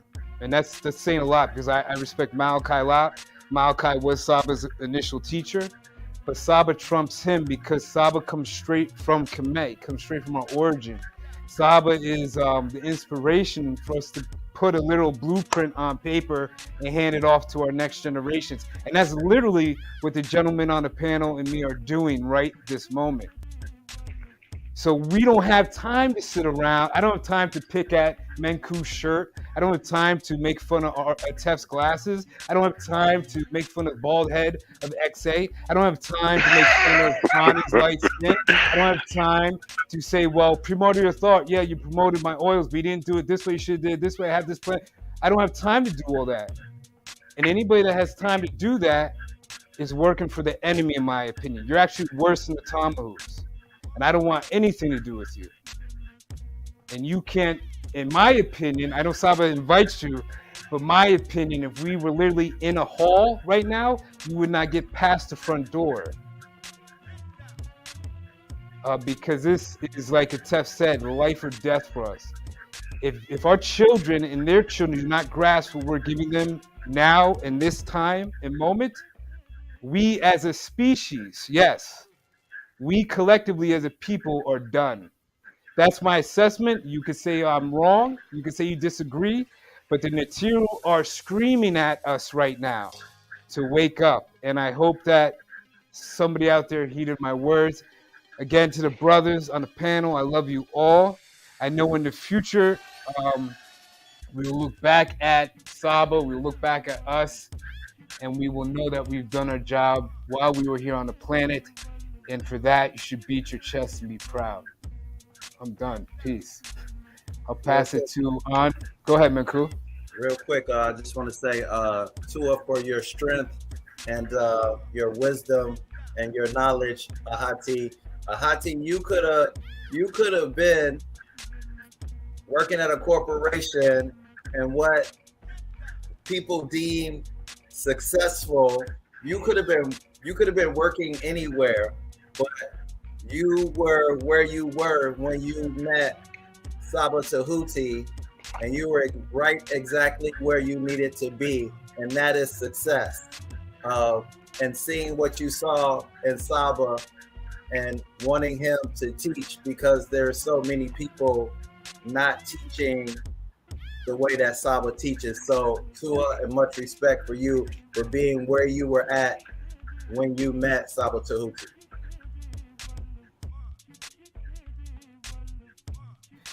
Nini, brother. Peace, SABA. Hey, peace. Okay, peace. Beautiful words. I can hear them in the background. I am refreshed, revived. Thank you, brothers, for all the great words. We're going to get into a couple of the donations, and I want to know if BAJAN Pharaoh, did you ever get off work yet? I want you to be in the room when I do your thing. Your thing is not going to be too long, but I saw you typing in the room. I don't know if that was just a break you took, or if you're off work. If you're off work, I'll go ahead and get into your answer. Let me know.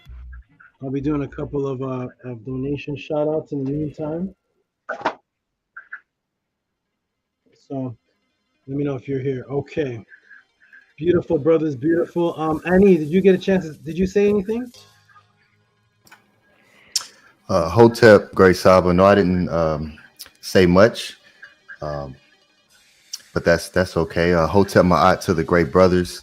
I wasn't able to catch the entire teaching that you just gave. I was able to catch the tail end of it right when you were speaking about the Uwachit, which is one of my favorite teachings, and I love to walk around with that because that really opens up the matrix to where you can really see everything mathematically when you understand that the I is math. And I absolutely love that teaching, and that transcended my life just when I first seen you teach on that. So I'm extremely excited to go back, and I know that you said an hour and a half. Yes, that is a movie. Oh, is it friends?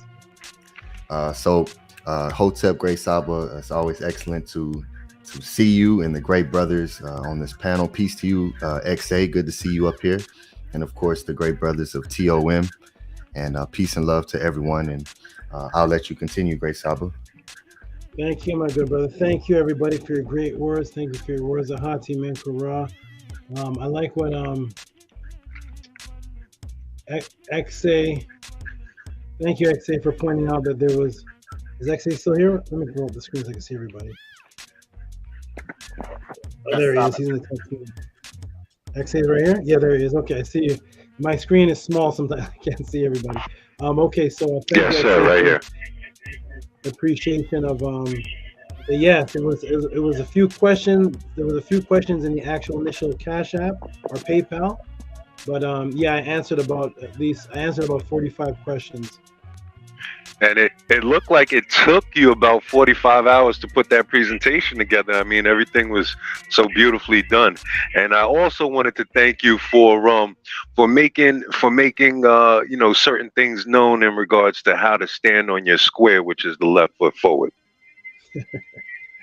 Yes, sir. Okay, thank you all, brothers, for appreciating it. Yes,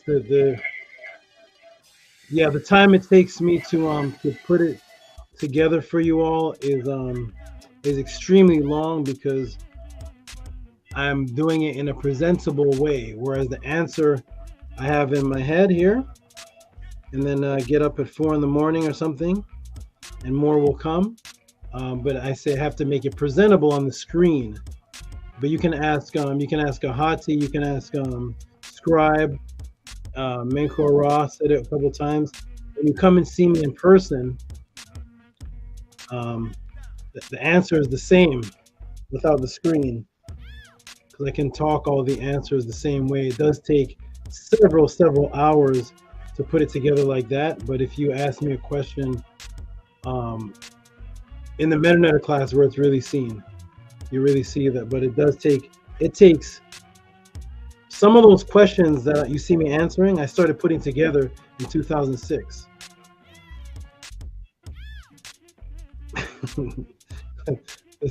That's when I started the answer. for you all, hoping that someone would ask me. And I started putting it together, 2006, 2004, putting it aside, chunks of it, saying, someone's going to ask me about this. And I may have to wait. 2006 is it's almost 20 years ago. I have to wait 15 years and say, oh, finally, there it is. There it is. Killer Priest, like, how do you have the answers already? I said, because I kind of started answering. I pretended that I'm the student of my own self. What would somebody ask me? I'll just answer it, and maybe one day I'll meet that person. That's why if you actually look at my files, if I actually show you all the files, there's a thing called what is it called, Scribe, when you look up the information on the file? It's called you click on the file, it says, it gives you the time it was made, the the properties of the file. Yeah, I clicked on a file for Killer Priest once, and I showed him that the Travis Scott answer was done the day he asked it. It was something where I clicked on the file, and the date showed that it was when he asked it is when I had the answer. And yeah, my files have dates on them, so you can click on some dates. It'll say 2014. But anyways, let's get into it. Is Bajan Pharaoh? You're here, my brother? You're Yeah, it says he's here in the chat. Good. Okay, good. Are you in here just as a break, or are you actually off work where you can pay attention? Okay, SABA made sure he understood my question and contacted me personally for clarification early in the day. Yeah, absolutely. I have to make sure. I'm not going to take hours, put it in, and then it says, oh, that's not even what I asked. Oh, man. Okay, let me go into, while I'm waiting for Bajan Pharaoh, we're going to go into some donations. Let's get into the supporters. And then everybody, please send in your support for what it is that I'm doing here. The next question, if Bajan Pharaoh is in the room, is going to be a live answer. The answer is going to be some live demonstrations. So let's go and see. We have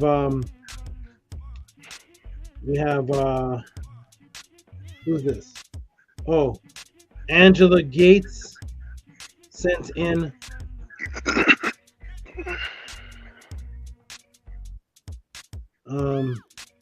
Angela Gates sent in a question last week. No, she sent in donation and she never sent in the question. So I just got the question I think today. I'm just seeing this. Let me see if this is anything personal. Oh, no, it's not. Okay, good. Okay, good. Let me go ahead and put the question in the room. Let me save the question. And Angela Gates gave a nice donation for this. I'm going to go ahead and save this to when I can get to this. Boom. Oh. 4. Okay. 5. From 30th. Angela. Okay, so I'm gonna go ahead and put this question in the room right here. When I put it up in the room, Scribe, could you read it for us when I put it up? Yes. Thank you. I have to find the donation to match it, and then you guys can do all the noise stuff. Okay, there it is in the room right there, I hope. If that's in the room, go ahead and read that, Scribe, for us. All right, it's loading. All right, it says from Angela Gates. Grand Rising Tehuti. I pray all is well with you and your family. I'm sorry to get this question to you so late. My daughter's question is astrology truly significant? For context, Zoe follows a woman on Instagram named, or it may be Zoe, follows a woman on Instagram named Jaleesa Danielle, and she had recently started doing birth chart readings. She explained that our zodiac signs lead to our true talents and how we thrive in our lifetime. I want to know if this system is authentic and something we should be following. Also, I, Angela, need to get with you for a one-on-one. Please let me know when a good time will be. My Saturdays and Sundays normally can be anytime, but if it's the weekends, it has to be after 7:30 Eastern time. Thank you in advance. I appreciate all that you do. Sending peace and love. Okay. Thank you, Angela. Now I'm going to go ahead and that's saved as a question. I've covered astrology many times, but I will definitely cover this particular person, because you've narrowed it down to a particular teacher. There's many astrology teachers that actually teach different things. So now that you've centered it to a particular person, I will break down this particular person's teaching. Definitely when I get to this question. Thank you, Zoe, for asking, and thank you, Angela, for putting it up. And now get ready to make some great noise. Okay, Bijan. Is Bijan in the room? Bijan got put out. Okay, Bijan, I'll go ahead and answer, I think, one more. I want you to be off work and in the room paying attention. And I'm going to answer it just so I can see your response. I may even put you on the panel. Okay, so Angela asked that question. Thank you, Angela. And now we're going to put Angela's donation in the room. Give her some noise. Everybody give her some noise. $25 for Zoe's question. Is that so?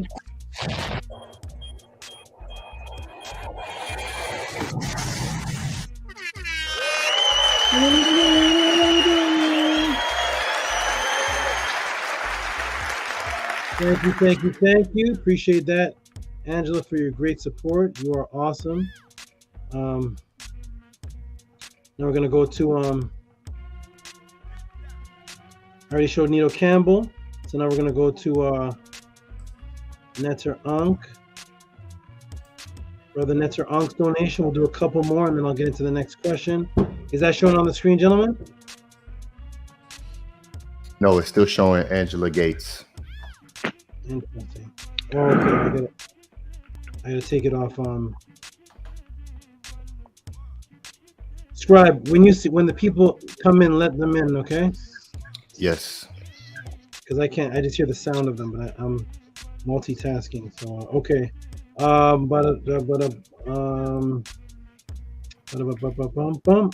It should show it right now. Tell me when that pops up in the room, Mahati or no, hold on. Hold on. That's not right. Present. It's share screen. Share screen. Okay. Windows. There it is. Shout out to Netter Ankh. This should show up in the room in a moment. And Atef is gonna like this one. What does that say, Atef? Do you see that? What does that say?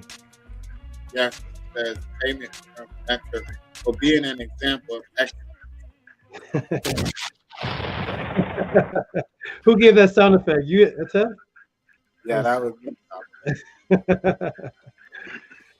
Atef saw the word excellence and gave a sound effect. Thank you, my good brother. Shout out to Netter Ankh Hotep L for $10. What's that? Where I'm at. Where are you? Excellent. Oh, I can hardly hear you. I'm at a place called Excellence Resort in Mexico. What did he say? Hot your scribe. I can't hear him. He said he's at a place called Excellence Resort in Mexico. Yeah, right. Yeah, right.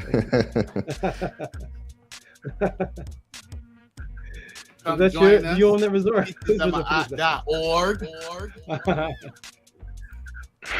Oh man, I'm gonna be talking to you brothers soon, like I talked to Scribe, about the organization, the name, and everything. I'm gonna start. I've seen people long enough. I've seen people show and prove long enough, and I'm gonna start manifesting some things with everybody. So it's gonna be a true moving movement very shortly when I put my energy fully into it. Now that I've seen everybody and seen who I trust and why and what, and definitely there's gonna be things that are gonna open up. And I just joined into the what did you call it, Scribe? The Discord. I'm peeking in the Discord, and I'm gonna This is gonna transform within this year. Things are gonna transform within this movement here. I made my decision a while ago, but I wanted to see certain things.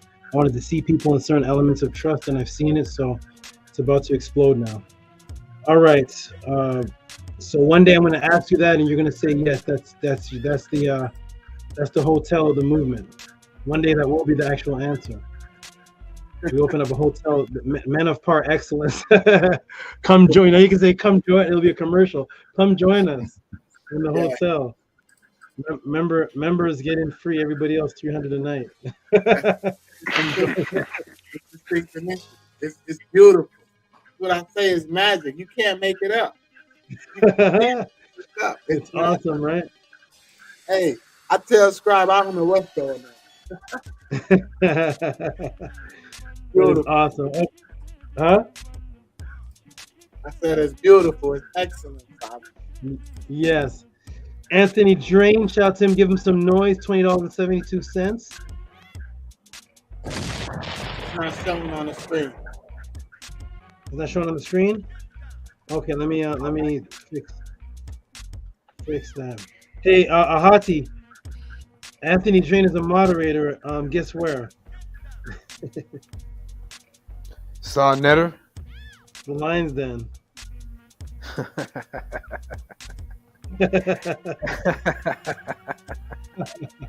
That's funny. I don't know what's going on in the world. Give him some noise. There we go. Hey, Saba, did you send him as a spy?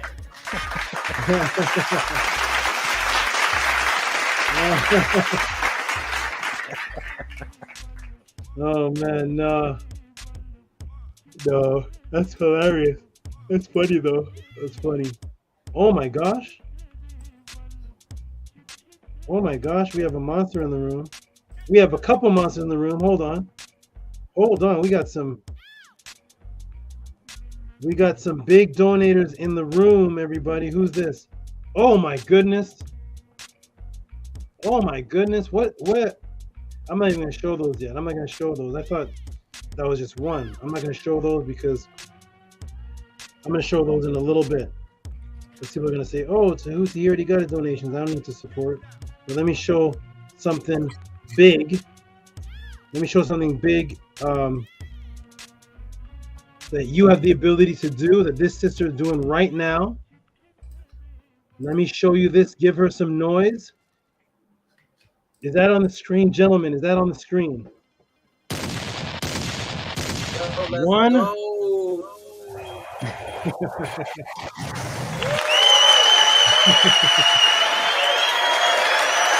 Where are you, Sarah? Where are you? Are you in the room? Harassed it for ye culture. She presents $100. I guess with a 27-cent tip. I don't know. Let me see what this is. Let me blow it up. Let me see. Metanetter classes 7-3, that's 1, 7-10, 2, 7-17, 7-24, 7. So basically January, February, March, April, May, June, July. January, February, March, April, May, June, July. Wait a minute. Am I reading this right? Is she pre-sending? 10, 7-17, 7-24, 7-31. Yes, she's pre-ordering. Oh, she's prepaying for these Metanetter classes before they even happen. Yes, sir. That's what it looks like. That I've never seen before. I thought this was an order of past classes. Shout out to you, Sarah. Sarah prepaid for 5 Metanetter classes that have not even happened yet. Let me use her as an example. Ladies and gentlemen, you can you can come to the Metanetter classes, or if you don't make them, you can order them, the ones that have passed. Or you can do like Sarah. Scribe, go ahead and put my email on there, please. Do like Sarah, and you can prepay. But I know Sarah, so it won't get confusing. If a lot of people do the prepay, I'll actually probably miss that. If you don't prepay me so much in advance, Sarah is good, but I will actually forget you because on that minute of Monday, that day is when I look at who sends and I send out the link. So Sarah, I just know to send out for everything in July. So for everything. So yes, Sarah, you are awesome. She says, so I don't miss any. Shout out to you, Sarah, for prepaying for the MetaNetter classes for I believe this is all of July. Is there 5 weeks? Well, there's not a 31st in July, but it's actually 4 Tuesdays in July. So the next one will be for August. Okay, thank you. Okay, Sarah got so excited she added another day to the month. Well, there's a 31st, but that's on a Monday. Say, yo, man, Oh, wait, no, that's There's correct. She's correct. Monday? Yes, that's correct. Yes, I just checked. That's there is 5 MetaNetter Mondays on July. That's correct. There's 5 Mondays in July. How does that work, people? That's awesome. There's 5 Mondays in July. Okay, let's do it. Let's do it. Thank you, Harassed It for Ye Culture. She said, I will do the same for August. That's right, Harass. I don't want you to miss any. I sent you a link for the last one. I think I was just I just sent you a courtesy link because I don't even remember if you paid or not. You may have paid and said keep the money, but I just sent you a courtesy one. Where can you get the old classes, Rob G? Email me. You see the screen on the screen? mysticaltelevision@gmail.com. That's where you can get the old classes. Email there and send in this exact question. Where can I get the old classes, SABA? And they are $20 a class, and there are about 41 of them. You can order them by date or do what Big Vapes. Big Vapes does it from the beginning and keeps on moving on. The beautiful sister Sherry Ka ordered like 20 at a time. I can't remember the number, but she orders like chunks at a time. However you want to do it. Contact me at mysticaltelevision@gmail.com. Let's save this, save that email, send it to me. We go ahead and save this. 7 Sarah. All Medu classes for July. Beautiful, Sarah. We have you. You are locked in.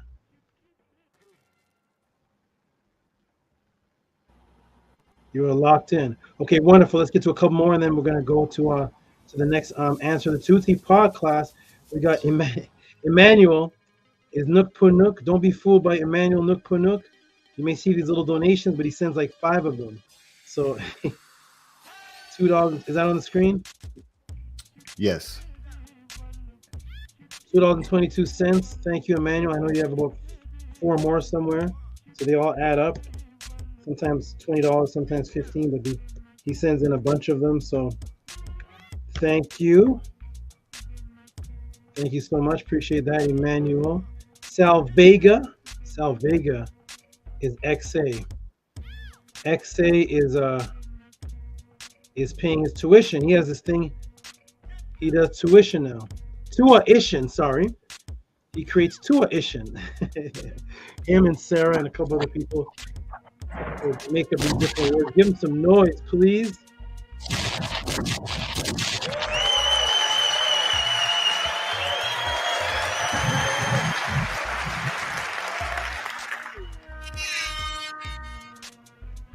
Look what this brother's doing. Let me tell you all something right now. XA knows that I'm very busy. I had time to do a one-on-one with him.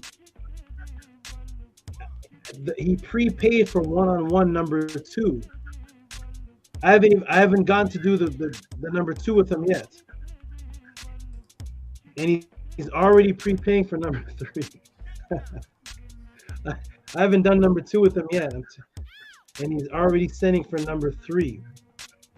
Give this man some noise, please.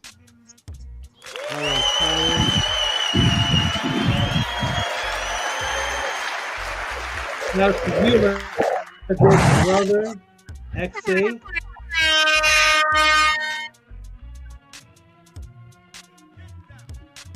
Sal Vega.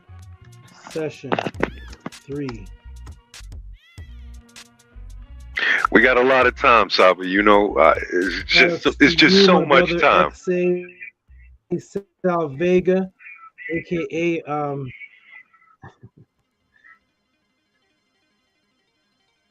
you got cut off. Sorry, brother. What's that? No, I was just saying we got a lot of time, so they'll keep coming even if I don't utilize them. It's like the stock market. We just keep. Yeah. Yeah. Sooner or later, I'll use them. Thank you.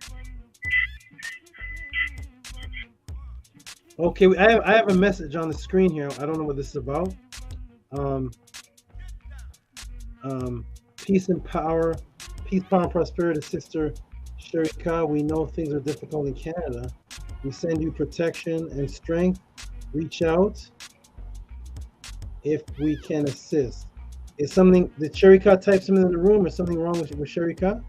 You mentioned Sharika, so I just wanted out to send some love and light to her. There's wildfires in Canada right now.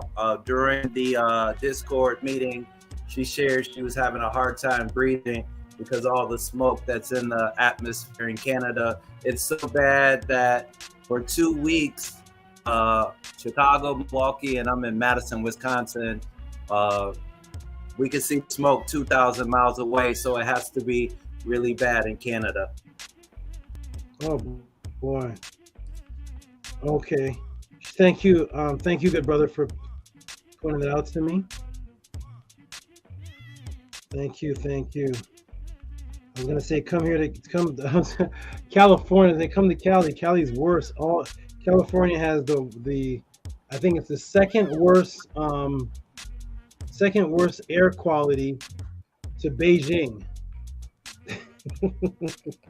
Wow. We should I'm sorry, Saba, I was just gonna say Ahati or you that have her contact information, it'd be good to reach out to see how she's doing. Yes, and I definitely, absolutely. And she reaches out to me regularly anyway. I didn't even know there was any but yeah, thank you for letting me know that. Thank you so much. Thank you.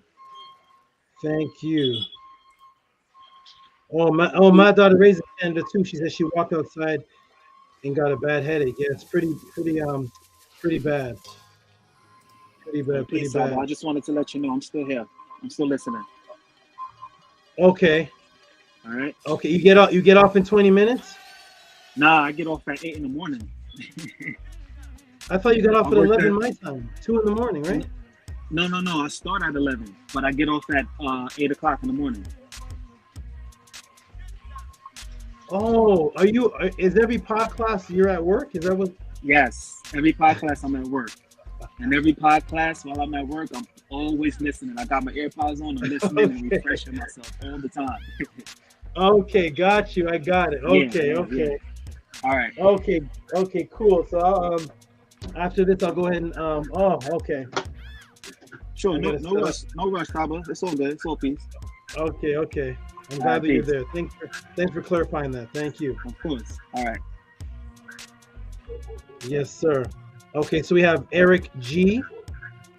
with the $7.77. Is that on the screen? No, it's not. Okay, no problem.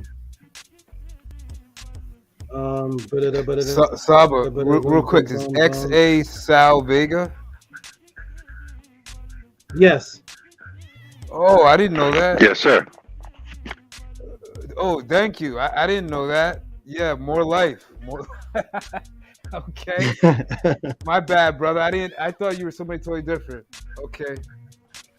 I don't want to interrupt Saba, but yes, we'll talk. Okay. Yes. XA Sal Vega, awesome. Pardon my ignorance and patience. Ain't this information internal or something nobody here appreciates, but gotta move and do sunrise down here. Shout out to Sorry Nobody. Let's get it. I guess he's excited. I know I was talking in codes. Shout out to Sorry Nobody. Appreciate you, my good brother. Okay. Eric G, thank you for the support. Appreciate you. Thank you so much. Thank you. Let me go ahead and save that.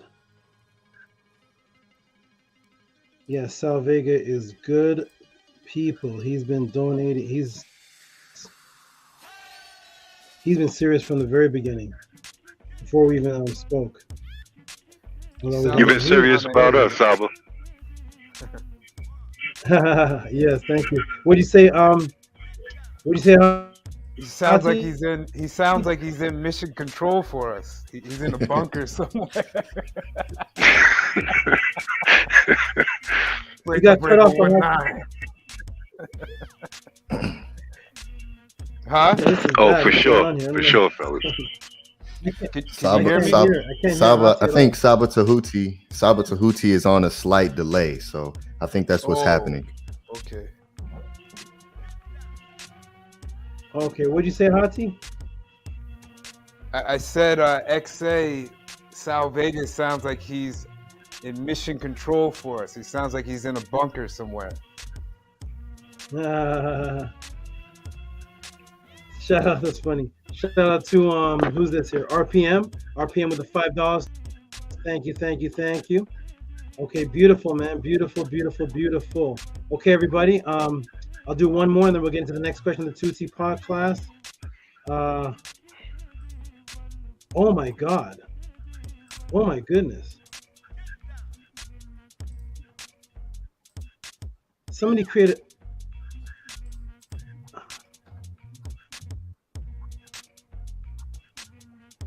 Wait. Somebody create a copyright claim on my what is this? Jesus Cross Origin. Check out the Diop Exodus. Oh, somebody's okay, good. I guess they're trying to monetize one of my shows. Okay. All right, I'm going to give a big shout out to this next donator, which is Make Some Noise. You know who you are, and I'm going to get into the answer. Make some noise for the biggest donator of the night. Is this on the screen? I don't know if this is on the screen. Oh my goodness, for Ma'at 3372, who is also a Nemo. Wow, and wow.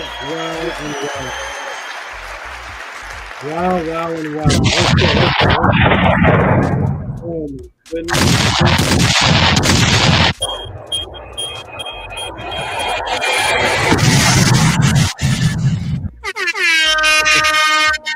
Oh my gosh. Oh my goodness. Package delivered. Oh my goodness. Is Anema in the room? Is Anema in the room?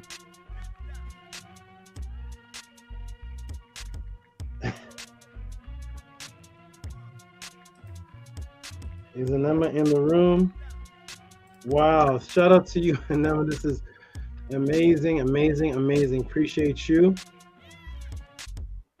Awesome. Thank you very, very much. That was a surprise. I actually wasn't expecting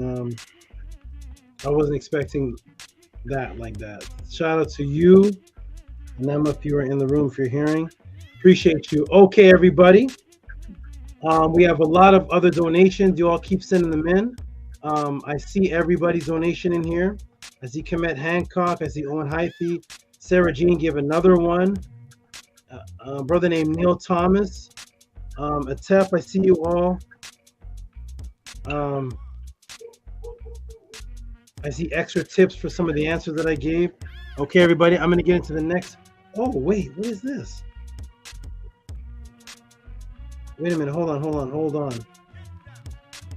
Wait a minute. Is this Sal Vega sent the Beast donation? Wait a minute. Hold on. Where'd it go? I just got a glimpse. Oh, man.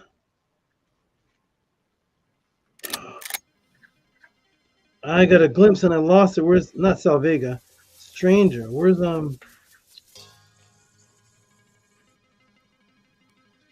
Is this it? Oh my gosh, Stranger, I'll announce you after. Oh, I'm gonna do it now.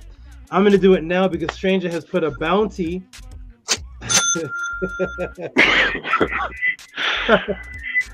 Stranger has put a bounty out, everybody.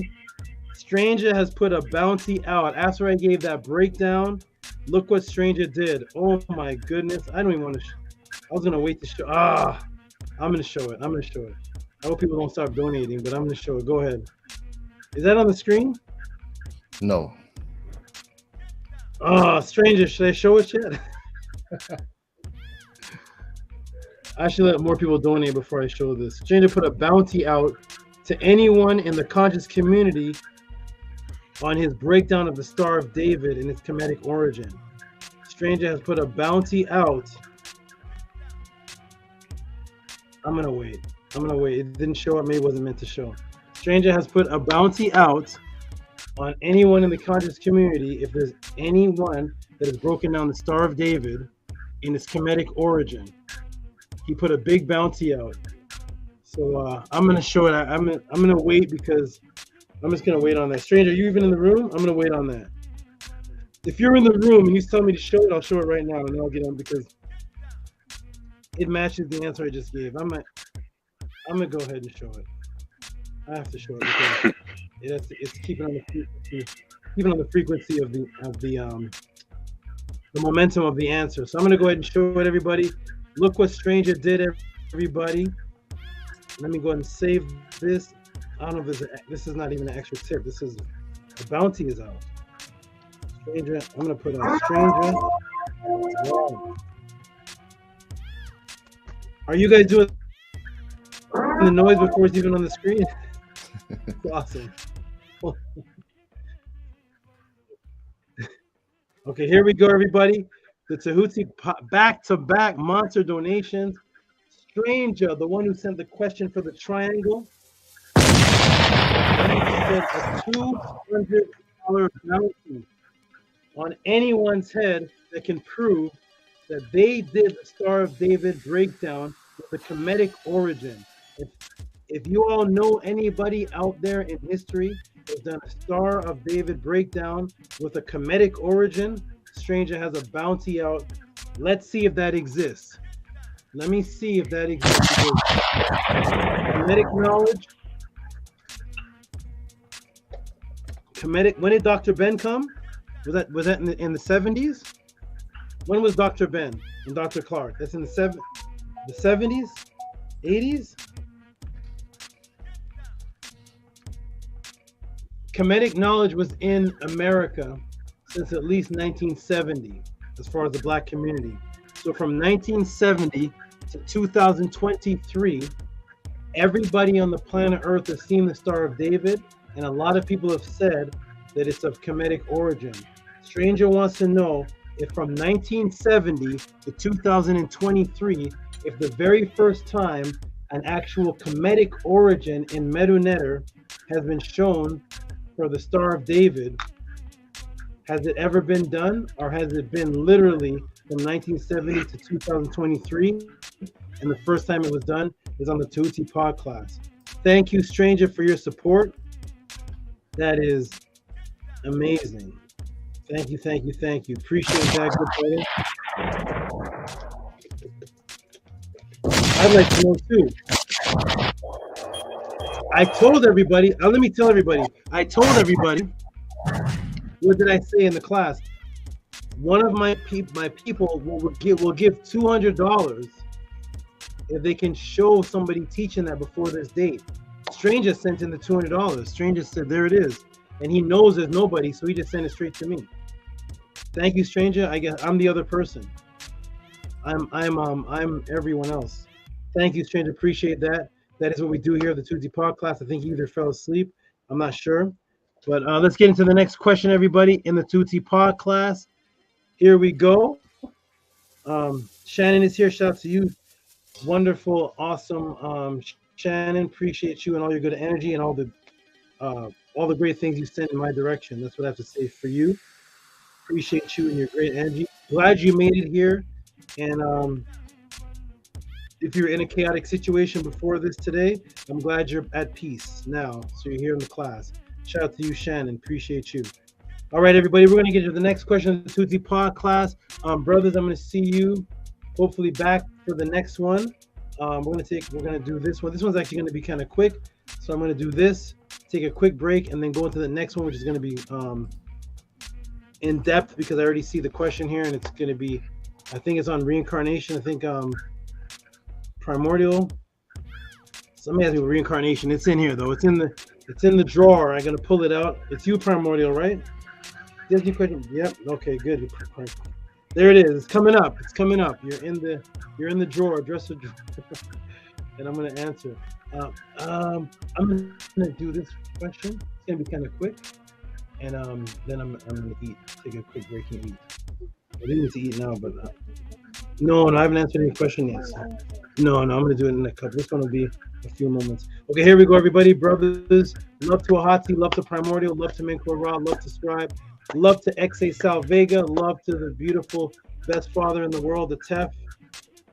Shout out to you. See you all in the room. Let's get to this next question in the Tehuti Pod class. Are you ready? Here we go, everybody. Let's break it down. The next question is sent in from the good brother. Oh, press a 9 if you all can hear me, please. Press a 9 if you all can hear me, please.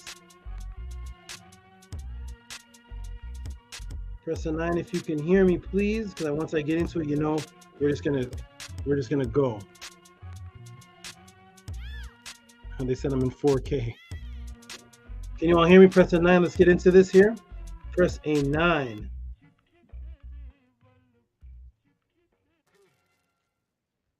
Mark Dog, peace, Mark Dog. Peace, Bijan Pharaoh. Shout out to you. Shout out to you. Peace, peace, peace.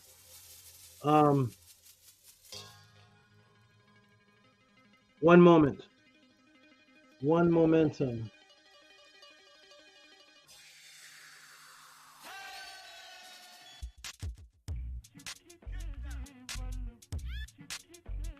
All right, here we go, everybody. Let's get to the next question of the Tehuti Pod class. This is an interesting one. This is very interesting.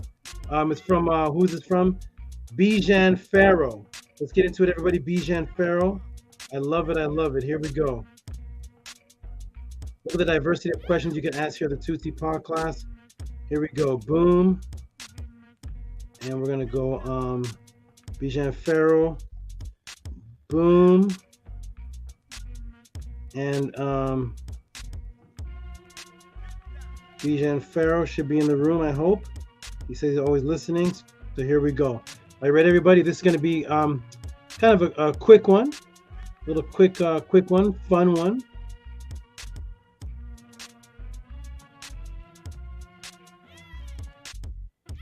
Okay, here we go. So let me go ahead and do a screen share and show the question. It's already almost 11. Whoa, that answer was long. This one. Okay, here we go. Here we go, everybody. Let me show the screen share. Boom, boom.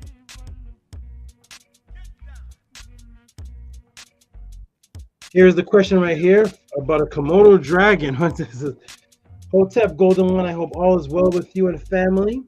How can the Komodo dragon swallow its prey whole without without choking? And does it digest the hooves, bones, and hair? Or does it regurgitate it? Peace, King. Only on the Tehuti Pod class. Let me see what's showing on the screen. Shout out to you, my good brother, for sending in that interesting, what appeared to be random question. Very, very interesting. And now let's see the support the brother sent in. I know this is going to make the haters mad. The haters are going to be mad now. Shout out to Bijan Pharaoh. $40 support. Thank you, my good brother. Komodo Dragon question in Gmail. And let me tell everybody right now, the reciprocity that you see people sending in, let me give them some noise, is not for the question. I want everybody to know that right now. It does not cost $40 to send in a question. The reciprocity is the appreciation of who I am and the quality of what I do. And you just send in a question and you appreciate what I do so much that you can send in any amount or not even a question. Look at the brother sent in 200. Nema sent in 200. This brother sending in $40. And I know it makes the other so-called teachers angry because they're wondering, why can't they even get a $6 Cash App when they do a whole lecture on another channel? But Tehuti is getting $40 donations for a question about a Komodo dragon, which is totally out of the league of what anybody even is thinking about. And nobody even thinking about this. But here at the Tehuti podcast, of course, I do not judge the question. You can send in questions about reincarnation, questions about, look at that last question that was sent in. The last question was sent in about Pythagoras and math. Look at all that was broken down. And then boom, a question about a Komodo dragon. People may be saying, why do you want to know about a Komodo dragon? Why? Because he's curious. He's curious. And you know that I'm going to do something special. You know that something special is going to happen. So here we go, everybody. Welcome to Tehuti Podcast. Let's get into this interesting question. How does a Komodo dragon swallow the food? Is not choking? Does it digest the hooves and the horns and all of that? I just kind of looked at this question today, actually. I know that BAJAN sent it, but I just looked at this, kind of paid attention to this earlier today. So let's go, everybody. Let's break it down. Here let's break it down. We're going to start with we'll start off with the human anatomy first. Welcome to Tehuti Podcast. Let's start off with the trachea and the human anatomy. If you already press 9 again, I want to know that you can hear me and see me. This is how we do it in the Tehuti Pod class. Let's go. I'm going to do screen share again. Share entire screen. And here we go. Boom, boom, boom, and bazoom. And boom, and and you all hear me? Press a 9 if you can hear me, see me good. I don't want to have any breaks. Good, good, good. 999s.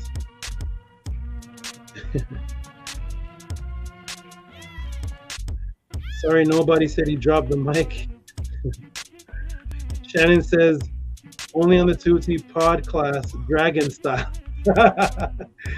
Yeah, man. Yes, go into those other Kemetic. Go into the Kemetic channels and ask them about the Komodo dragon swallowing food. Here we go, everybody. Ready? Boom! I see you all pressing 9s. You all can hear me. Wonderful. Matt, daughter of Ray, Robert. Sorry, Matthew Sandoval. Hey, there's two. Matthew Sandoval. Is that you, Stranger? I think Stranger's last name is Sandoval too. Robert Reyes. Okay, everybody. Beautiful, beautiful, beautiful.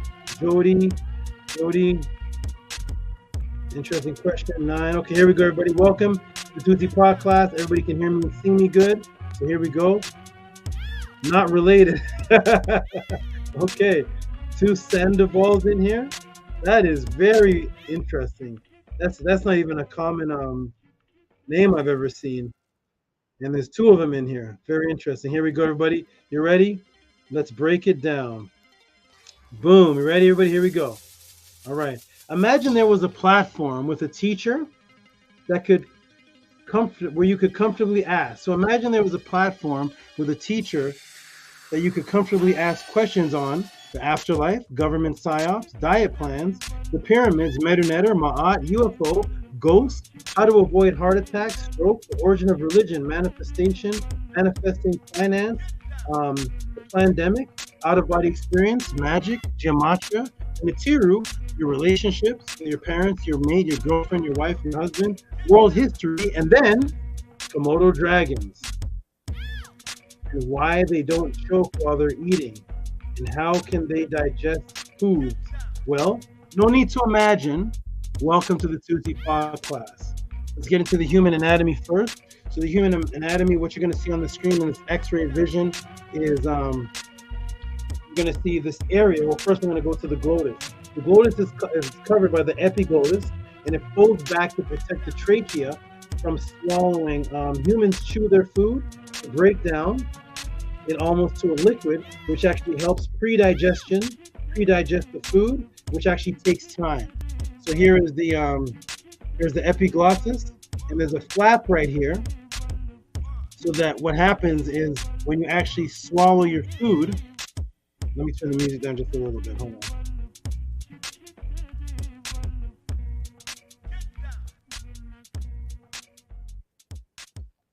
Okay, that's good. So when you actually swallow your food, there's a flap, and that's why if you were to swallow right now, you notice for the few seconds you swallow, you can't breathe. That's a protection area right there where I'm pointing, the epiglottis and the glottis, and actually the flap that covers. And then you also are protected where you don't have food going down your windpipe. I don't know how many people here have ever choked before. It is absolutely horrible when you breathe in a rice grain into your windpipe.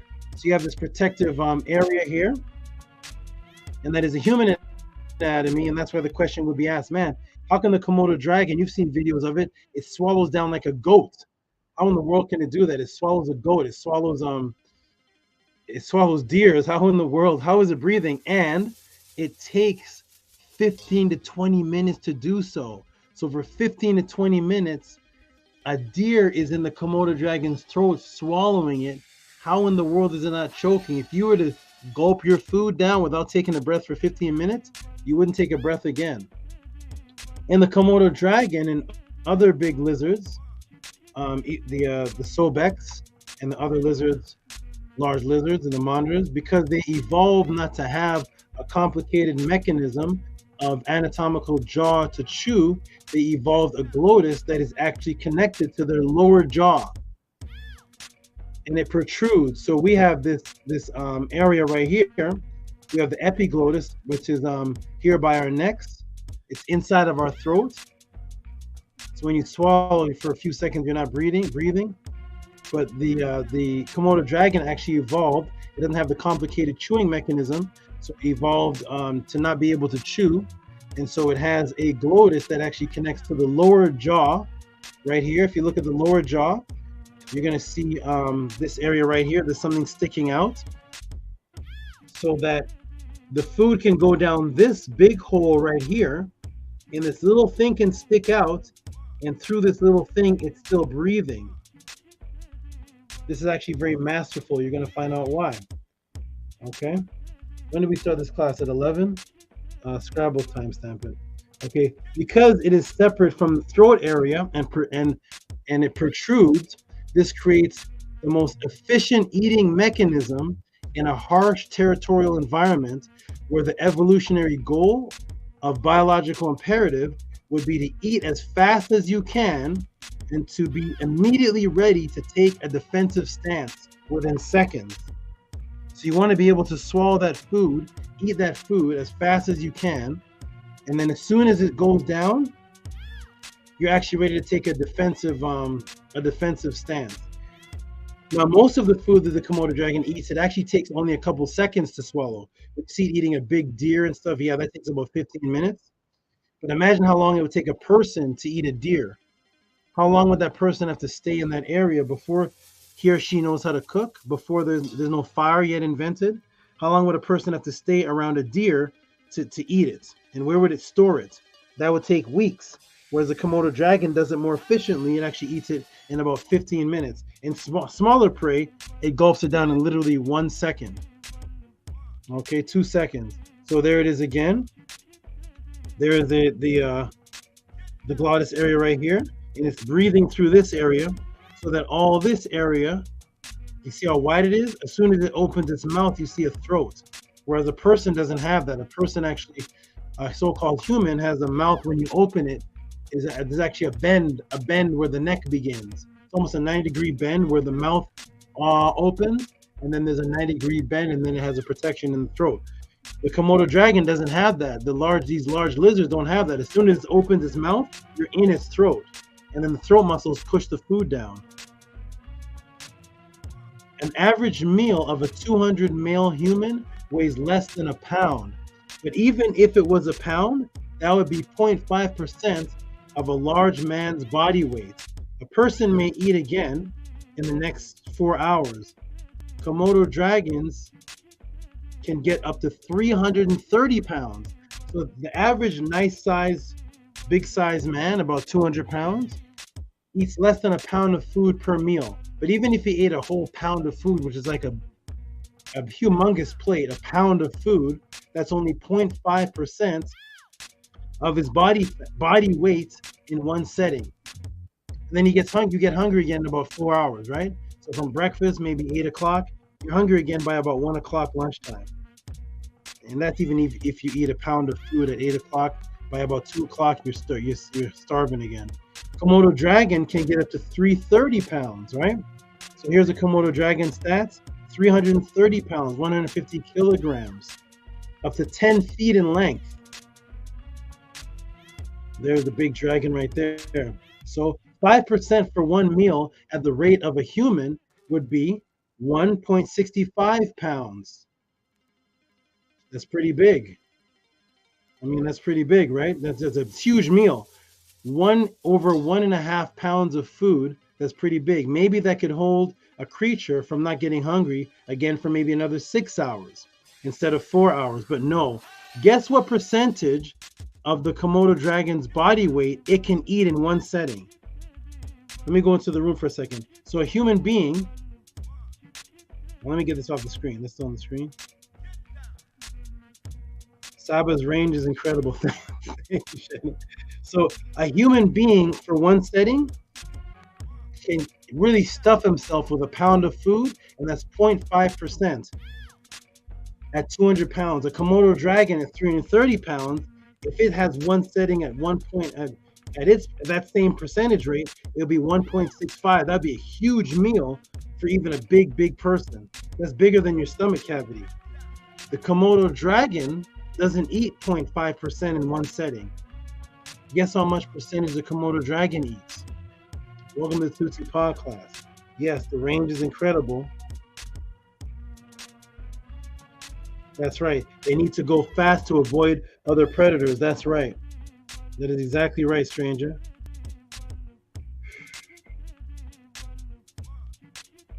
So we eat 0.5 per setting.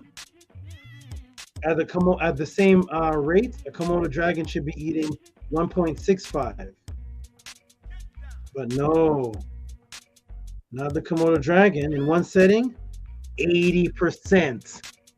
Look at the deer. The deer is 80% of the size of the Komodo dragon. You see the efficiency? So in one setting, we're eating 0.5% in one meal. That'd be a big meal too. A pound of food is a lot of food, unless it's like a slab of meat. But a pound of vegetables, is lost. They can eat 264 pounds each meal. What is the efficiency of this evolution? Thus not having to eat again for another possible 3 weeks, as opposed to a human taking time to chew your food, then yelling you're starving again, another 5 hours. You got to keep stopping and eating. This makes these large lizards.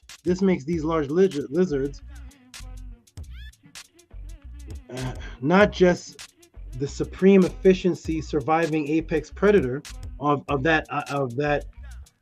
a human compared to a human, but the top apex predator on the entire island. But the question is asked, how can it digest horns, hooves, etc.? Well, the answer is, to BAJAN Pharaoh, it doesn't. It manipulates UV rays. These are superheroes to us, right? These are things you only see on Avengers or Thanos. It manipulates UV rays from the sun to speed up its digestion by sunbathing. Then after it digests, it spits up the hooves and indigestible bones. So it sits there and it takes the sun's rays to speed up the digestion. It just ate 264 pounds of food. What does this do? Boom. And there's your answer. So, 1 second here. Let me see something. Yeah. So what does this do? So now, the digestion rate of the Komodo dragon, it doesn't have to eat again for another 3 weeks. Whereas we have to eat every 4 hours or so, or our stomach starts grumbling.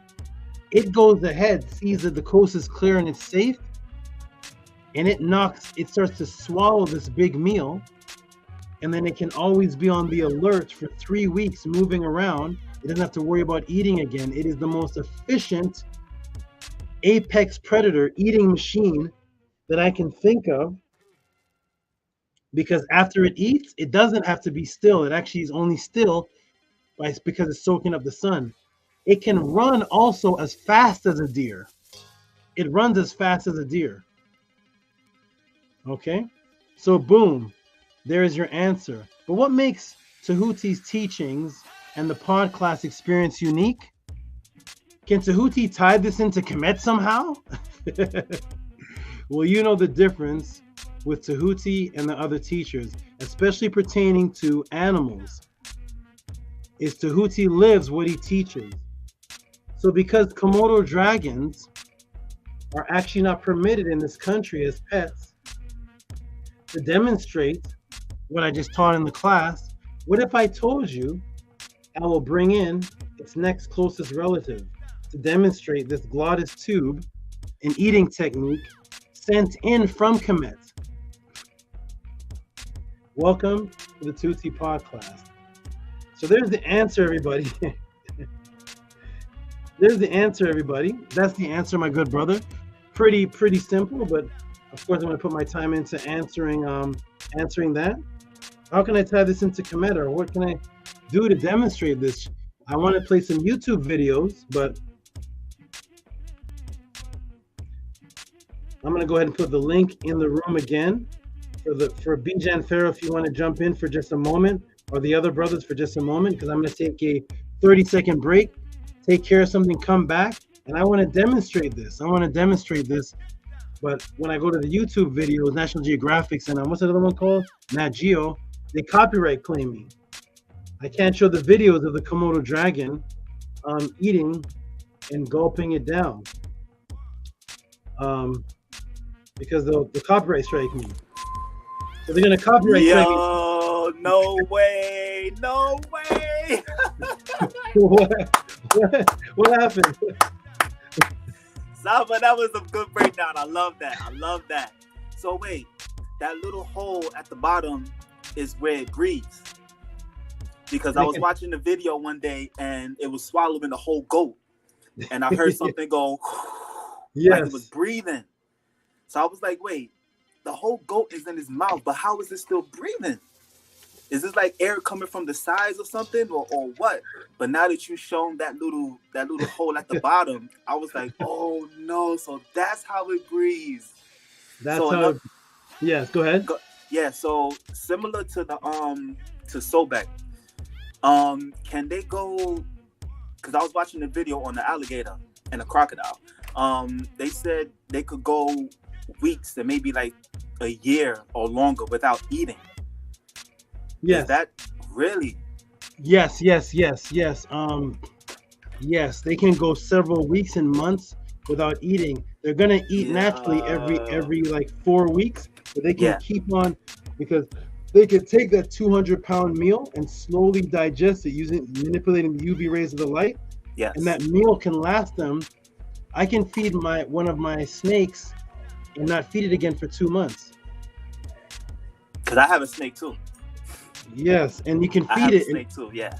And feed it like once every 2 weeks. If it eats a big enough mouth, it's fine. It's gonna go into shed mode. It doesn't have to eat every day like us.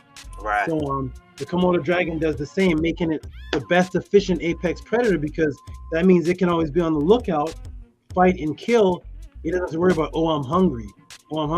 And what else the Komodo dragon does too is it can pre-digest its food from 50 miles away. The Komodo dragon starts to digest its food and break down the foods of the animal by walking up to it and taking a quick bite and leaving it and going on about his day. And it finds the animal days later. It has the tongue splits in two directions, and wherever the animal is, that side moves that way, and it moves the head that way. And they find it, and the animal is already has all the bacteria from it could have walked 50 miles away, and so the Komodo dragon just has to swallow it. That's why you never really see a Komodo dragon fighting hard to kill something. It bites it. Mm-hmm. Yeah, because of the bacteria and the poison in its saliva. So one bite, you're done. And it knows, and the beautiful thing is that it knows it. Right. Who told it? Who told it that who told it about the bacteria in its mouth? It doesn't have venom glands like a snake knows it. Right. But the Komodo dragon evolved it. How did it know that? It's intelligence. It understands. Yes. So when I'm gonna could run. They can actually run too, because I saw a video and those Komodo dragons could run, man. They could run faster than you. And absolutely. As a deer, if you see a Komodo dragon, never run from it. You can't run from it. If you run, it's gonna instinctively chase you, and it can catch you, and it just has to nick your foot. The thing about these large lizards is they're built with every weapon. It can run faster than you. It climbs a tree too, faster than you, and they can swim too. If you're run in the water, it swims like a fish. So you just face it and try to avoid that bite. Yeah. You may put a stick in his mouth, but you try to run. Good night. Run to your car and close the door. I'm gonna take a quick break. What's that? If you could get to your car. Yeah, if you can even get to it. I'm gonna take a quick break. I'm gonna come back in a minute to finish answering this question. So you brothers go ahead and talk. I'll be back, everybody. All right, peace, Abba. Yo, peace, honey. Peace, good brother. All right, leave at the left, heart up my chest. That's official, bro. That's official. Yeah, I'll be running that back like 10 times, man, or more. Yeah, you got some hot tracks, man. I got to give you your respect, for real. Well, thank you, good brother. 2 out to you. Shout out to you for that, man. Yeah, that was a great question. I love questions about animals, right? And the creatures, because I mean they're phenomenal. what they are able to do is fantastic, and and a lot of people think that we're superior to these animals, when in reality this anyone who really understands and recognizes and sees what these animals are capable of doing is we understand and realize that everything we do is because of them. Right. We literally copy what they do. Yeah, exactly. Right. And it's beautiful to really study and go into and to learn these what these animals are capable of doing. And just like when SABA broke down the baboon, the way it sits, and how we sit like in meditation mode. So that all but it all relates into that. Right. Yeah. And it's and I showed in my last presentation, in the beginning was the word, and how we got sonar, from the water creatures, from the dolphins, from the whales, to be able to see with sound is what they do. Right. Kim, to dig, is the ibis bird, digging into the ground, digging, and we just that's why the meta netter is so beautiful, because it's literally nature, and you can look around you and you can see the meta netter when you really study it and you learn it.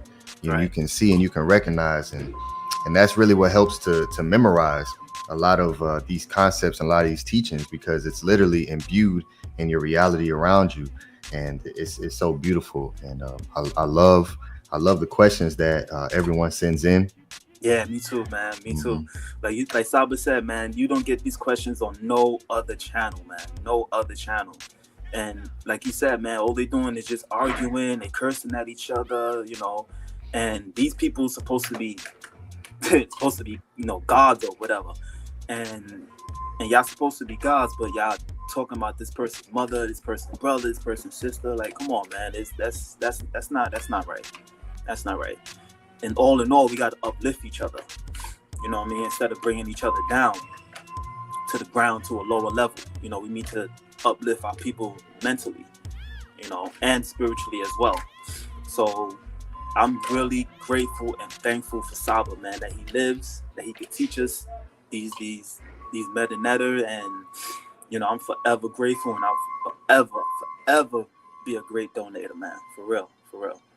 I don't donate to no other channel. All I do is watch. You know, because I don't support the disrespect, man. I don't support that chaos, man. I don't.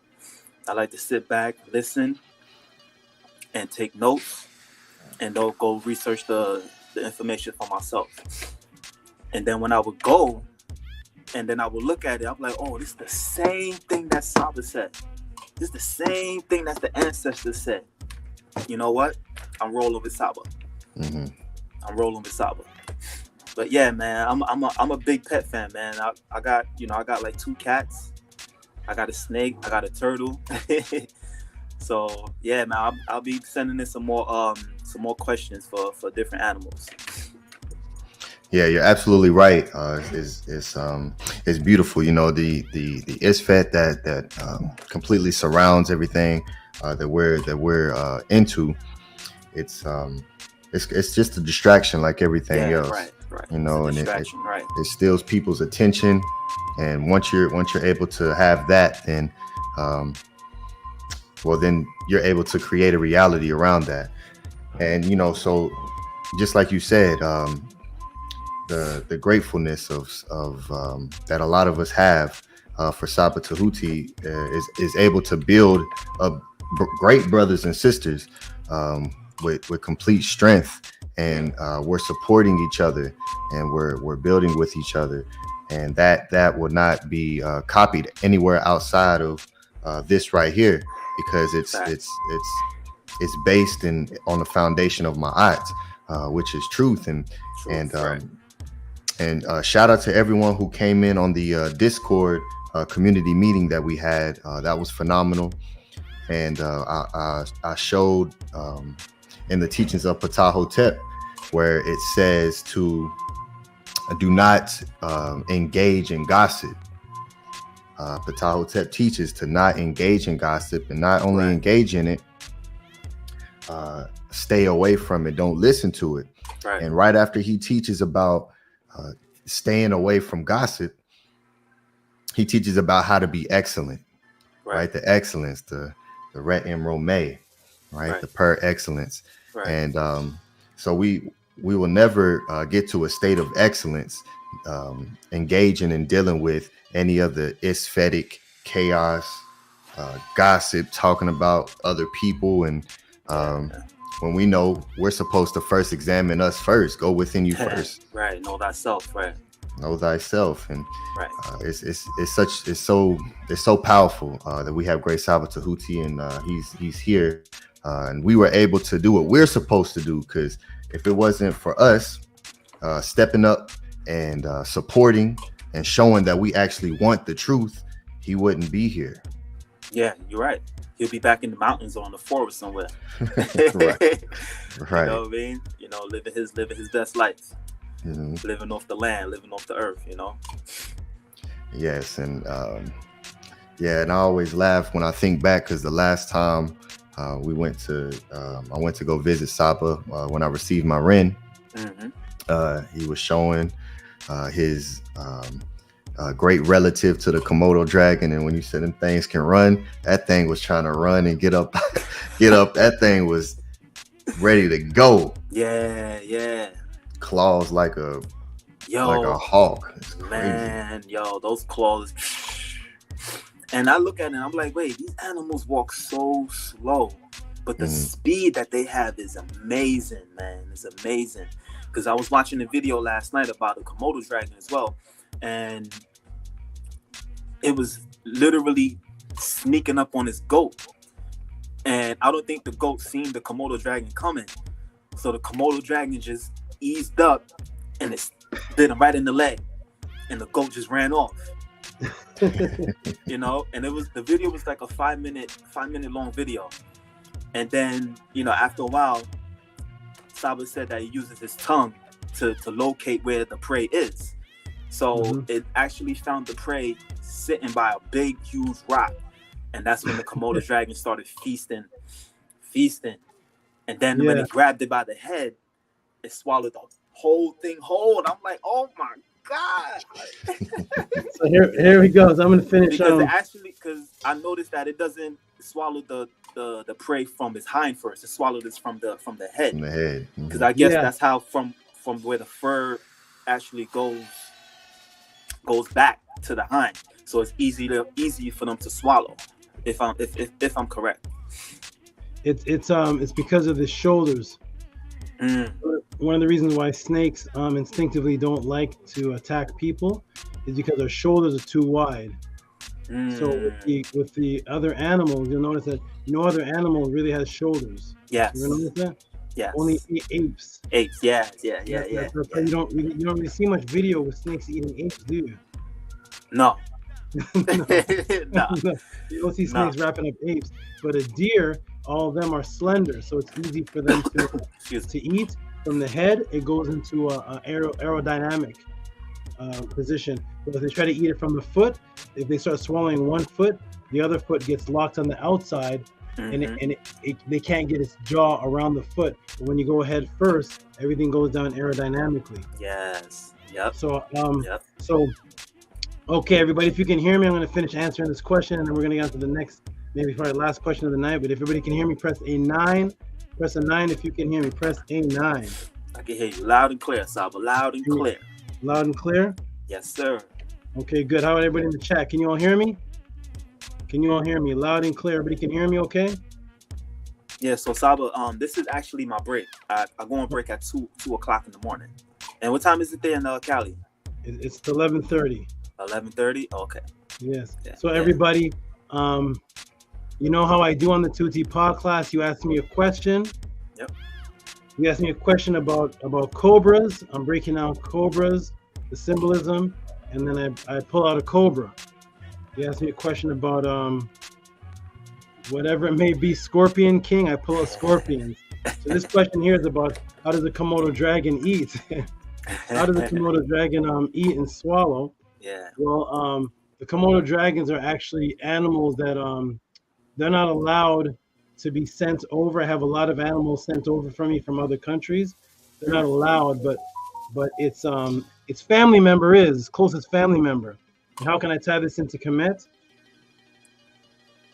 Is its closest family, one of its closest family members is the monitor that's actually from Kemet, not the one that I showed earlier. Remember I said that's Sobek the Younger. I don't know if you remember in the class. Yeah, I remember that class, yes. Okay, yes. So here's Sobek the Elder. Ooh, let's go in the verse of which is gonna look, if I didn't, it's gonna look like a Komodo dragon. So come here, Sobek the Elder. And he's still a little baby, but he's definitely can do some damage. So here's Sobek the Elder. Oh my gosh! Woo! And he's from the Elder. Yeah. Peace. Oh, that's beautiful, man. He is beautiful. He is from Kemet. He's actually from Kemet? Yeah. I have animals. Saba, man, I don't know what to say, man. I'm lost for words, man. You are amazing, man. There's nobody like you, bro, for real. So this is Sobek the Elder, and you see the tongue sticking out? Yes. And yes, he's from Kemet, because this particular species, a lot of them are brought in from the country. They're not actually captive bred. And a lot of people don't have these because this, of all the monitor lizards, this is the one that will tear you up. This is the one that they say you can't hold. Move this over here, so back on. This is the one you can't hold. They tear you up, they scratch you. They're called face biters. These are called face biters. So they're very intelligent. I didn't know that. Wow. The creatures from the Jurassic Park were designed from this. called the Velociraptor, and this is actually the creature that they designed it off of. The Velociraptor, as it doesn't look actually like that, but this is it, the same size, and they're very intelligent, and they plot on you, and they look for your face and just go like this, and then they bite your face. They're nobody. I remember when I was asking people a little while ago, hey, does anybody have a tame one? People were laughing at me in the reptile world. They were laughing at me because you can't hold them. They're crazy. These are the craziest, and they're from Kemet, and they're called the human haters. People call them Satan. These are the one species of large, just like a Komodo. Like if you try to hold a Komodo, it's not that's not going to go well. Right. The Komodo, the Komodo is and this is an ornate blue now. The Komodo gets 10 feet, and this one gets 8. That's the difference. That's about it. So what I'm going to do is I'm going to see if Sobek the Elder can actually demonstrate this ability for Bijan Pharaoh. I don't know if he's hungry right now. We're going to see if he can actually show the crowd and the audience how do you and the Komodos eat without chewing on your food. Okay, let's see if he'll do it. So over here I have a little piece of chicken. I was actually going to bring a live rat in here, but I said that's too expensive. I'll be all over every time we'll be all over the internet. I said, no, I was going to bring a big rat. I was like, oh no, they're going to, what's it called? PETA control's going to come. Let me fix this. Okay, so back. I heard they got some power. I heard they got some power in their tail too when they whip. This tail that you see that he's using to hug me. This is one of his greatest weapons. Right. His weapon is he's not supposed to be hugging me. He's supposed to be whipping my face. It is extremely painful. It is horrible. It is and they don't stop. They whip and they whip you again. And they bite you. They have the ultimate weaponry. So let's see if Sobek, Sobek the Elder, you want to show them how you do it? If you already smell it. Let's see. Here it is right here. Let's see if you I don't know. There's a chicken, man. Smell it. Let's see. I think. He's taking his tongue. Got his tongue out.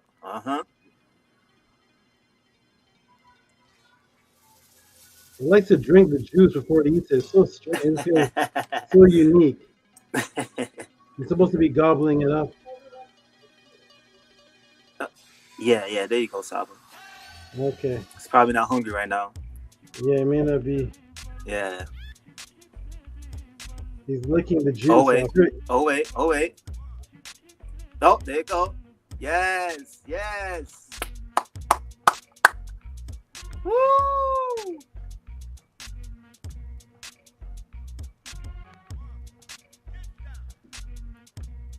There you go. No chewing. Right. Go get it again, Sobek. Go get it again.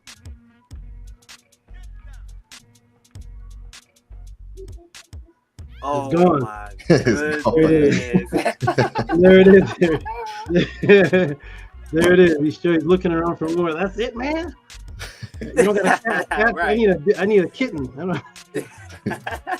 I need a whole turkey. Yeah, so there it is, everybody. That is Sobek the Elder. He's all the way from Kemet. Oh my gosh, man, that was amazing. So I wanted to show you live.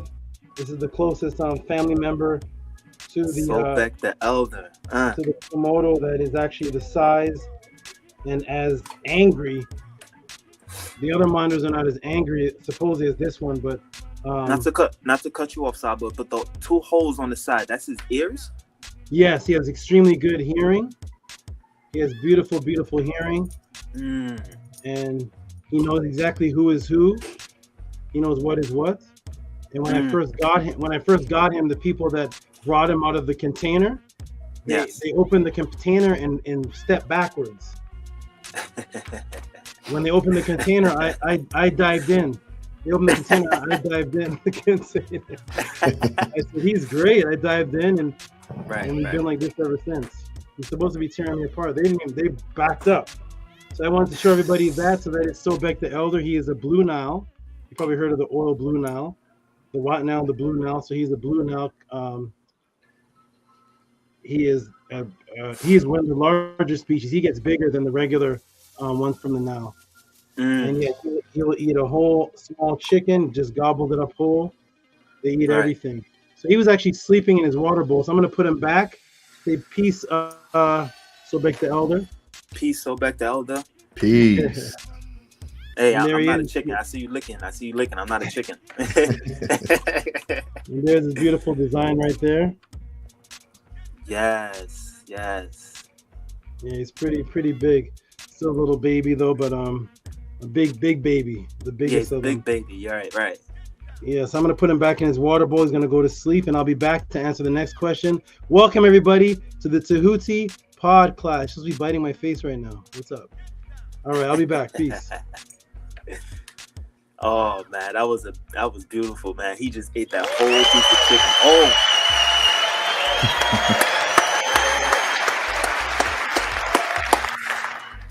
All hail Amun. All hail Amun. Tehuti. Man. Yeah, you ain't gonna get that nowhere else. Make sure you're supporting the great SABA Tehuti. Cash App TT Amun, PayPal Rocky SV. You don't even get that. You don't even see that at the Bronx Zoo. You go to the Bronx Zoo. I look at the animals and they be looking like, I want to get out of here. I don't want to be in captivity. I just want to go in the wild where I'm supposed to be. You know, and actually, in all reality, that's where they're supposed to be, in the wild. But Saba got his animals, and it looked like they are very well trained, man.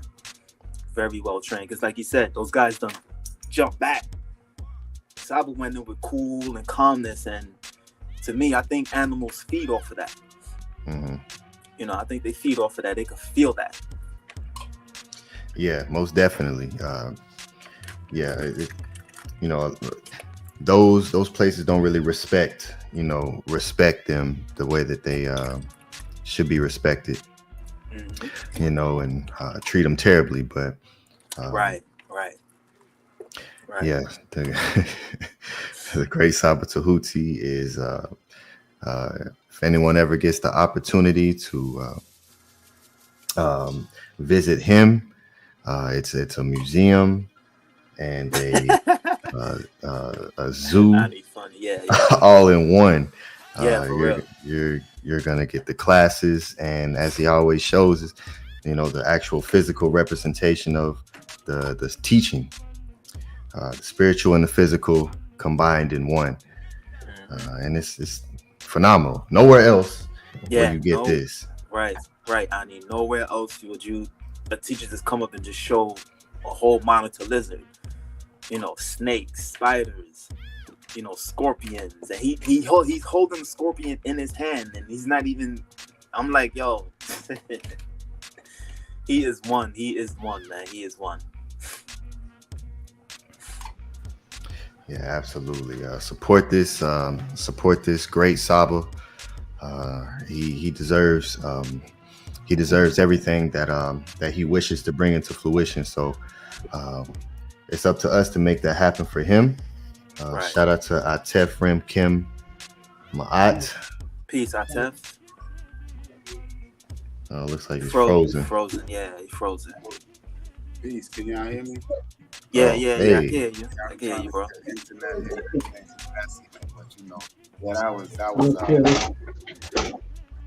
was y'all. Listen, man, y'all know y'all not getting, y'all not seeing it like that. So I caught a little piece of it, man. Listen, that was absolutely beautiful to see that. That was the Discovery Channel. National Geographic, right? I'm telling you, I love the scorpion, man. I love the scorpion too, the circuit. Saba, I love the scorpion. Oh, Saba, one more question. I'm gonna send in another donation, and it's for the it's a bird. It makes all kinds of sounds. Oh, the lyrebird. Send it in, my brother. Send it in. I don't know if you heard of the lyrebird. Send it and I'll surprise you. yes, man. Yo, when I saw that video, this bird could make sounds of a chainsaw. It could make a sound of a car horn. Okay, it can make the Oh sound my of a drill, and I'm like, nah, there's no way. Oh, and how do you feel about Oh, but hold on. Before we Dave? go, one second, my brother.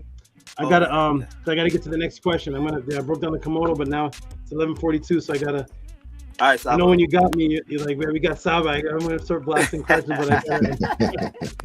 Facts. What Right, about the Saba, bird? What about the lizard? Yeah. Okay. Yeah, I appreciate Thank you, my brother. I appreciate it. And Yes, I will send sir. my You like tip that right one? now. Thank you. You like that one, Atef? That was excellent, Saba. That was beautiful. He was hungry though. Thank you. Did you hear me? Yeah. Yeah, he was hungry, absolutely. We're gonna get into the next question. This may be the last one of the night. I was trying to do the oh man, time is speeding up. I don't know if Sharika is even in the room. Maybe I'll do that one next time. Is time speeding up on us? That's gonna be one I'm gonna answer. I was trying to answer it tonight, but I'm gonna get into the reincarnation one. All right, peace, Ani. Peace, Atef. Peace. Tehuti. I'll still be listening Peace, till the podcast is over while I'm at work, as always. Yes, sir. All right. Peace and love. Peace and love. Peace and love. Love. Okay, everybody, here we go. We're gonna get into the next question of the Tehuti podcast, and after this, brothers, jump in. We're gonna do the last donations after this. This is the question about reincarnation. Oh, stay on so you can give them some noise for this for the donation. It's actually on Primordial Thought. Are you in the room, Primordial Thought? I don't know if Primordial Thought's in the room, but let me go ahead and put this in here. And we're gonna do this last probably last question. I was gonna do is time speeding up on us, but I want to do it when Sherry because in the room. I want to make sure she's okay, and I don't like hearing that she has breathing problems and such. So I'll save that one for next week when she feels a little better. Okay, there we go, everybody. We're gonna put this up. Next question in the room was asked by the brother who was actually just in the room a moment ago. Our last answer. Don't know if he fell asleep. Here he is. His name is Primordial. Come on, Saba. You know we not sleep, man. I've been waiting on you.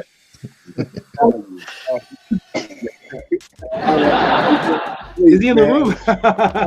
I can't see the room there. Okay, yeah. I don't even know what time it is where I'm at. I know we're an hour behind, an hour ahead, but listen, there's no place I'd rather be than here.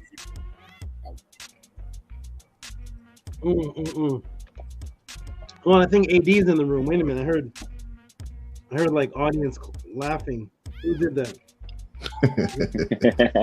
Like an AD killer priest effect. You did that, Scribe? Who did that? Laughing. That was hilarious. Yes. Was like, okay, good. That's playing. When AD does that, that's so good. AD is the best at that, man. I don't know how he has these sound effects ready for the split second something happens. He has the exact sound effect to match the. I don't know. He's masterful with that. That's funny though.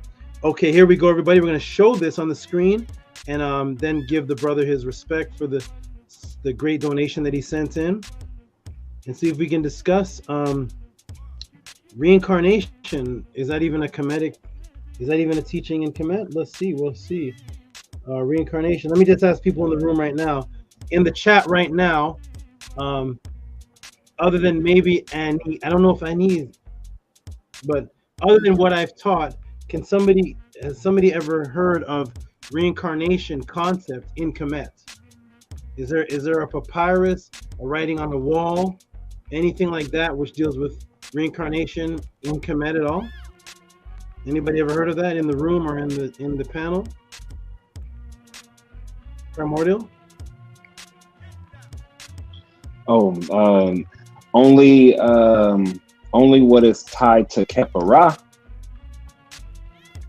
That's like the closest I feel. I feel like that's the closest I've get to reincarnation is the meaning of Khepera. You know, like you reborn again. Okay, very interesting. Okay, that's okay. Okay. Anyone else? Any reference in Kemet to reincarnation? That means that you were that you were here in the physical, died, and then you came back in the physical again. Okay, no problem. Nobody. It's gonna be funny because it's gonna be interesting because the actual Kemetic reference, of that story, I'm not going to teach about it.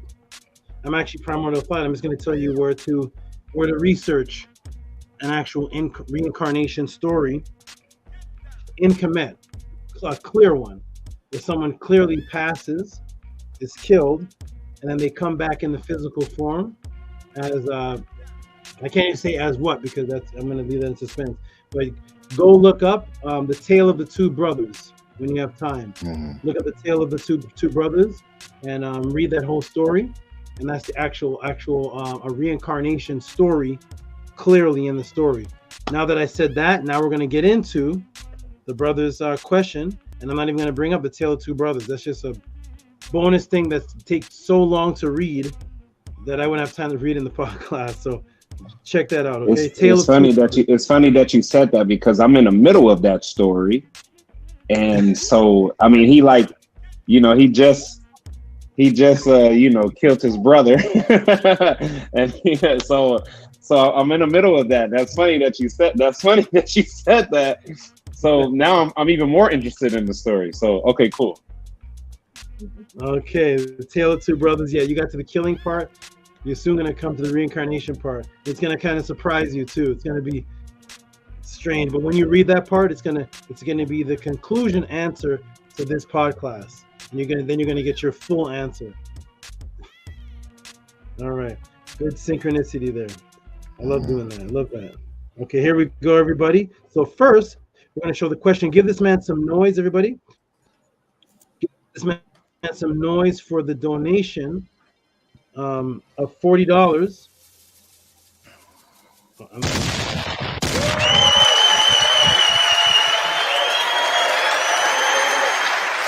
$40 for question in the Gmail, and the question in the Gmail goes as such. And here's the questions. I have to also clarify that everybody, some of these take a little long because it is not one question I get. There's actually questions, so there could be there could be 7 questions in two cash apps. So the questions here put on the screen, and Primordial, can you see that screen, or are you on your cell phone? Oh no, so I'm on my cell phone. The font's way too small. Okay. Okay. Would you like me to read it, Saba? Yeah, thank you, please. Let me save some eye vision. Tua. Nini Uk. All right, from Primordial Thought to Tehuti, it says, Hotep, Saba, Tehuti, Amun, Hotep, Ra. If our Ka is an echo of our Ba, is our family here on earth also our family in the Ba realm? Because we look like our parents, grandparents, etc., which they're just an echo of their Ba. If so, when we reincarnate, do we stay in the same bloodline? Tua. Health and prosperity to you and your family. May your monument be established forever on the foundation of Ma'at. At the Henu Fist. The Henu Fist. Okay. What a question. What a questions. What a series of questions. I'm going to have to kidnap some conscious teachers to do this, I guess. I want to see these. What do I have to do to see these questions being asked to the other people? I really want to see this, because I promise they're going to laugh at you. Reincarnation is just the pseudo, you spooky. Pseudo. They're gonna laugh you out of the room. They're gonna put you big screen they're gonna play the violin music. Oh man. Okay, here we go. Reincarnation. So now let me correct something though for the class. So as I'm answering it doesn't seem confusing. I'm gonna correct the part of this. And he said our Ka is an echo of our Ba. So everybody, just for clarity, Primordial said it the other way around. It's actually the Ba is the echo of the Ka. The Ka is actually the bioenergetic template, and the Ba is the pure etheric energetic double. It is the copy echoed out, and the Ka is a copier. That means it does this shooting out of the copy. And because the ka looks because the ka permeates every aspect of the physical realm, when you look at it, it looks like the physical realm. So that it is called a double, but it actually produces out doubles, triples, quadruples, and whatever word comes after that of multiple bas, and those bas echo out others, and those bas echo out others, and each of them go to a more refined state. So just to clarify, the bas, the ba is the echo out of the ka. So now that we know that, let me go ahead and get to this answer. Welcome everybody to the Tehuti podcast. Here we go, brothers. You can jump back in the chat so I can get the full screen. And here we go. Peace and love to Atep and Primordial and Anipata Aten Tehuti. Peace and love. Shout out to the Carolina Mencinas that maybe sleep in the background, and Atep's maybe sleep, and all the people that are with these brothers that are so dedicated, that are sleeping or somewhere in the background. These brothers are serious. Watch the podcast tomorrow. Okay. All right. Here we go, everybody. You ready? Let's go. We're going to get into this question. Press a 9 if you can see me. Press a 9 if you can see me and hear me. Here we go. Let's break it down. Welcome to Tehuti podcast. Here we are. Press 9 if you can see me and hear me clearly. We're about to get into this very last question of the night. Reincarnation, is it anything even mentioned in Kemet? Is it reincarnate? Does it have to be in the same family line? First law of thermodynamics, energy never dies. That's right. That's true. And it's a law that atheists believe in, which is very interesting. They just don't think that it's conscious. But here we go, everybody. Ready? Let's get into the answer of this question. Here we go. Are you ready? Here we go. Boom. Let me go ahead and get this off the screen. This off the screen. Okay, here we go. All right. Another wonderful question arises here at the Tehuti podcast. Another wonderful question arises here at the Tehuti podcast.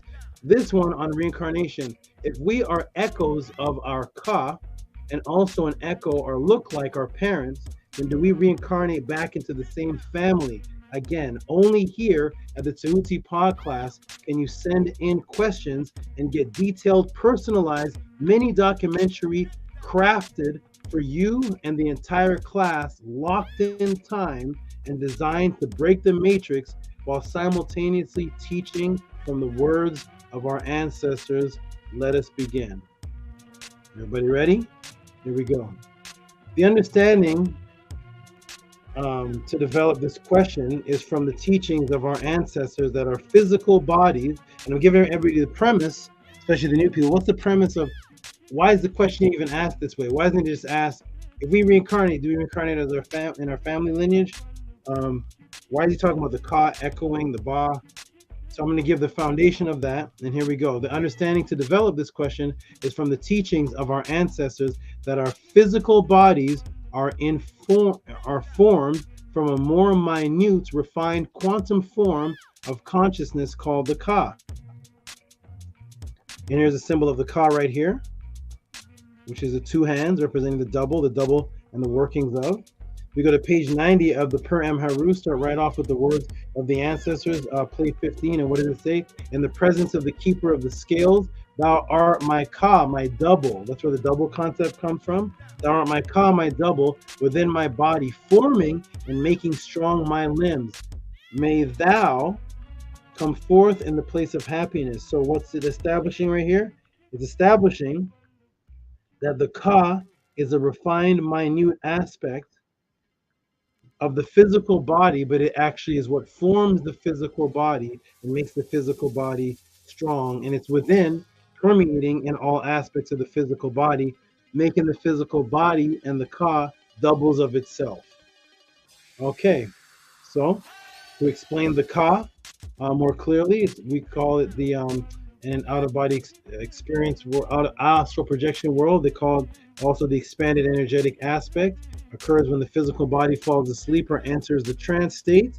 The substance of the pure energetic aspect of the etheric body becomes energetically excited and begins to expand outward. This allows the pure energetic aspects of the etheric body to function independently from the physical body without disturbing it while it sleeps. Holding the mind awake during the trance state creates a wide range of energetic conflicts. These conflicts can cause some very peculiar sensations, such as the feeling of expansion, often perceived as a sensation of shrinking or falling inward. The degree of the etheric body expansion possibly depends greatly on the level of sleep or the trance attained. So this is the aspect of what an out of body would look like, which is the ka echoing the ba and the ba echoing other bas, consistently going upwards in more refined state, and each ba is of its own vibration, so it can exist on the plane that matches its vibration. Then to go into a higher refined state, it echoes out another ba, and to go to a higher another refined state, it echoes out another one. And so in Kemet, we call this the Satut, which in the Perm Haru was walking out of the body. And the beautiful thing about the Medu Neter and the Kemetians is that we understood as the followers of Ma'at, that to walk out of the body was to echo the body. And that's when you look at the word Satut, which is walking out of the body, it's also the word for to make a copy or an image of. It is the bioenergetic template, making a copy and projecting or expanding the pure energetic etheric double, and that is the copy. And that's why the word for out of body projection or leaving the body in Kemet was the same word for copying or making an image of something, and thus that takes us back to why in page 90 on plate 15, why the ka is called the double. It literally makes doubles and it looks like the physical body. As a matter of fact, I said this on many different occasions. At the University of California, they cut a part of a leaf off and saw what they labeled as a phantom effect. The shape of the leaves, ka, was still there after the physical was removed. And here's the image I always show. I'm going to show another clearer image, an even better image. This image is a little blurry. I'm going to show a better image. So when they cut the physical aspects, because the conscious light energy permeates all things and actually creates all of its doubles in the physical realm, scientists have found out that even if you cut off the physical, the ka energy that creates it is still there, and you can't cut that part.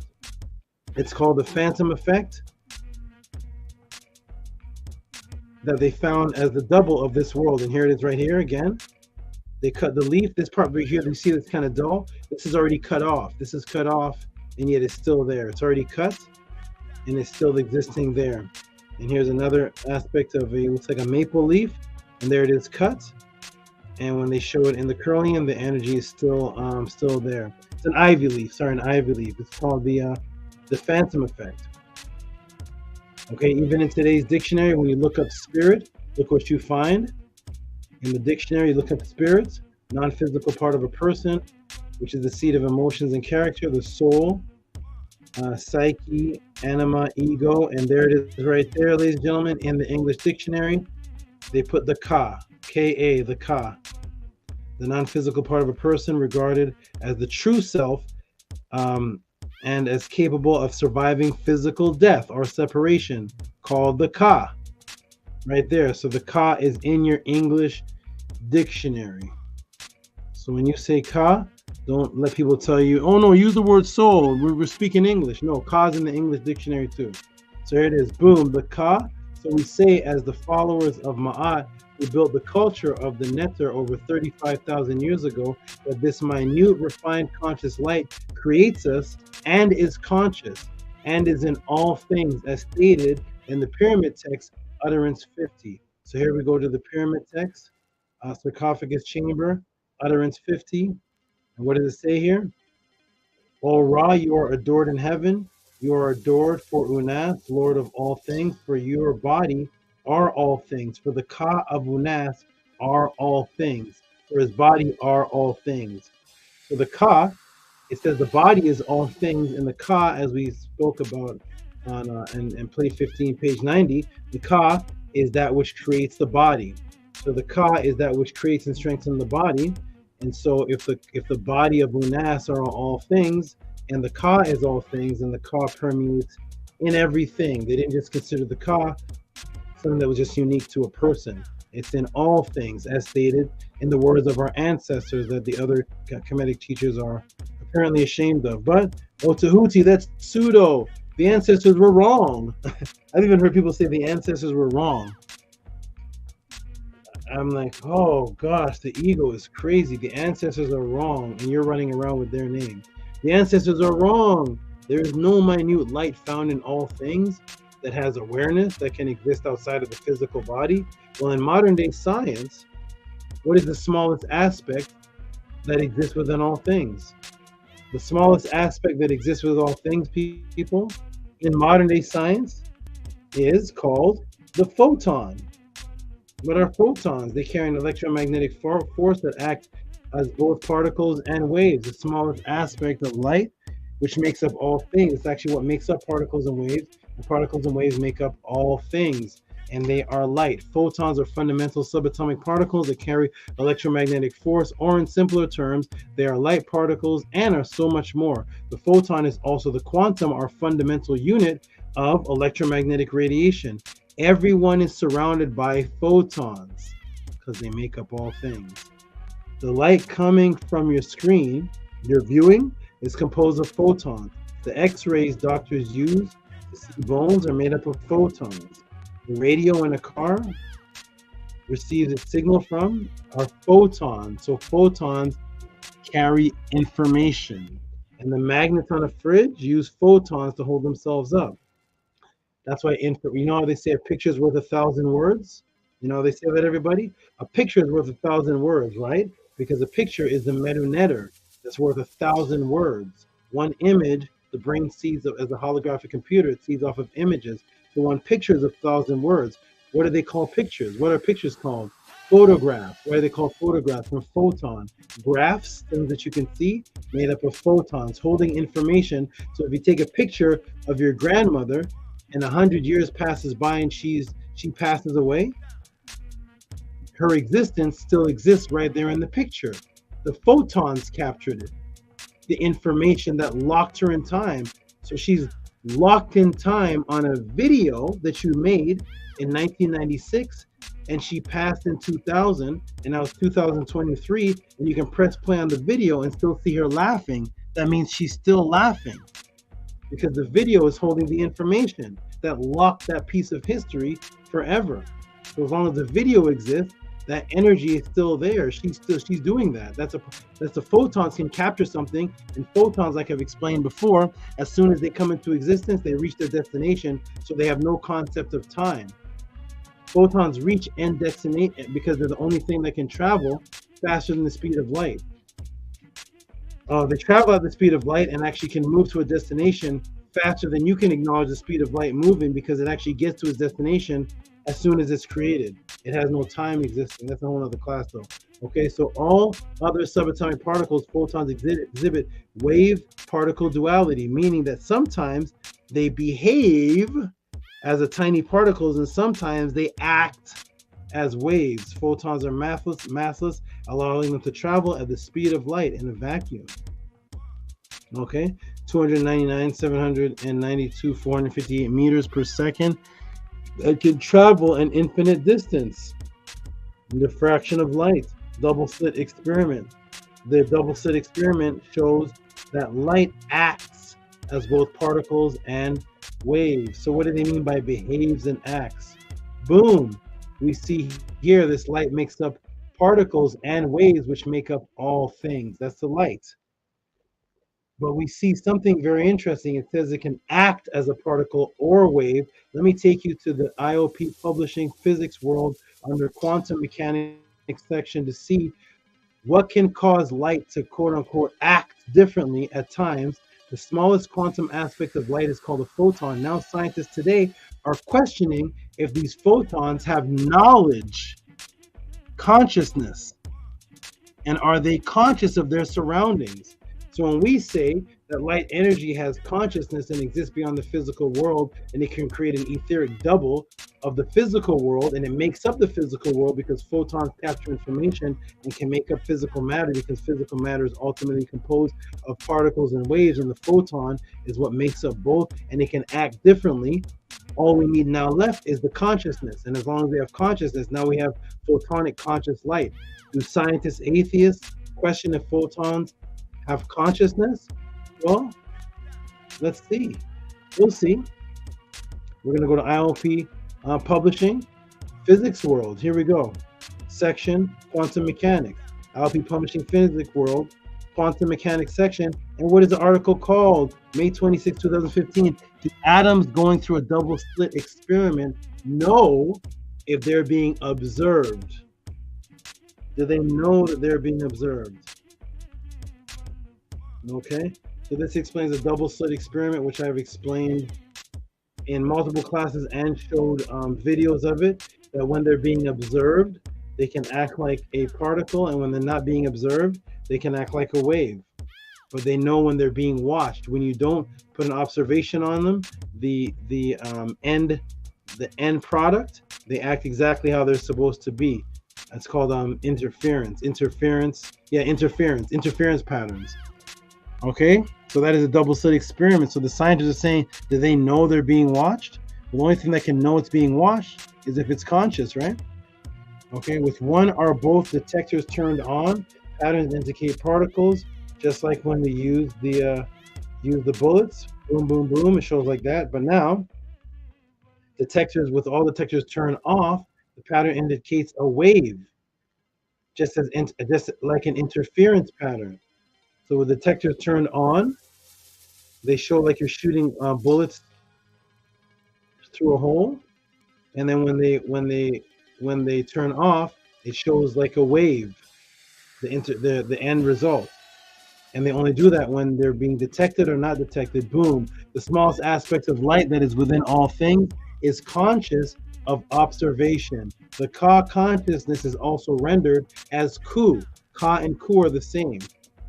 Okay, Ka is the etheric double, Ku is the consciousness that is within it.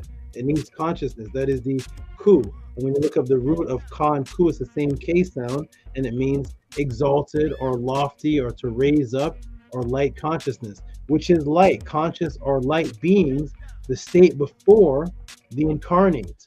So before the state of the incarnate, we have the word Ku, and we see here Ku is our souls before they incarnate. It's also intelligence, Ku, and it's also light.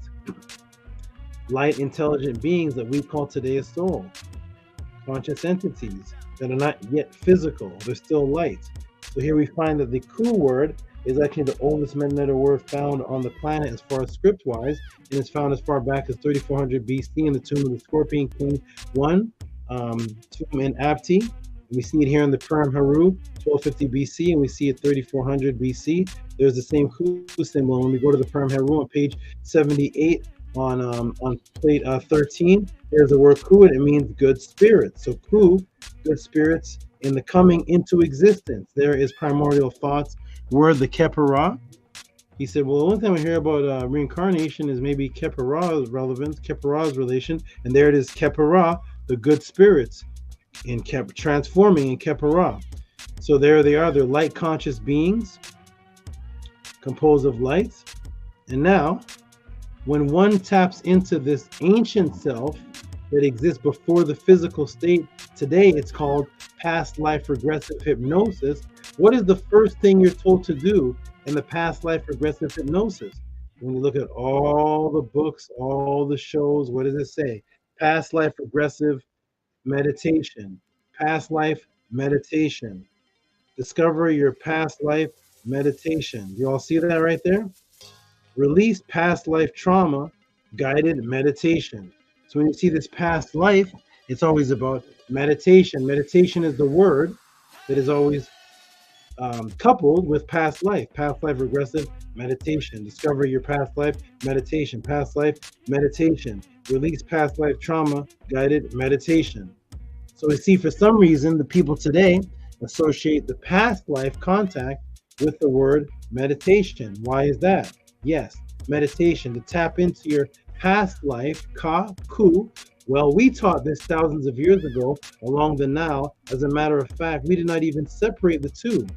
The quote-unquote meditation was the ancient self that could be tapped into through the mental plane and inner thought. How do we know that? We go to the word Ka or Kai, which is the same as Ka, and it is to think, meditation. So the same word for your inner ancient self literally is the same word for your consciousness and the word for meditation.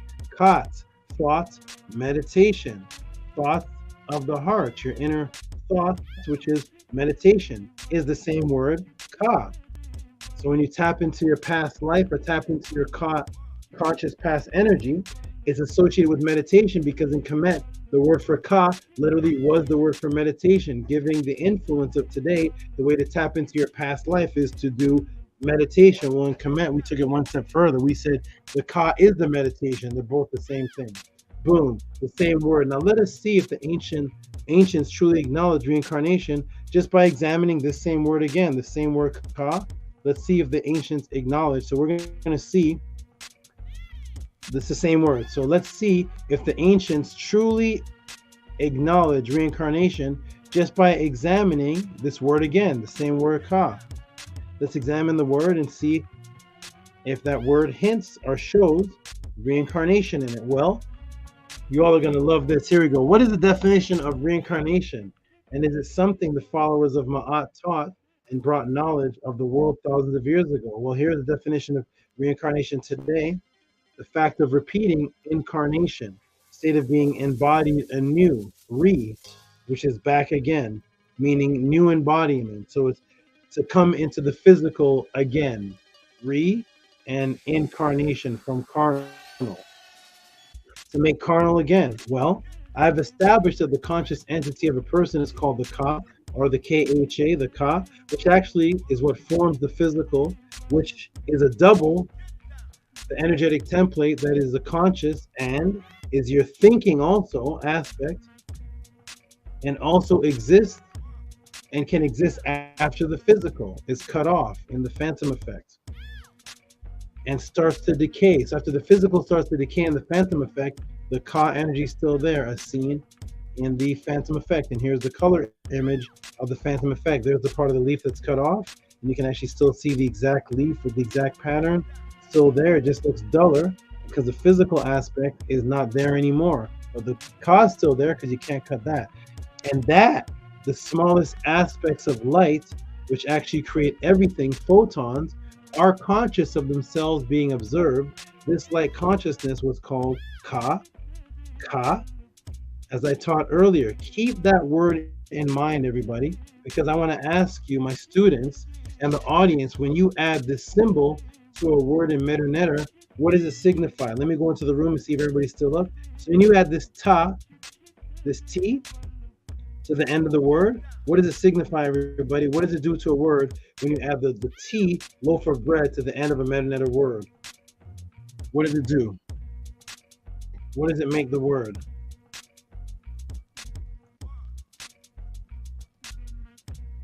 What does it do? Anybody still here in the class? Anybody here? Okay, I'll go ahead and answer because there may be a lag. What does it do? Hold on a second. You're out of there now. I gotta fix something.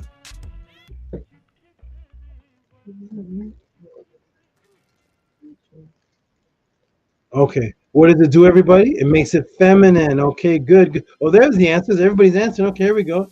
Here we go. I like Serena said the self-watching, the self and the self-watching in the other. Okay, so feminine, it makes it feminine, right? Feminine. Okay, good. Maharu, feminine, makes it feminine. Wonderful. I'm going to teach you something that's never been taught before. As usual, I'm going to tell you something else it does. Does it really just make a word feminine? Oh, there's Sheshayat. Peace, Sheshayat. Does it really just make a word feminine? Sheshayat, but feminine twice. Feminine twice. Okay. All right, everybody. Does it just make a word feminine? Welcome to Tehuti Pod class, because I'm going to take it to another level. Here we go. Ready?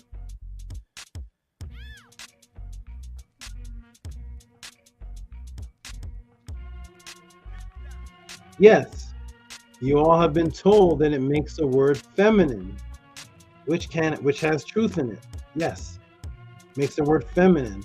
It is actually also that which has been conceived or birthed. You may say, Tehuti, my past teachers and studies never taught me that. Yes, I know. let's take the name Heru, that is masculine, as they say, and Aset became Het Heru because she het Hao Teru. Notice there is no T at the end of her name when it's Het Heru, right? Notice there's no T there because it stays masculine, right? Because the Heru that it's talking about is masculine. So even though the name is the name of a woman, Het Heru, but the Heru stays as Heru because the child, we're taught, is a male. So she doesn't have a T at the end of Het Heru. So not all the females' names have T at the end of it. Well, how about now? Let's go to Perm Heru, chapter 82. Let me show you something brand new. Ku, glorious, Ankh. I live in the mental and the memory power, Sekhem. Obtain power from the bread. I obtain power as I eat it beneath the foliage of the tree of Het Heru with a T at the end. Het hurt. You see that? You've never heard, I don't know if you've ever heard anybody call Hathor or Het Heru Het hurt. There's a T at the end of this one. Het hurt, my lady. Now the Heru has a T at the end. Het hurt. My lady, I make offering. Interesting. Well, what is Tehuti getting at? Well, do the followers of Ma'at, our ancestors, teach that the physical birth and body here was the first time here? Or is it a reincarnation? Let me show you.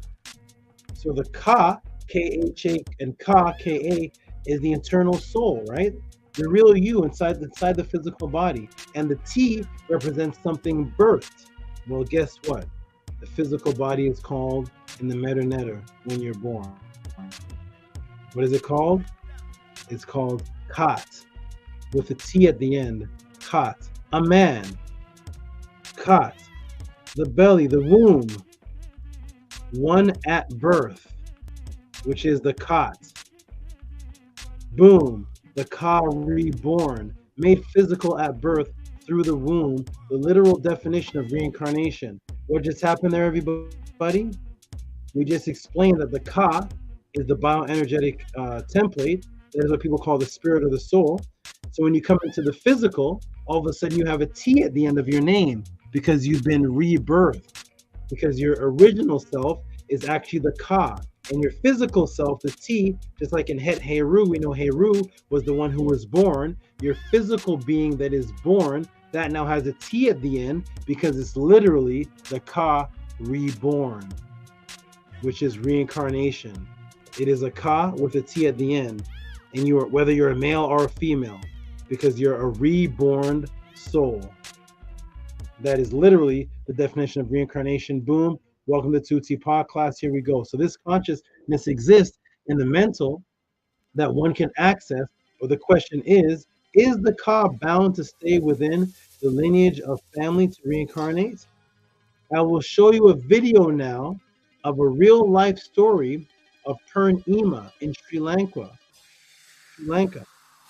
For that, we will go to Sri Lanka in a case study done by the University of Iceland by Dr. Orlendor Haraldson. So I'm going to go ahead and put a video on and let you see this short video. It's a couple of minutes and it's going to tell you the story of Purnima.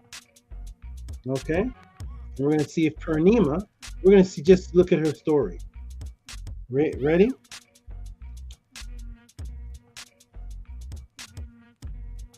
I'll put that on for you. I'll turn the music down a little bit.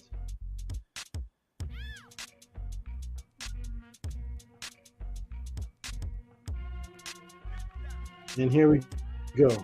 Ready? Let me turn this music down.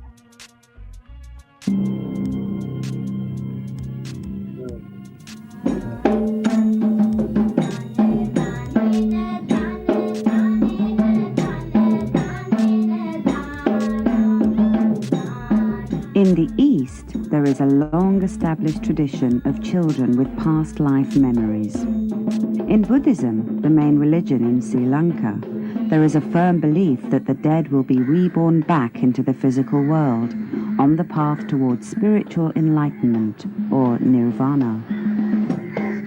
This is a culture where reincarnation isn't a hope, but an expectation. Dr. Erlander Haraldsson has investigated over 60 cases in Sri Lanka. He has found that compared to the West, children here recall specific details, which makes it easier to discover the identity of the person the child claims to have been before. Dr. Haraldsson considers the case of Purnima to be one of his strongest. I came to know the case of Purnima in 1996. And I published it, in January 2000. So we studied it for some, well, we can say like for 3 years. Dr. Haraldsson and his interpreter have visited Purnima's family many times to investigate her story. They live in a small town called Bakamuna in the central province. Her father is the head teacher of a local school. All her family are practicing Buddhists. When Purnima was about school age, she asked me if I wanted to know where her mother and father were from. I thought she meant me and my husband, so I ignored her. Then she said her other parents were living in Kalania, about 140 miles away from here. She went on talking about her previous life. She talked about a fragrance, a sweet smell. Anything she made at home, food or clothes, she said, I want to take it to my mother. Purnima was 3 years old when she started talking about her past life, but what's unusual is that now, age 12, she still has the same memories. I was a man before. My real name is Jinadasa. I was called Jinasena, but they call me Jinadasa. I had a sister and younger brothers. What I did in those days was to manufacture incense sticks and then distribute them to shops. We had vehicles, but mostly I went on push bike. I spent a lot of time travelling from place to place. As a small child, Purnima could describe not just the way she used to make incense, but the names of the brands she sold, Ambika and Getapicha. Her parents were baffled.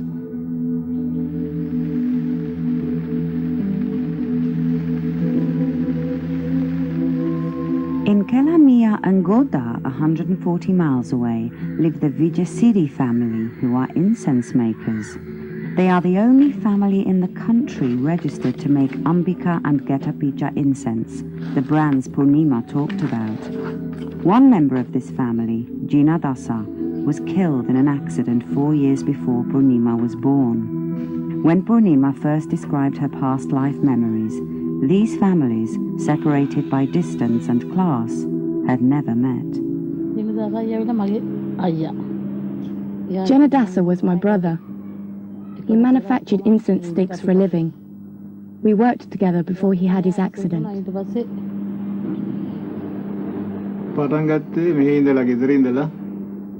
That day, Jinadasa and I, we started together from Galvani Junction and separated at Wellimpicha.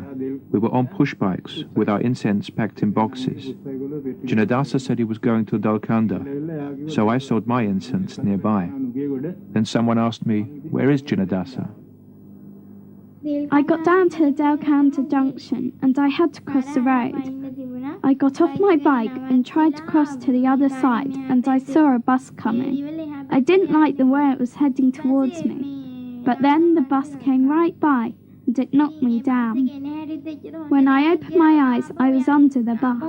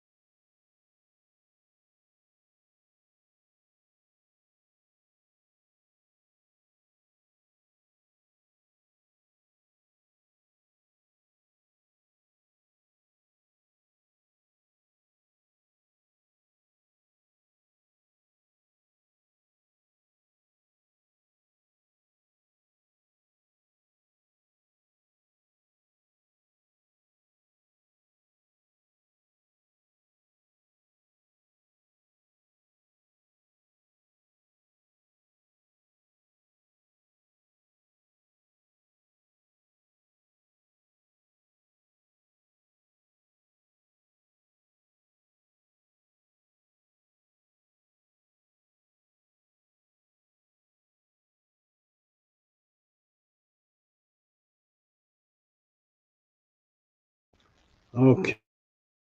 Okay. There we go. Everybody saw that clearly, and move this light back over. Okay, that's the case of Pernuma. Pernima, sorry. And then remove this from the screen. Okay, so as we can see, she came back, different gender, different family, and the stories completely matched. It became one of the most amazing stories. But we see that her return in consciousness was not limited by gender or limited to family lineage. Okay, one moment, everybody, hold on.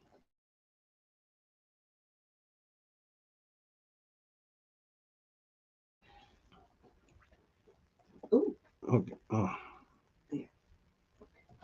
Okay.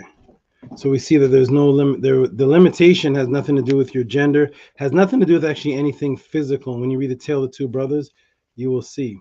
All right, press 9 if you can hear me clear. Press 9 if you can hear me clear, please. 999 if you can hear me clear.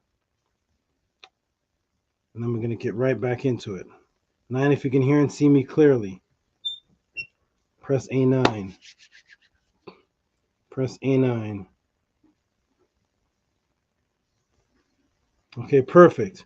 All right, wonderful. Let me go ahead and put the background back. Let's get into it, everybody. Welcome back to the Tehuti podcast. Let's go ahead and continue the answer of this question. Boom, boom, boom, and boom. Okay, so that was a study done, case study done. University of Iceland of Pernima by Dr. Orlandor, if you want to go research that case.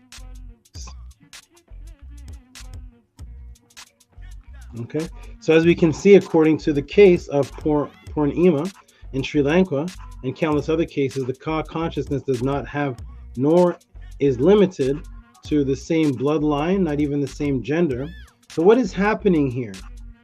Part of the understanding of this phenomenon is understanding that there's an electromagnetic field of consciousness that your physical brain can tap into, where thoughts, activity can reach the brain and can be given off by the brain within the partition that does not have to physically touch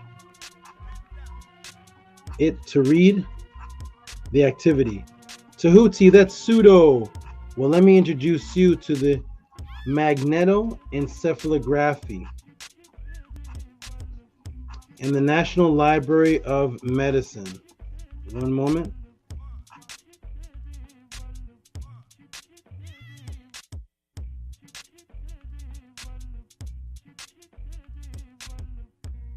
Okay. Oh, get back to the screen share. Here we go. All right, so we're going to go to the magnetoencephalography in the National Library of Medicine, and let's see what it says. Here we are right over here. National Library of Medicine, PUM Central, magnetoencephalography, basic principles. Interesting, the article writer is Sanjay P. Singh. Interesting. Okay.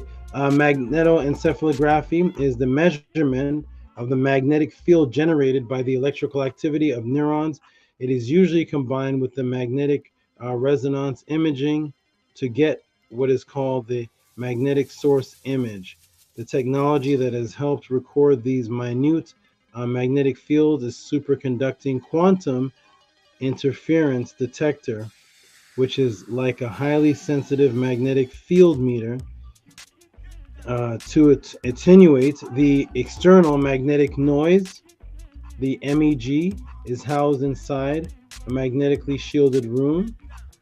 The actual sensors recording the magnetic field are magnetometers and or gradiometers. The MEG fields pass through the head without any distortion. This is a significant advantage of the MEG over the regular electroencephalography.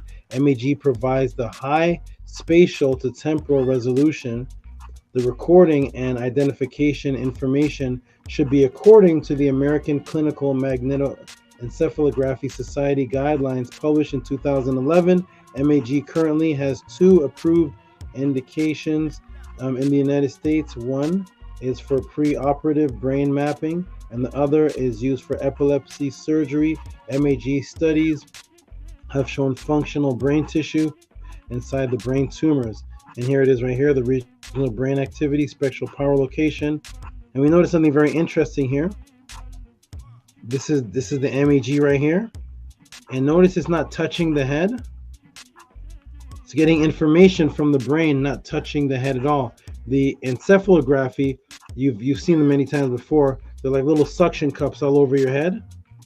Now this one, it is important to understand the difference between neuropsychology tools. We find neuropsychology tools we know from novel neurophysiological tools. We know from novel neurophysiological tools we're trying to learn about. The first obvious difference is that the EEG records electrical activity and the MEG records magnetic activity of the brain.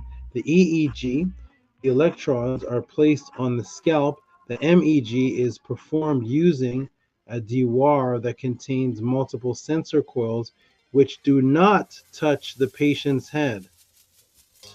MEG primarily detects magnetic fields induced by intracellular currents, whereas scalp EEG is sensitive to electrical fields generated by extracellular currents. And this does not touch your head whatsoever. There's no physical touch. It is picking up something to be able to do a reading without any physical touching. Okay, so the reality of what's actually happening is you are a quadrupolar magnet antenna that gives off and picks up cool consciousness, which stores information from light entities that are not physical, of which you were one of at one time, because the accumulation of this quote-unquote past consciousness is now what makes up what you feel is your identity. Once you merge with that story, then you can say it is a part of you, thus it is your quote-unquote past life. This is all based off of frequency similarity, which draws particular consciousness. This is why people can have quote-unquote split personalities, schizophrenic identity, where one character actually doesn't know the other or correlate with the other within the same person. Your antenna just switched channels. To word this in a more comprehensible way, in other words, channel 2 doesn't know what is going on channel 7, even though they're in the same TV. They switch channels, and the consciousness comes through, and each channel doesn't know what's going on in the other. Neither does the TV know, because the TV just has the antenna, which you are picking up the different frequencies and channels, because their frequencies are similar to what you were when you were born. Because of familiar frequency, the new physical antenna, which is you, magnetically attracts the former Ba and consciousness to continue its past before you were even born, or better said, in the laws of Ma'at of Merikare, he has Ka in his name, Merikare of 2075 BC, yes, 4,100 years before us. What does it state? It states here the instructions addressed to King Merikare. The text is preserved in 3 fragmentary papyri, which only partly complement each other. They are the papyri Leningrad II 6a, dating from the second half of the 18th dynasty, P. Moscow 4658, from the very end of the 18th dynasty, and P. Carlsberg 6. And it goes on, it says, one should revere the netter on his path, made of costly stone, fashioned of bronze. The watercourse is replaced by a watercourse, so no river allows itself to be concealed. It breaks the channel in which it was hidden. So also the Ba goes to the place that it knows or is familiar with, and strays not from its former path. The Ba, before it entered you or before you became in tune with that frequency, already had a former path. It breaks the channel from which it was hidden, so the Ba goes to the frequency that it's familiar with and continues that former path through your physical body, which is the antenna. Boom, the Ba comes back to what it is familiar with to continue its former path after it breaks the channel in which it was hidden, in the hidden form. Then it goes through you. Consciously, okay, this path is the will or journey of the former existence. If needed, consciously reincarnates back to Earth to continue the former path. To continue.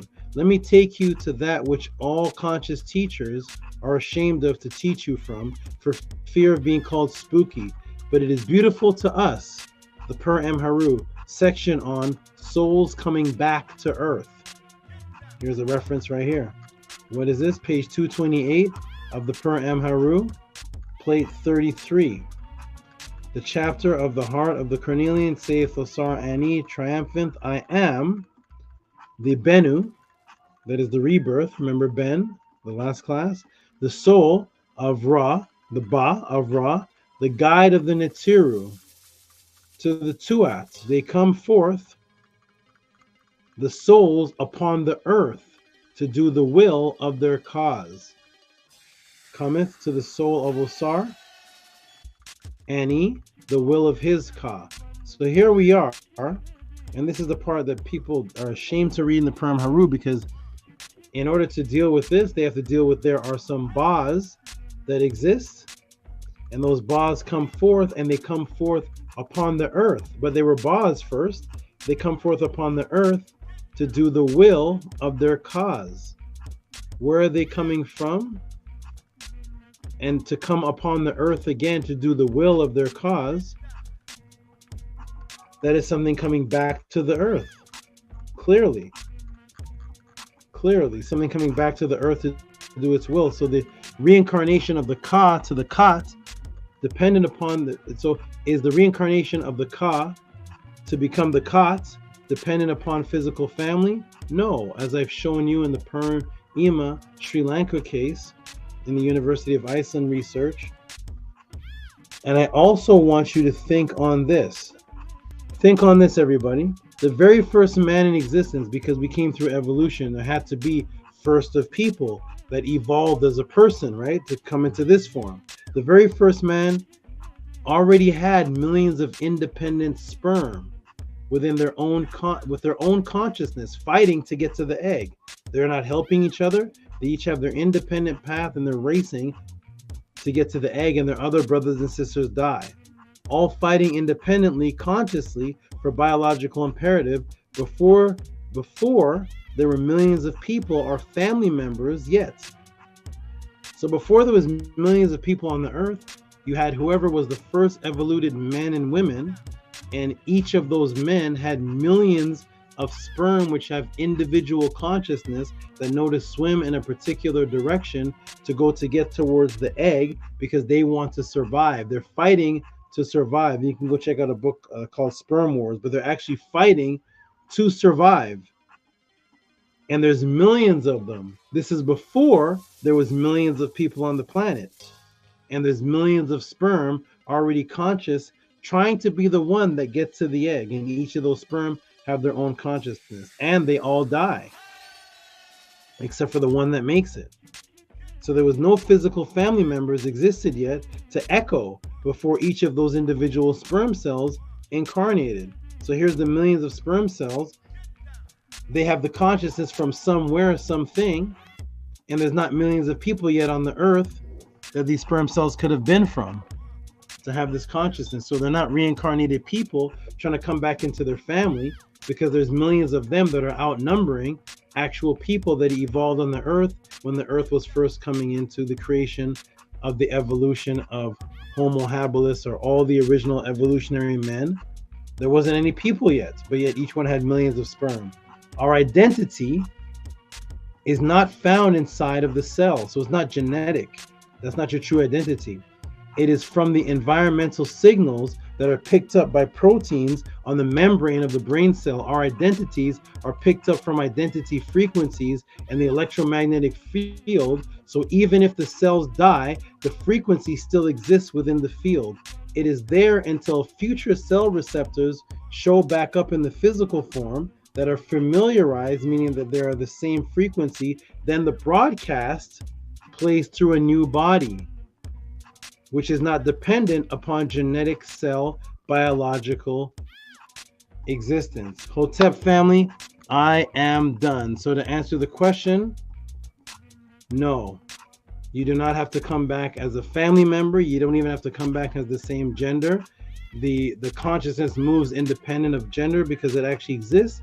Before there was evolutionary men to have families, these orbs and these energetic pathways already existed by the uncountable millions, and each person that was born was a reincarnation of something before they even had a physical family, coming from another family that existed before the physical, or another group of consciousness that existed before the physical. So you could come back as a man, you could come as a woman, you could come as an animal. You take on the form of the path that you were on, that the Ka desires. It doesn't break from its path, as it says. From its former path, it finds that which it is familiar with, and then comes through that. And that could be a man, it could be a woman, it could be an animal, because the Kas are not limited to the physical world. They're actually that which creates the physical world, and they existed before there was physical beings that died first to reincarnate, to create families. Boom, I am done. That is the answer, my good brother. Let me go ahead and check the chat. Welcome to the Tehuti Pod class.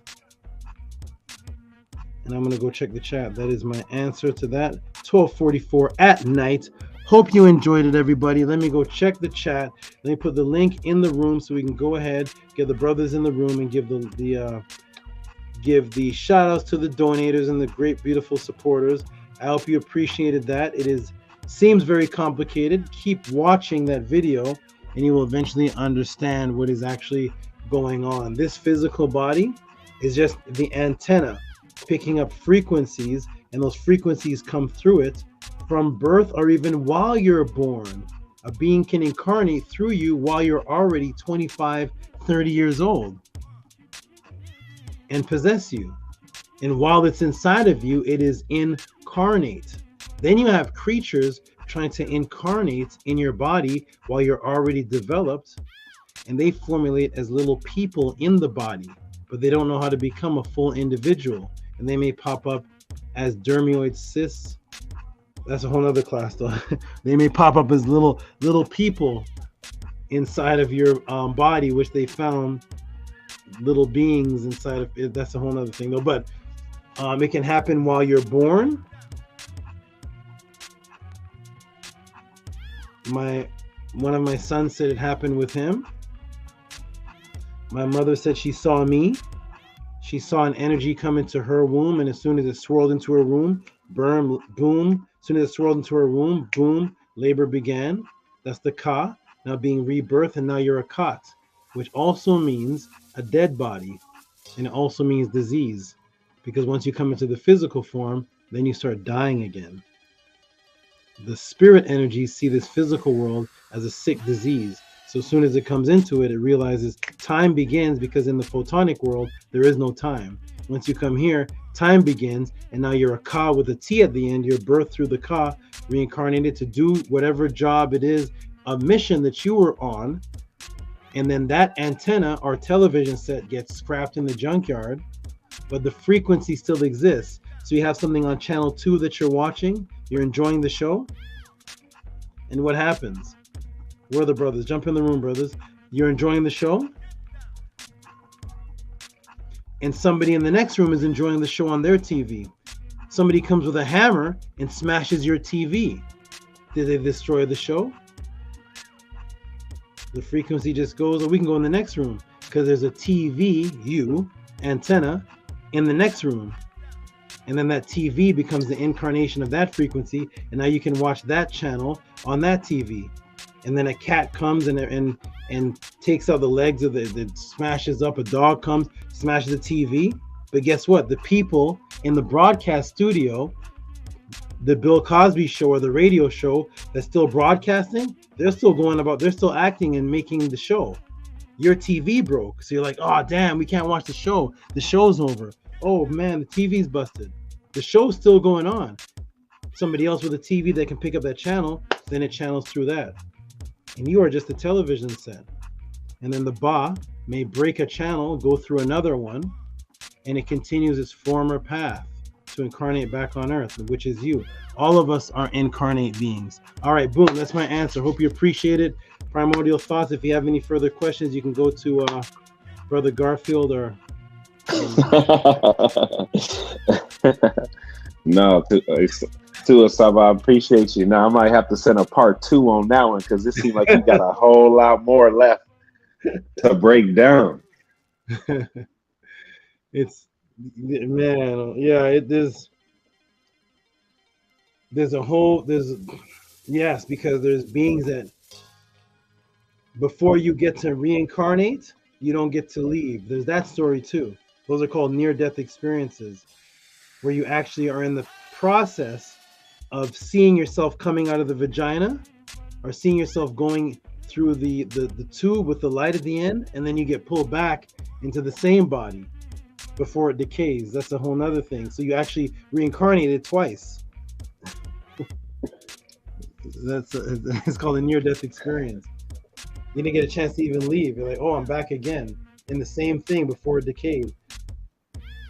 That person that goes through that has a better opportunity in this world than the regular person, because that person knows that death is real.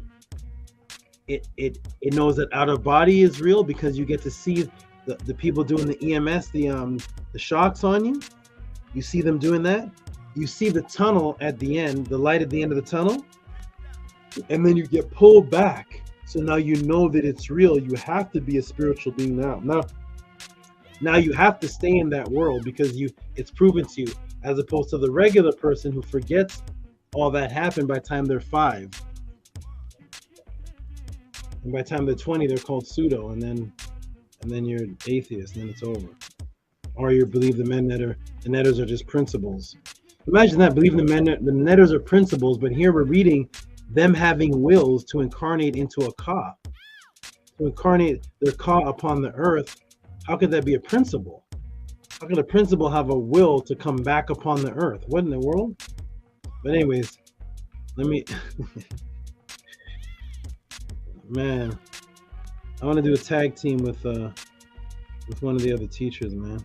I used to do tag team raps and tag team teachings, but I would have to tell the person to go first. It was horrible.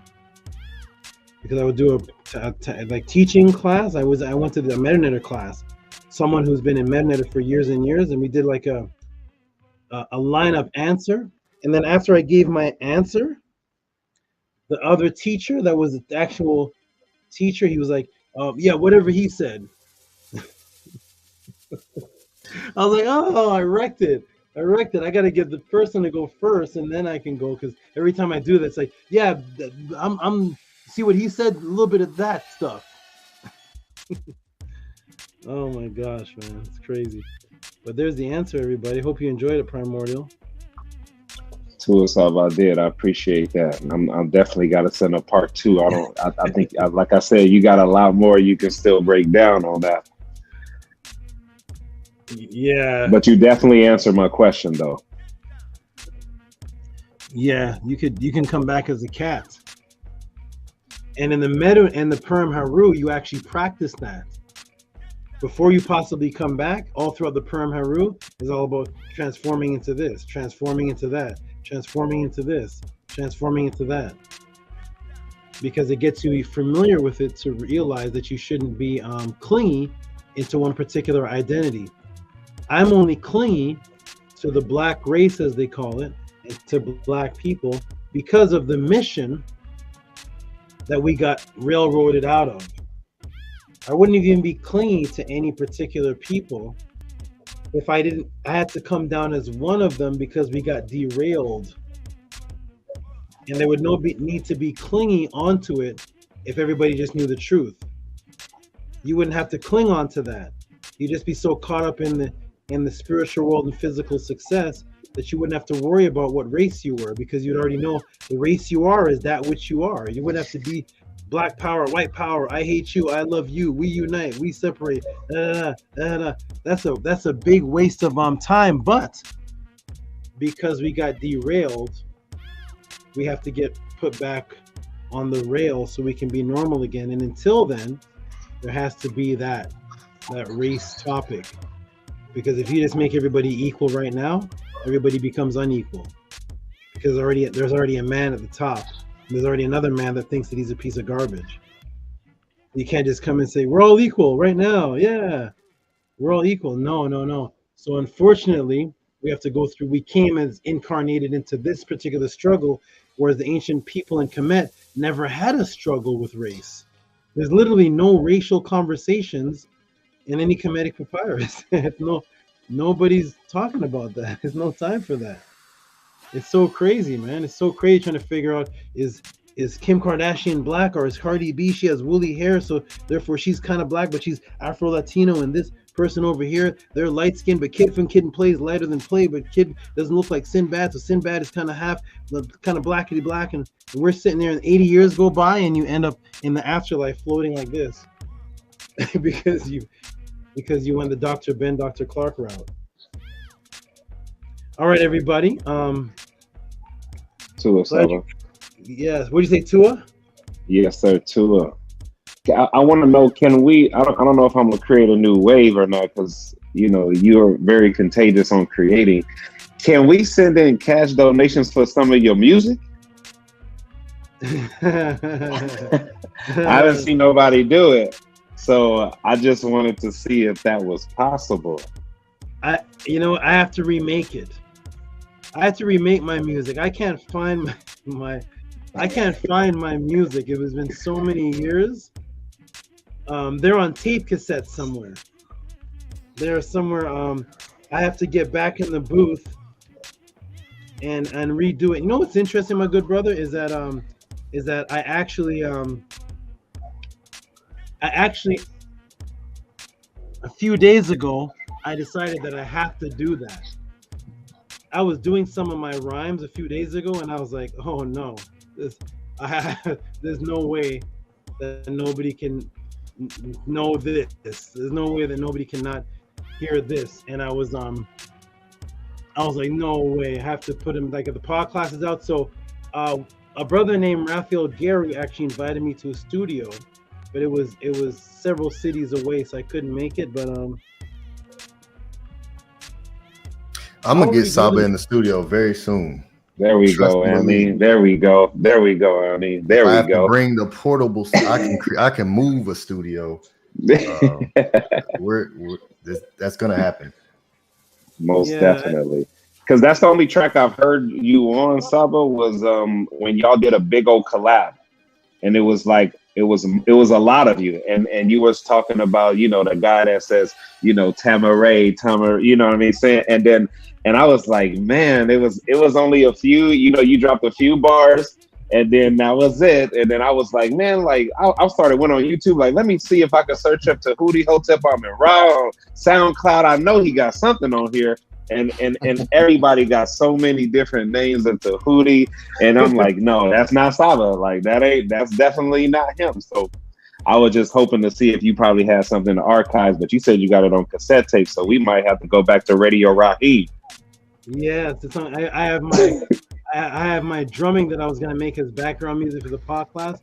I have a whole set of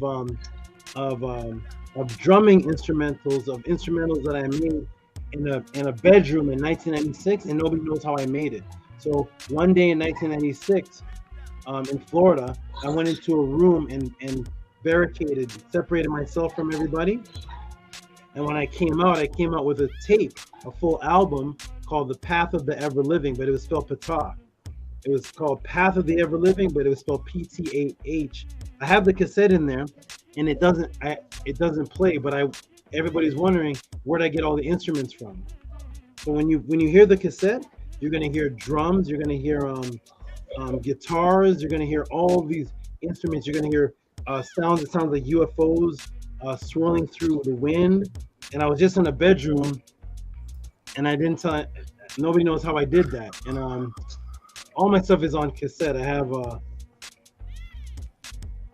99 Aulas, all type of tracks, and I did a couple of them a few days ago, and I was like, wow, hey, this is different. Every word is rhyming.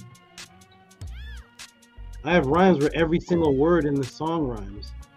Every word in the sentence rhymes, and I was like, oh, this, I got to do this. So yeah, I'll go in the studio and make it. I was doing this one called Pair of Wifeys, and every word rhymed. I was like, all you rap about is cars, holes, pairs of Nikes. At home is a pair of wifeys. With tones in the ears, they might sleep. Zone in a chair while I speak. Showing them where the Christ be. Stolen from Aquarian Pisces. They clone Marion from Ices. That's shown with Clarence Zyges. So it's like the whole sentence rhyme. I was like, oh, people need to hear this, because I don't think when people rap to me, it doesn't sound good. So I need to up the bar again. Yes, sir. Salute to you, Sal. I appreciate it. You're welcome. Okay, let's do some of the donations here so I can get to sleep. I'm glad Jody's playing music. I hope you all enjoyed the answer there. Reincarnation, let's go ahead and get into some of the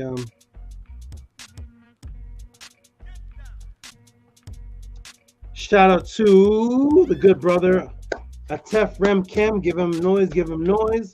Atef Rem Kem. 2023, Mr. Chill.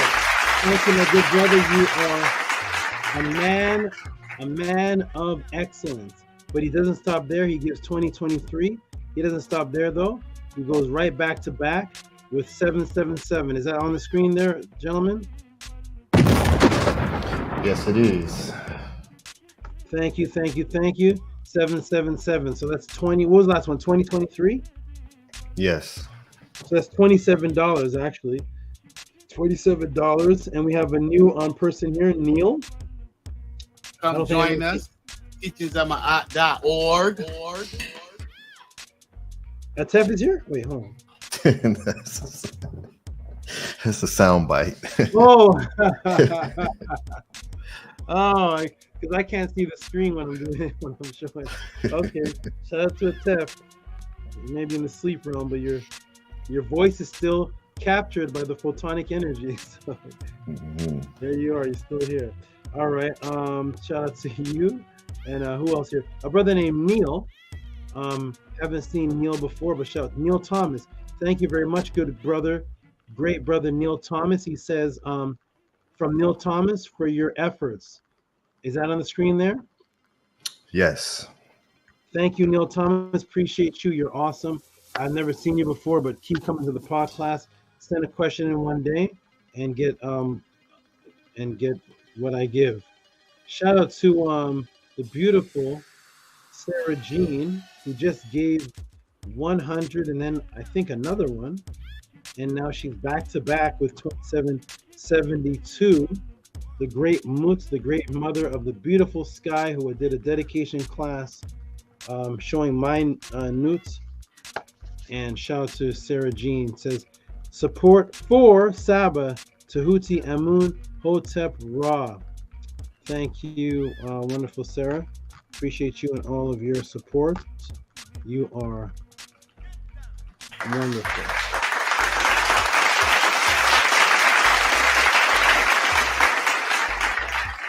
Oh, nice. That's still on the screen, right? Yes. Okay, thank you. Thank you. So, yeah, thank you for giving her the hand claps and everything. 2772. It's called a paranome. It's when two things are reversed. 2772. All right. Thank you, my good lady, Sarah the supporter. And on to the great supporter who always supports every single pod class with usually the exact same amount, which is 2772 again. And that is to 2772, the best pod class. Hail to Tehuti and Ahati and crew. Shout out to you on Haithi.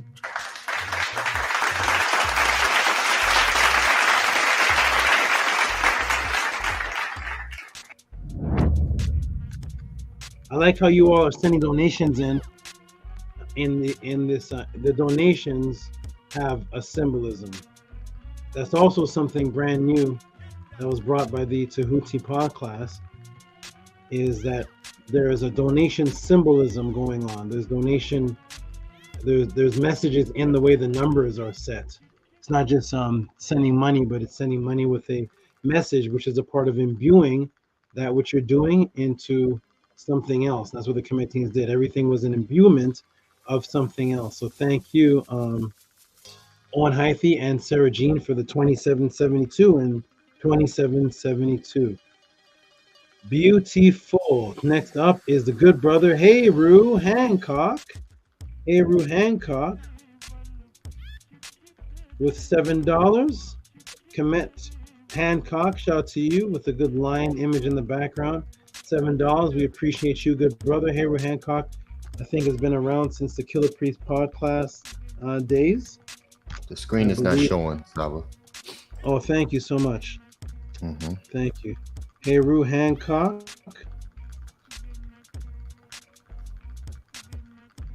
Is it showing now?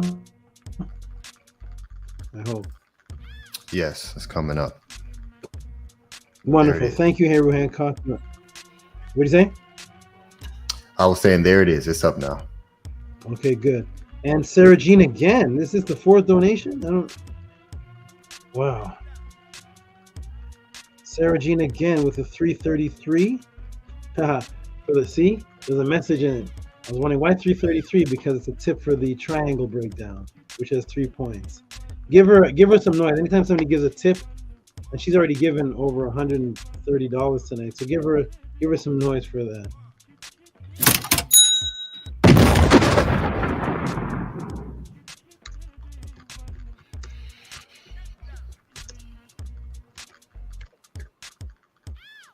Wow. Amun Min Sut Atum. He sends $9. Good brother.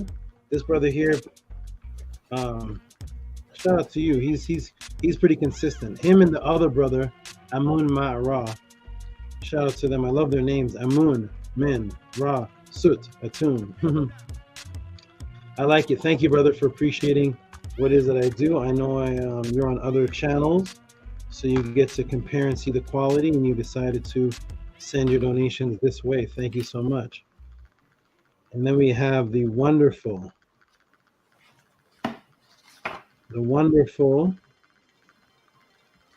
supportive female energy who is out there supporting the scribes of the world, manifested into one scribe. Her name is Carolina Mencia, $22 with the duality again. Give her some noise, please.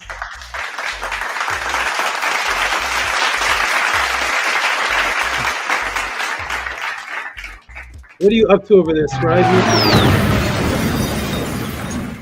Looks like you're plotting something. What are you doing? Oh, you see what I'm doing? You're doing something. You look like you're working on something in 2 different directions. What's going on? Yes, I got doing a bunch of things right now. Okay. Dictionaries open. Man. Yeah. That man is addicted to the knowledge. Carolina Mencia, who says, supporting gratitude, amazing class per usual. Thank you, Carolina Mencia. Thank you so much. Thank you. You're an anomaly in your own right. You're an anomaly in your own right. There's not too many people in your particular genre, category, culture, and everything in your age, and everything that is as Kemetic into Ma'at as you have become. I'm really, really happy to see. I've watched all of you from the Killer Priest days till now, and the transformation is just amazing. Thank you so much, Carolina Mencia, for your great support. and good energy, and giving good energy to my good little brother, the scribe. And look, your donation 22. Is she? Wait. Oh no. She's 20. Oh, I'm on my 20. Sorry, you're 23. Sorry, I thought I was about to be super synchronicity there. Okay, your donation 23. Thank you, wonderful young lady. And we have here's a new name. I've never seen this before. Dra E Theo. Shout out to you, good brother Dra E Theo. We have a lot of new donation supporters. I love this. Because this is how I don't know if you remember, Scribe, but when the podcast first started, most of all the donations were this amount, even for the questions. And then all those people that were of this amount all grew into larger donations. So now I'm seeing it happen again. But the beauty is I already have the people from the past that are doing the bigger donations, and I'm seeing all the new people pop up again, and they're testing. They're like testing, here's a 5, here's a 10. Let me test it out. And then they're going to get hooked on the knowledge. I'm going to one day answer a question for them, and then they're going to be like, here's 25, here's 30. But I love seeing this. Thank you so much, new person. Can any of y'all say this name? I somehow can't. Dre Theo? Yes, Dre Theo, Dre E Theo. And I would also like to add on to that as well is, Saba, you receive support from people who really don't send in cash apps to anyone as well. So yeah, people have said that. Who said that? I think Primordial Thought may have said that once. I think BAJAN Pharaoh just said it. Raphael Gary said it. Stranger just said it. Stranger said he gives cash apps to nobody but here. And I see all these names in the other channels. I don't see $1.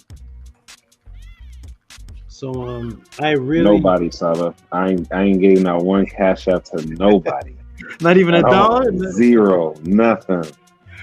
Nothing. All the years of knowledge in YouTube, you didn't give anybody $1? Yeah, nothing. Scribe said I changed the paradigm. I created the concept of reciprocity having a financial value. And Primordial, I remember when you came on and you said you really liked that reciprocity should have a value to it. Most definitely.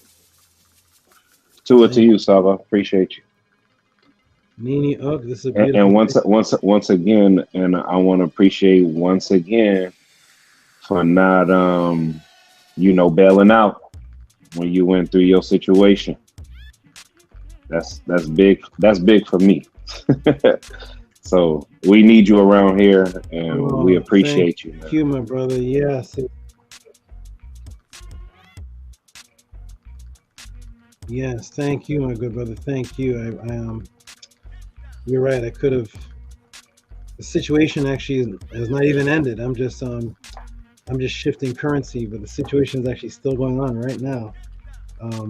But yes, my drive for what I'm doing here has to bypass really anything else, because anytime I feel like not doing this, you know what my remedy is? My remedy is I turn on all the other channels. I watch hours of those other channels. I watch them while I'm working out. All the chaos people, all that, I watch that. It is the strongest motivation for me to say, I can't leave you all. Because I go from channel to channel, I'm still searching for the other people. And all I see is pedophile, jail, this woman, I don't like this person. And I'm like, oh, but the channel says it's consciousness forever and all this other. I'm like, oh, okay, so let me keep watching this to know that I can't leave. Because if there was like 10 more of me, I'd probably take a vacation, leave for a couple of months. But I can't leave. I can't take there's nobody. There's nothing. It's heartbreaking that there's nothing. I invite everybody. Put the name of the person in the chat room. And to this day, the podcast has been going on for 2 years, and nobody has put one name in the chat. So thank you, my brother, for appreciating me. I can't leave.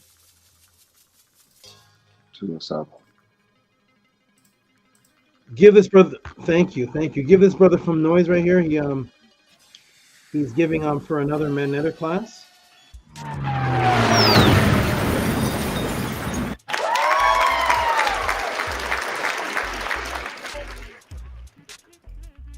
Big Vapes Magnetic class.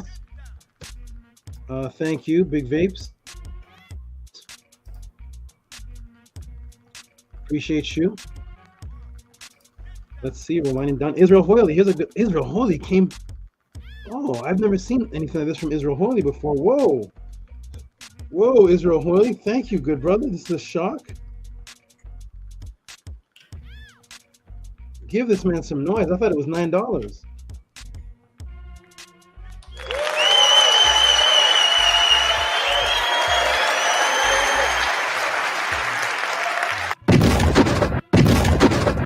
Let's go.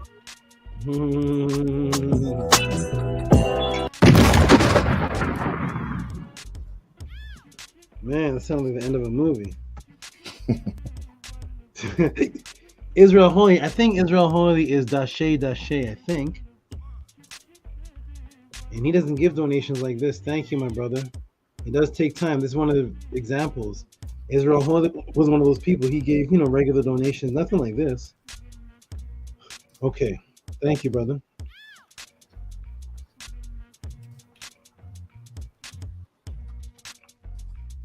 Well, here we go. Extra tip for Robert E. Williams for Math from KEMET. Give him some noise.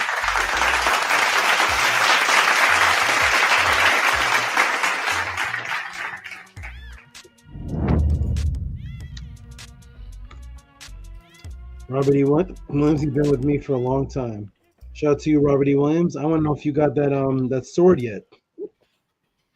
Did you ever get that sword? And now here we go. I think I already showed this, right? Hold on 1 second, brothers. 1 second, okay? Okay. I'll be right back. All right. All right, everyone. teachingsofma'at.org. To all the great supporters. You guys come through every single week for our great SABA, for the Teachings of Ma'at. T.O.M.org. Make sure you're there. You heard the announcement from the great SABA Tehuti. Join us. Don't wait until it's always great to be ahead of the curve, because that's the better of a position that you'll be in. So shout out to all the great brothers. This great brother here on the panel, Primordial Thought, who takes actions, leads with his left, became an active member of the T.O.M. So shout out to all the great members. Shout out to the great brothers, the leaders, and everyone who supports. Tua for everyone's attention that they give to this great pod class, the quality of people that are being grown here is just absolutely beautiful, and you can feel the power of the consciousness of the people here, and to be able to have that and the knowledge to guide all of the information that we have accumulated over our years of being here and being alive here within this lifetime, as the great SABA Tehuti just broke down reincarnation, and of course we always talk about conscious memory as well, right? The Seka'u, and to be able to incorporate, right, the memory.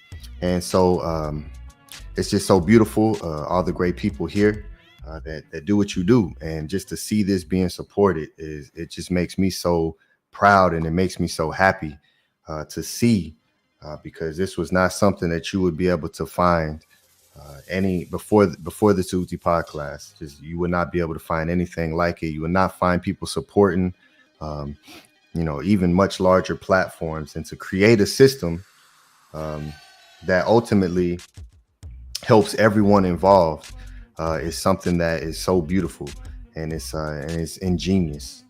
So shout out to our great SABA Tehuti. And until he gets back here, I will show, of course, teachingsofma'at.org. Sign up for our newsletter. This is TOM.org. Once you go here, you scroll all the way to the bottom. Here's the beautiful affirmation. Download this, get it printed, laminated, put it on the wall, recite these tones. Subscribe to the Tehuti Pod Class, Study Guide Sundays, the Teachings of Ma'at. We have audio books, our Discord community. Join our Discord community. We just had a phenomenal meeting this past Thursday. Shout out to all the great brothers and sisters who showed up for that and lended us your beautiful energy and gave us some great suggestions and ideas. So shout out to everyone who shows up for that. It's absolutely beautiful and it's powerful. And brick by brick, we are building this. And you see the foundation right now. All right, so here's becoming a member. You want to know how to become a member? Teachingsofma'at.org. Reach out to us. Here's the messaging system. Reach out to us. All our emails are in the contact us section. Everything is here. Teachingsofma'at.org. Here's the mailing list. Put your email in this mailing list. We send out a newsletter every single Sunday, and anytime we need to send out a mass email to everyone, we either do it through here, through this newsletter, or we do it through the Discord, one of the two. So make sure you're a part of both of these, the newsletter and the Discord. We send out discounts. We send out so much stuff. So make sure you're a part of it. Be a part of it. Get a part of it now. And here's our support for the T.O.M. All right, so here, we have so much here. The pod class, you can learn more about leadership here, the Discord, social media. We also have a Rumble at the Teachings of Ma'at that we stream live from as well. For those of you who know of Rumble, it's just another platform like YouTube that's less restrictive. So it's another great platform to go and get familiar with, right? It's the Rumble. So be sure to be a part of that. Teachingsofma'at.org. Bookmark it and sign up for the newsletter. Nice. Sign up, everybody. Sign up. Let's do it. Let's do it. That's good. I'm glad you guys are on. Glad we're on Rumble and other platforms that you can speak more freely without getting the boot. Yes. I think there's Twitch, BitChute. There's a couple of them that you can pretty much say almost anything that you can't say on YouTube. Mm-hmm. I think I'm the only one. So from what I've seen, I'm the only one allowed to. I still talk about the things that people get banned for, and none of my shows have gotten banned. Travis Scott is still out. I done like four classes on the pandemic, done stuff on George Floyd, all kind of stuff, and somehow I'm still out there. Thank you for whatever's protecting that. Hey. Very strategic with your words, Saba. You're very strategic with your wording, and I pay attention to that because when you touch on certain things, I'm like, the way your words are in order, you know how to, tread the line a little bit. You know how to just enough for us to be like, oh, we know what you're talking about. Thank you for noticing that. That's exactly what I'm doing. I broke down oh my goodness. I've talked about Fauci, the different strands of I broke down everything that, and there is a way to speak about it. And I let the brothers in the organization know that you have to be very wise. You can do whatever you want to do. Really, you can. You just have to be, there is a way to do everything. And you can do everything that you want.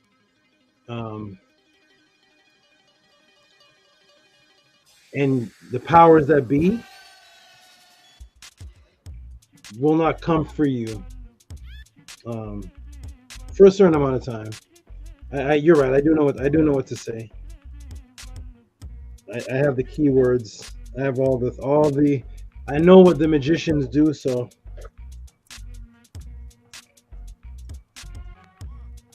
Am I still here? Yes, you're here. Okay. Thank you, Primordial.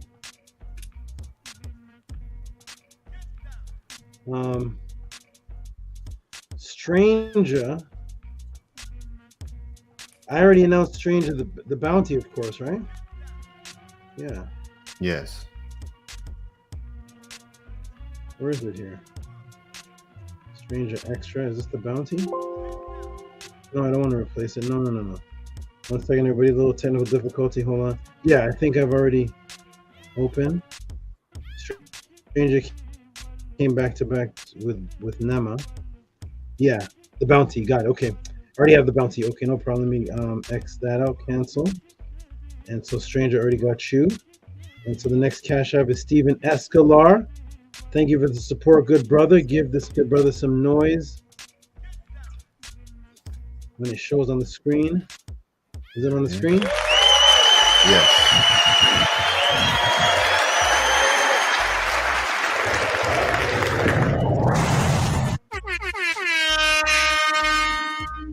To a great SABA for the knowledge, Hanu. Thank you, Stephen E. Stephen E. is a really. I have a nice trust for him. He's very genuine. Very, very genuine. Thank you, Stephen E. Appreciate it. You've been with me.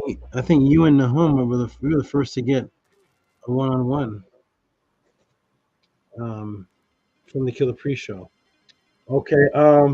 Shout out to this good brother right here. He's definitely one of the top donators. He had a little situation where I think his whole job team got removed. So they happy with his work. He's not able to donate like he used to, but he's still coming up with something, and I appreciate that. I appreciate everything. $10.72. Thank you, my great brother, the son of Hika Kepara. Thank you so much. I appreciate all that you have done and all that you continue to do. Starting off as somebody in the background who I didn't even know existed, and then turn into a great studier, donator, and right there side by side on the screen with your father. That's a beautiful thing. And hey, speaking of your father,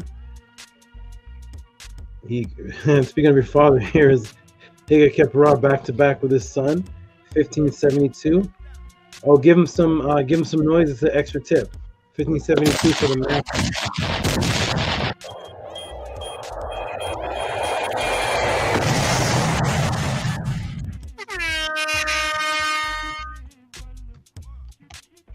Thank you. He gave an extra tip for the math breakdown. We really appreciated that. Thank you. That was a long one. That was an hour and 40 minutes breakdown. Wow. Thank you for appreciating it. And we got next in line is it's Bijan, not Bijan Pharaoh. It's gonna be Bijan Pharaoh, but it skipped somebody. It's actually not Bijan Pharaoh yet. It is good brother Terry Patty. Shout to you, good brother. Oh, wait. Yep. Shout to you, good brother, for a tip for strangers triangle. Give him some big noise. I want the submarines. Give him some noise, everybody. Do you see the screen? Is he there yet?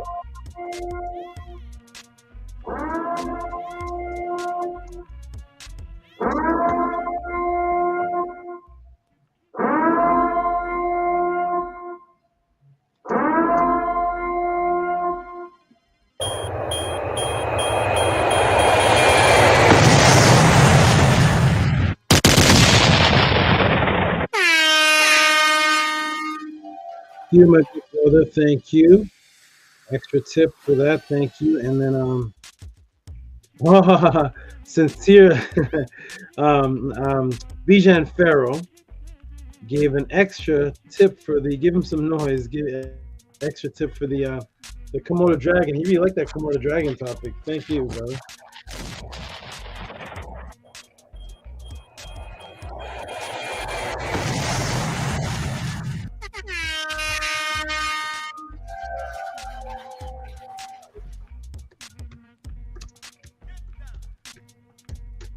Thank you, my good brother BAJAN Pharaoh. He says, tip for the Komodo dragon, amazing SABA. Thank you, my good brother. We have Eric G again. I think this is Eric G. Eric G. That's it. Should be the same as Eric G, right? Okay. Yes, that's the same person. Same person. Okay, good. So Eric G, shout out to you. This is the second 777 of the night. Shout out to you, Eric G. That's it. Thank you, my good brother. I also see you in other forums, and I'm glad you know the difference. I'm glad you appreciate what you have here. Thank you so much. Hey, Primordial Thought sent in.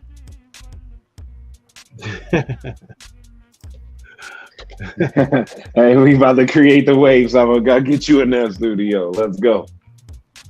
Oh man. Let's go. You. Let's go. Oh my gosh. Primordial Thought, where is it? Let me look at the screen. Where are you? There you are. There you are. I see you now. Primordial Thought says, Scribe, could you read that? The screen got small on me. Think about music. Yes, it says it's $8. It says for energy towards the music. Hey, listen, if Scribe and SABA put out anything, it will get spooky for people. I'm just saying. Who's that talking? This is a tap. Oh, hey, your voice sounds different. Okay, nice. Makes it get spooky. He's live from the Mayan Islands. From the Hotel Par Excellence. Oh man. So we gotta get you in that studio. Steph, I'm glad you're. Hey, Steph, I'm glad you're enjoying glad you're enjoying time with your family, and you are definitely the father family man. You're always, every time I ask you what you're doing, it's always something with the family. Every time, it's great. Yes, yeah. And this is my family here, so I gotta be here to do what's important to them. So I'm kind of loopy. I'm tired, but I'm here at a plane ride and everything. But I'm here, Sab, because we love you and we support you. So hotel, thank you. Peace and love to you, my good brother. Okay, we're getting down to the last ones. Here's another new name. Oh no, Custom Made Tees is somebody. Oh, is Marv. Is I think Marv, because it's 666, right? Or is it I Am Kazami? It's one of the brothers in here that always sends in 666. Shout out to Custom Made Tees. Appreciate you, my good brother. With the repetitive 666 donation. Appreciate you. And we got okay. Hey Scribe, did you send me something? Yes, I sent you some images to add to the overlay section. Oh, the overlay for StreamYard? Yes. Okay, I'll take a look at it. Okay. Oh. Custom made. Yes, it's I Am Kudzuni. That's what I thought. Custom made tees again with another 666. I think this is his first double 666. It's 2 donations in a night. He says, custom made tees, small support for appreciation. Your breakdowns connect the dots and help to navigate through ISFAT. Peace and light, Ini Kudzani. I am Kudzani. That's right. Hey, peace. I am Kudzani. I don't know if you're still in the room, but Shout out to you. You are definitely a consistent attendee and a consistent donator of the Tehuti pod class. I think you donate every single pod class for maybe since it started. I remember you from at least over a year. Shout out to you, my good brother. We have Annie. And you got a new one. Is this from your the show you did? Your icon there. You have the black eye paint on. Annie. No, this is from something different. Oh, okay. Mm-hmm. Okay. Breakdown. Okay, they put on the screen. Give Annie some noise. $33.72. Beautiful. Thank you, my brother.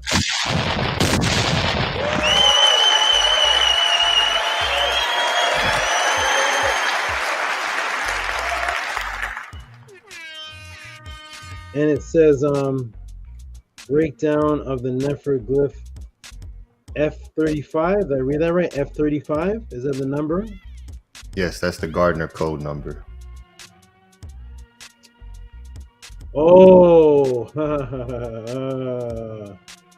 oh, the Nefer that I said. Where did I say that? In the Meta class? I said it somewhere. Yes, you said that in the last Meta class. Good ears, good pickup. Okay, let me put this on the list.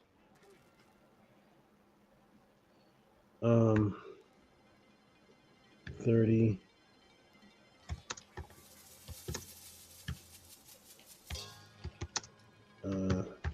Scribed. Okay, thank you, my brother, for the great support. Did somebody give? Was there noise and sound effects already? Yes. Okay. Thank you. And we're going down to the last two. Last two are. Oh, here's my good brother, Black Alucard. Give him some big noise, please.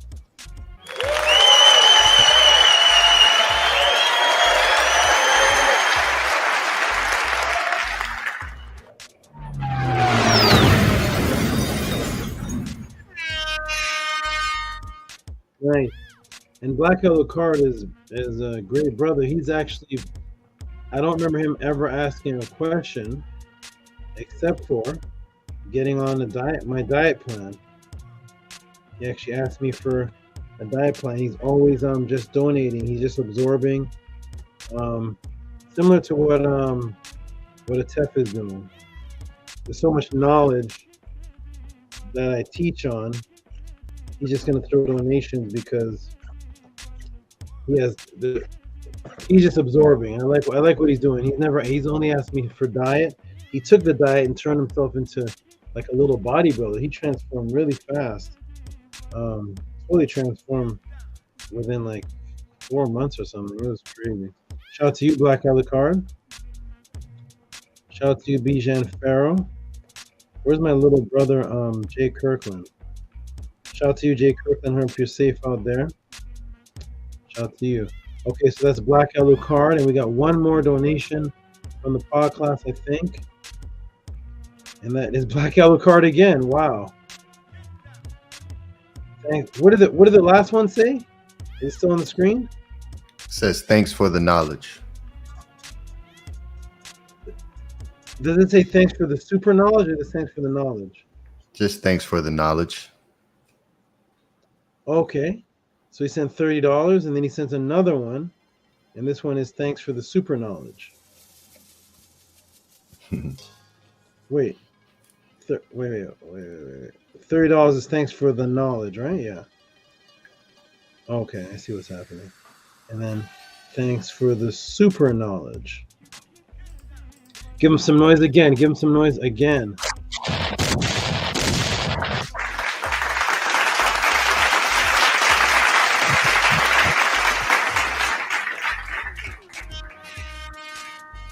And that concludes.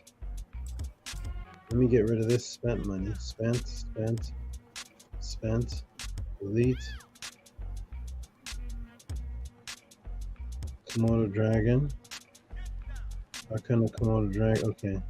We delete this. Already answered Komodo Dragon. Energy question. Peace, good brother. Oh, that's the born brother. I think that's it. That is it. That is it, everybody.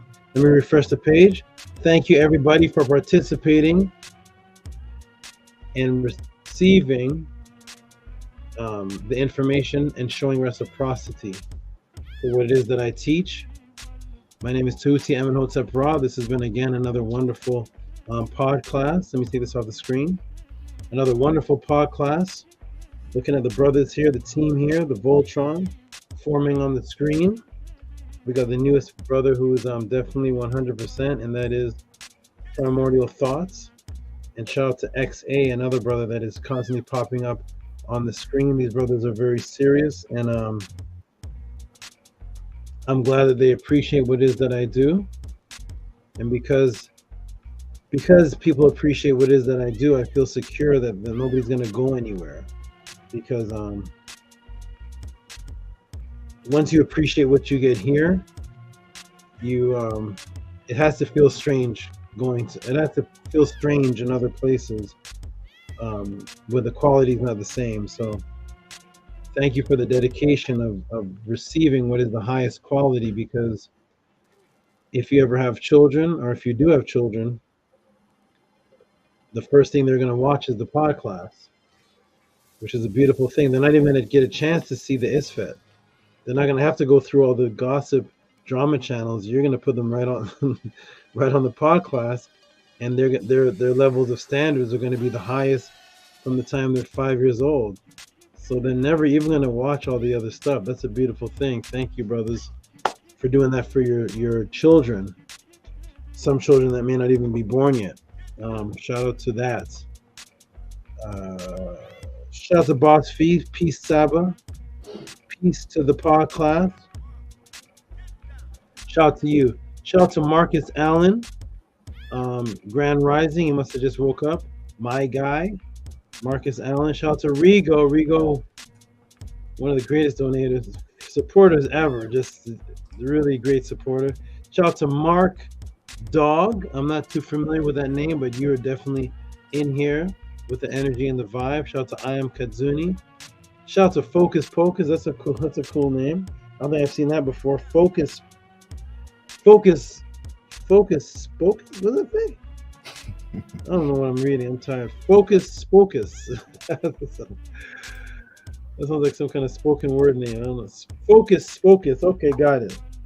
Shout out to you, Focus. Shout out to you, Shesh Shayat. Shout out to, where's my beautiful sister? Where is she? She must have fell asleep. Shannon. Harassed for your culture. Shout out to you. Shannon Southern. Shout out to you for staying focused. Shout out to both of you, Shannon Southern and Harassed for your culture, for being great mothers to the future children that can make a change. That's one of the reasons why I am how I am towards you, Harassed for your culture, because you're creating the future by instilling this information into this young, beautiful future Naturt goddess, who will be way above everyone. By the time she's like 20, she's going to be a real goddess due to you bringing her around this frequency. So shout out to you, because if we lose you, we lose her, because no one else is going to take the stand to raise her up. And she's a beautiful young lady. And all the parents in here, shout out to you. Shout out to you, great father Atef Remkem Ma'at, half delirious, half man, half amazing, half delirious. And he's still serious. Here he is. Shout out to you. Okay, we got Higa Kepara. Shout out to you. Shout out to everybody who supported. Shout out to the brothers. If you are listening, brothers, hope you come back to I hope you're safe first, because there's some brothers that were dedicated supporters, and I just don't see them anymore, and I don't know if they're actually just not safe, if something happened. One brother was called Vortex Ninja. and one brother was rebel-minded. And Vortex Ninja used to donate every single pod class. I just hope that they're safe. If you all went to another set of knowledge or anything, all that is fine or whatever. But I just hope you're safe.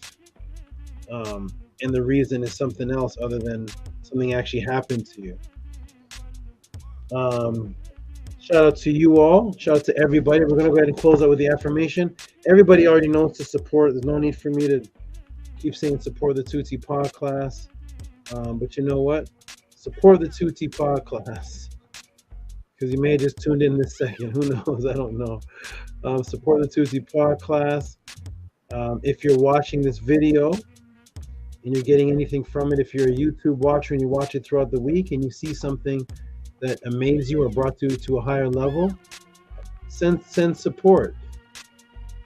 Because once it goes on YouTube, it's kind of technically becomes bootleg. This is like the pay-per-view, the live viewers that are here watching the sports game. They're all here, and we can see their name, the attempts, and the scribe, and everybody donating. And once it gets on YouTube, thousands of people can watch for free. The donation is now strictly your honorability. It's strictly honor now, because I don't see you in the room. So if you're watching this and you appreciate it, throw some support to support what it is that I'm doing, because I've dedicated my entire life to this for all of you. So shout out to you. Okay, everybody, we're gonna close out with the affirmation. We got what in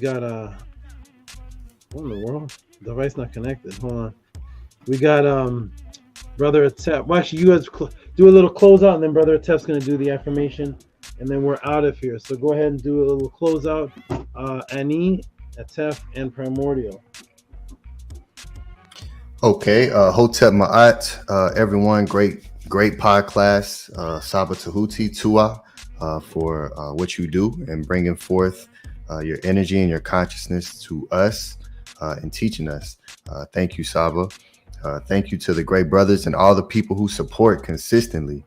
I'm so grateful to see people support this. So thank you to everyone who does support teachingsofma'at.org. Be sure that you are there in Sunday, our Study Guide Sunday class, and I'll post the link for you all. Be sure you're there. It will be my turn to present, and I'll be teaching and giving a class on where the thought of being a God body comes from, imbuing and becoming a netter. So it's going to be very powerful and very beautiful. So be sure you're there in the class this Sunday. Teachingsofma'at.org, Teachings of Ma'at on YouTube. And if anybody's in, I don't know who listens outside of this, but if anybody's in the Nashville area, I have a show next Friday, right before the pod class, and I'll be streaming it on Instagram Live as well. So you can follow me on Instagram and you can watch it live, watch me perform and go teach a room full of people. So be sure to follow me there. And with that being said, I'm sorry, Scribe. Scribe. What is it? You have a live class you're teaching? Yes, there's it's a performance, but I'm gonna turn it into a teaching session. I'm gonna turn it into a lecture. So it's a spoken word performance, but I'm gonna get up there and do something different, and I'm gonna teach. So yes, and I'm gonna stream it on my Instagram Live, so people can watch it on there as well. Beautiful. Okay. Just want to say, say again. That's your closing. You're finished. Yes. Hotep Ma'at, peace and love. Everyone have a great weekend, and see you Sunday, and see you Monday, Metanetter Monday class as well. Wonderful. Thank you, good brother. See you then, and stay on here till the end. And yes, sir. Okay, Primordial. Yes, sir. Just want to say to you, Sal. Appreciate you once again. You never cease to fail us. It's good to be clocked in on another, wonderful Kemetic shift. 7 hours on the live, so that's like another job we on here. I just want to say I appreciate you once again for everybody in the chat that's listening. Once again, I just appreciate SABA for staying in this chapter. You never know when he's going to close this chapter based off of situations in his life. I just want to say that even though I vetted him for 2 years, dealing with that scare of him almost closing this chapter, it almost made my 2 years feel like a waste of time. But SABA gave me that reassurance of saying that no one can ever rush that time of your vetting. So I appreciate him for that and his gratitude. So it's just full speed, pedal to the metal from here on out. To you, SABA. Appreciate you. Peace and love to everybody in the chat. Thank you, my brother. Great closing. Thank you. That's great. Thank you for that again. All right, Atef, if you're still conscious. Tua, SABA. Tua for another beautiful class. You can hear my voice. I'm exhausted. But it's an excellent class. There's no place I'd rather be. So with that, we'll close it out. Hotep Ma'at. Peace and love to everybody in the chat. Come join us, teachingsofma'at.org. And new to the best teacher, period. Hail SABA Tehuti. I'm a Hotep Ra. Peace. Thank you. And Atef, where you are taking your vacation, what time is it there? Is it the same time as what is in Florida? No, I think it's 4. It says it's 4. I don't know, SABA. It says 4:49 on one device, and on another device it says it's 5. So I don't know what the plane ride and everything. You hear my voice? What do you say about the ride? What do you say? I said with the plane ride and all the running around, I'm exhausted, man. I'm here. So, and it was excellent, by the way. So I can't wait to run it back because I was in and out. But I'm gonna run it back. It's on the YouTube, so definitely. Okay. And I'm looking forward to continuing to learn. So Tua for everything. Beautiful, my brother. And you gonna rest tonight when we get off here? This guy's the father of.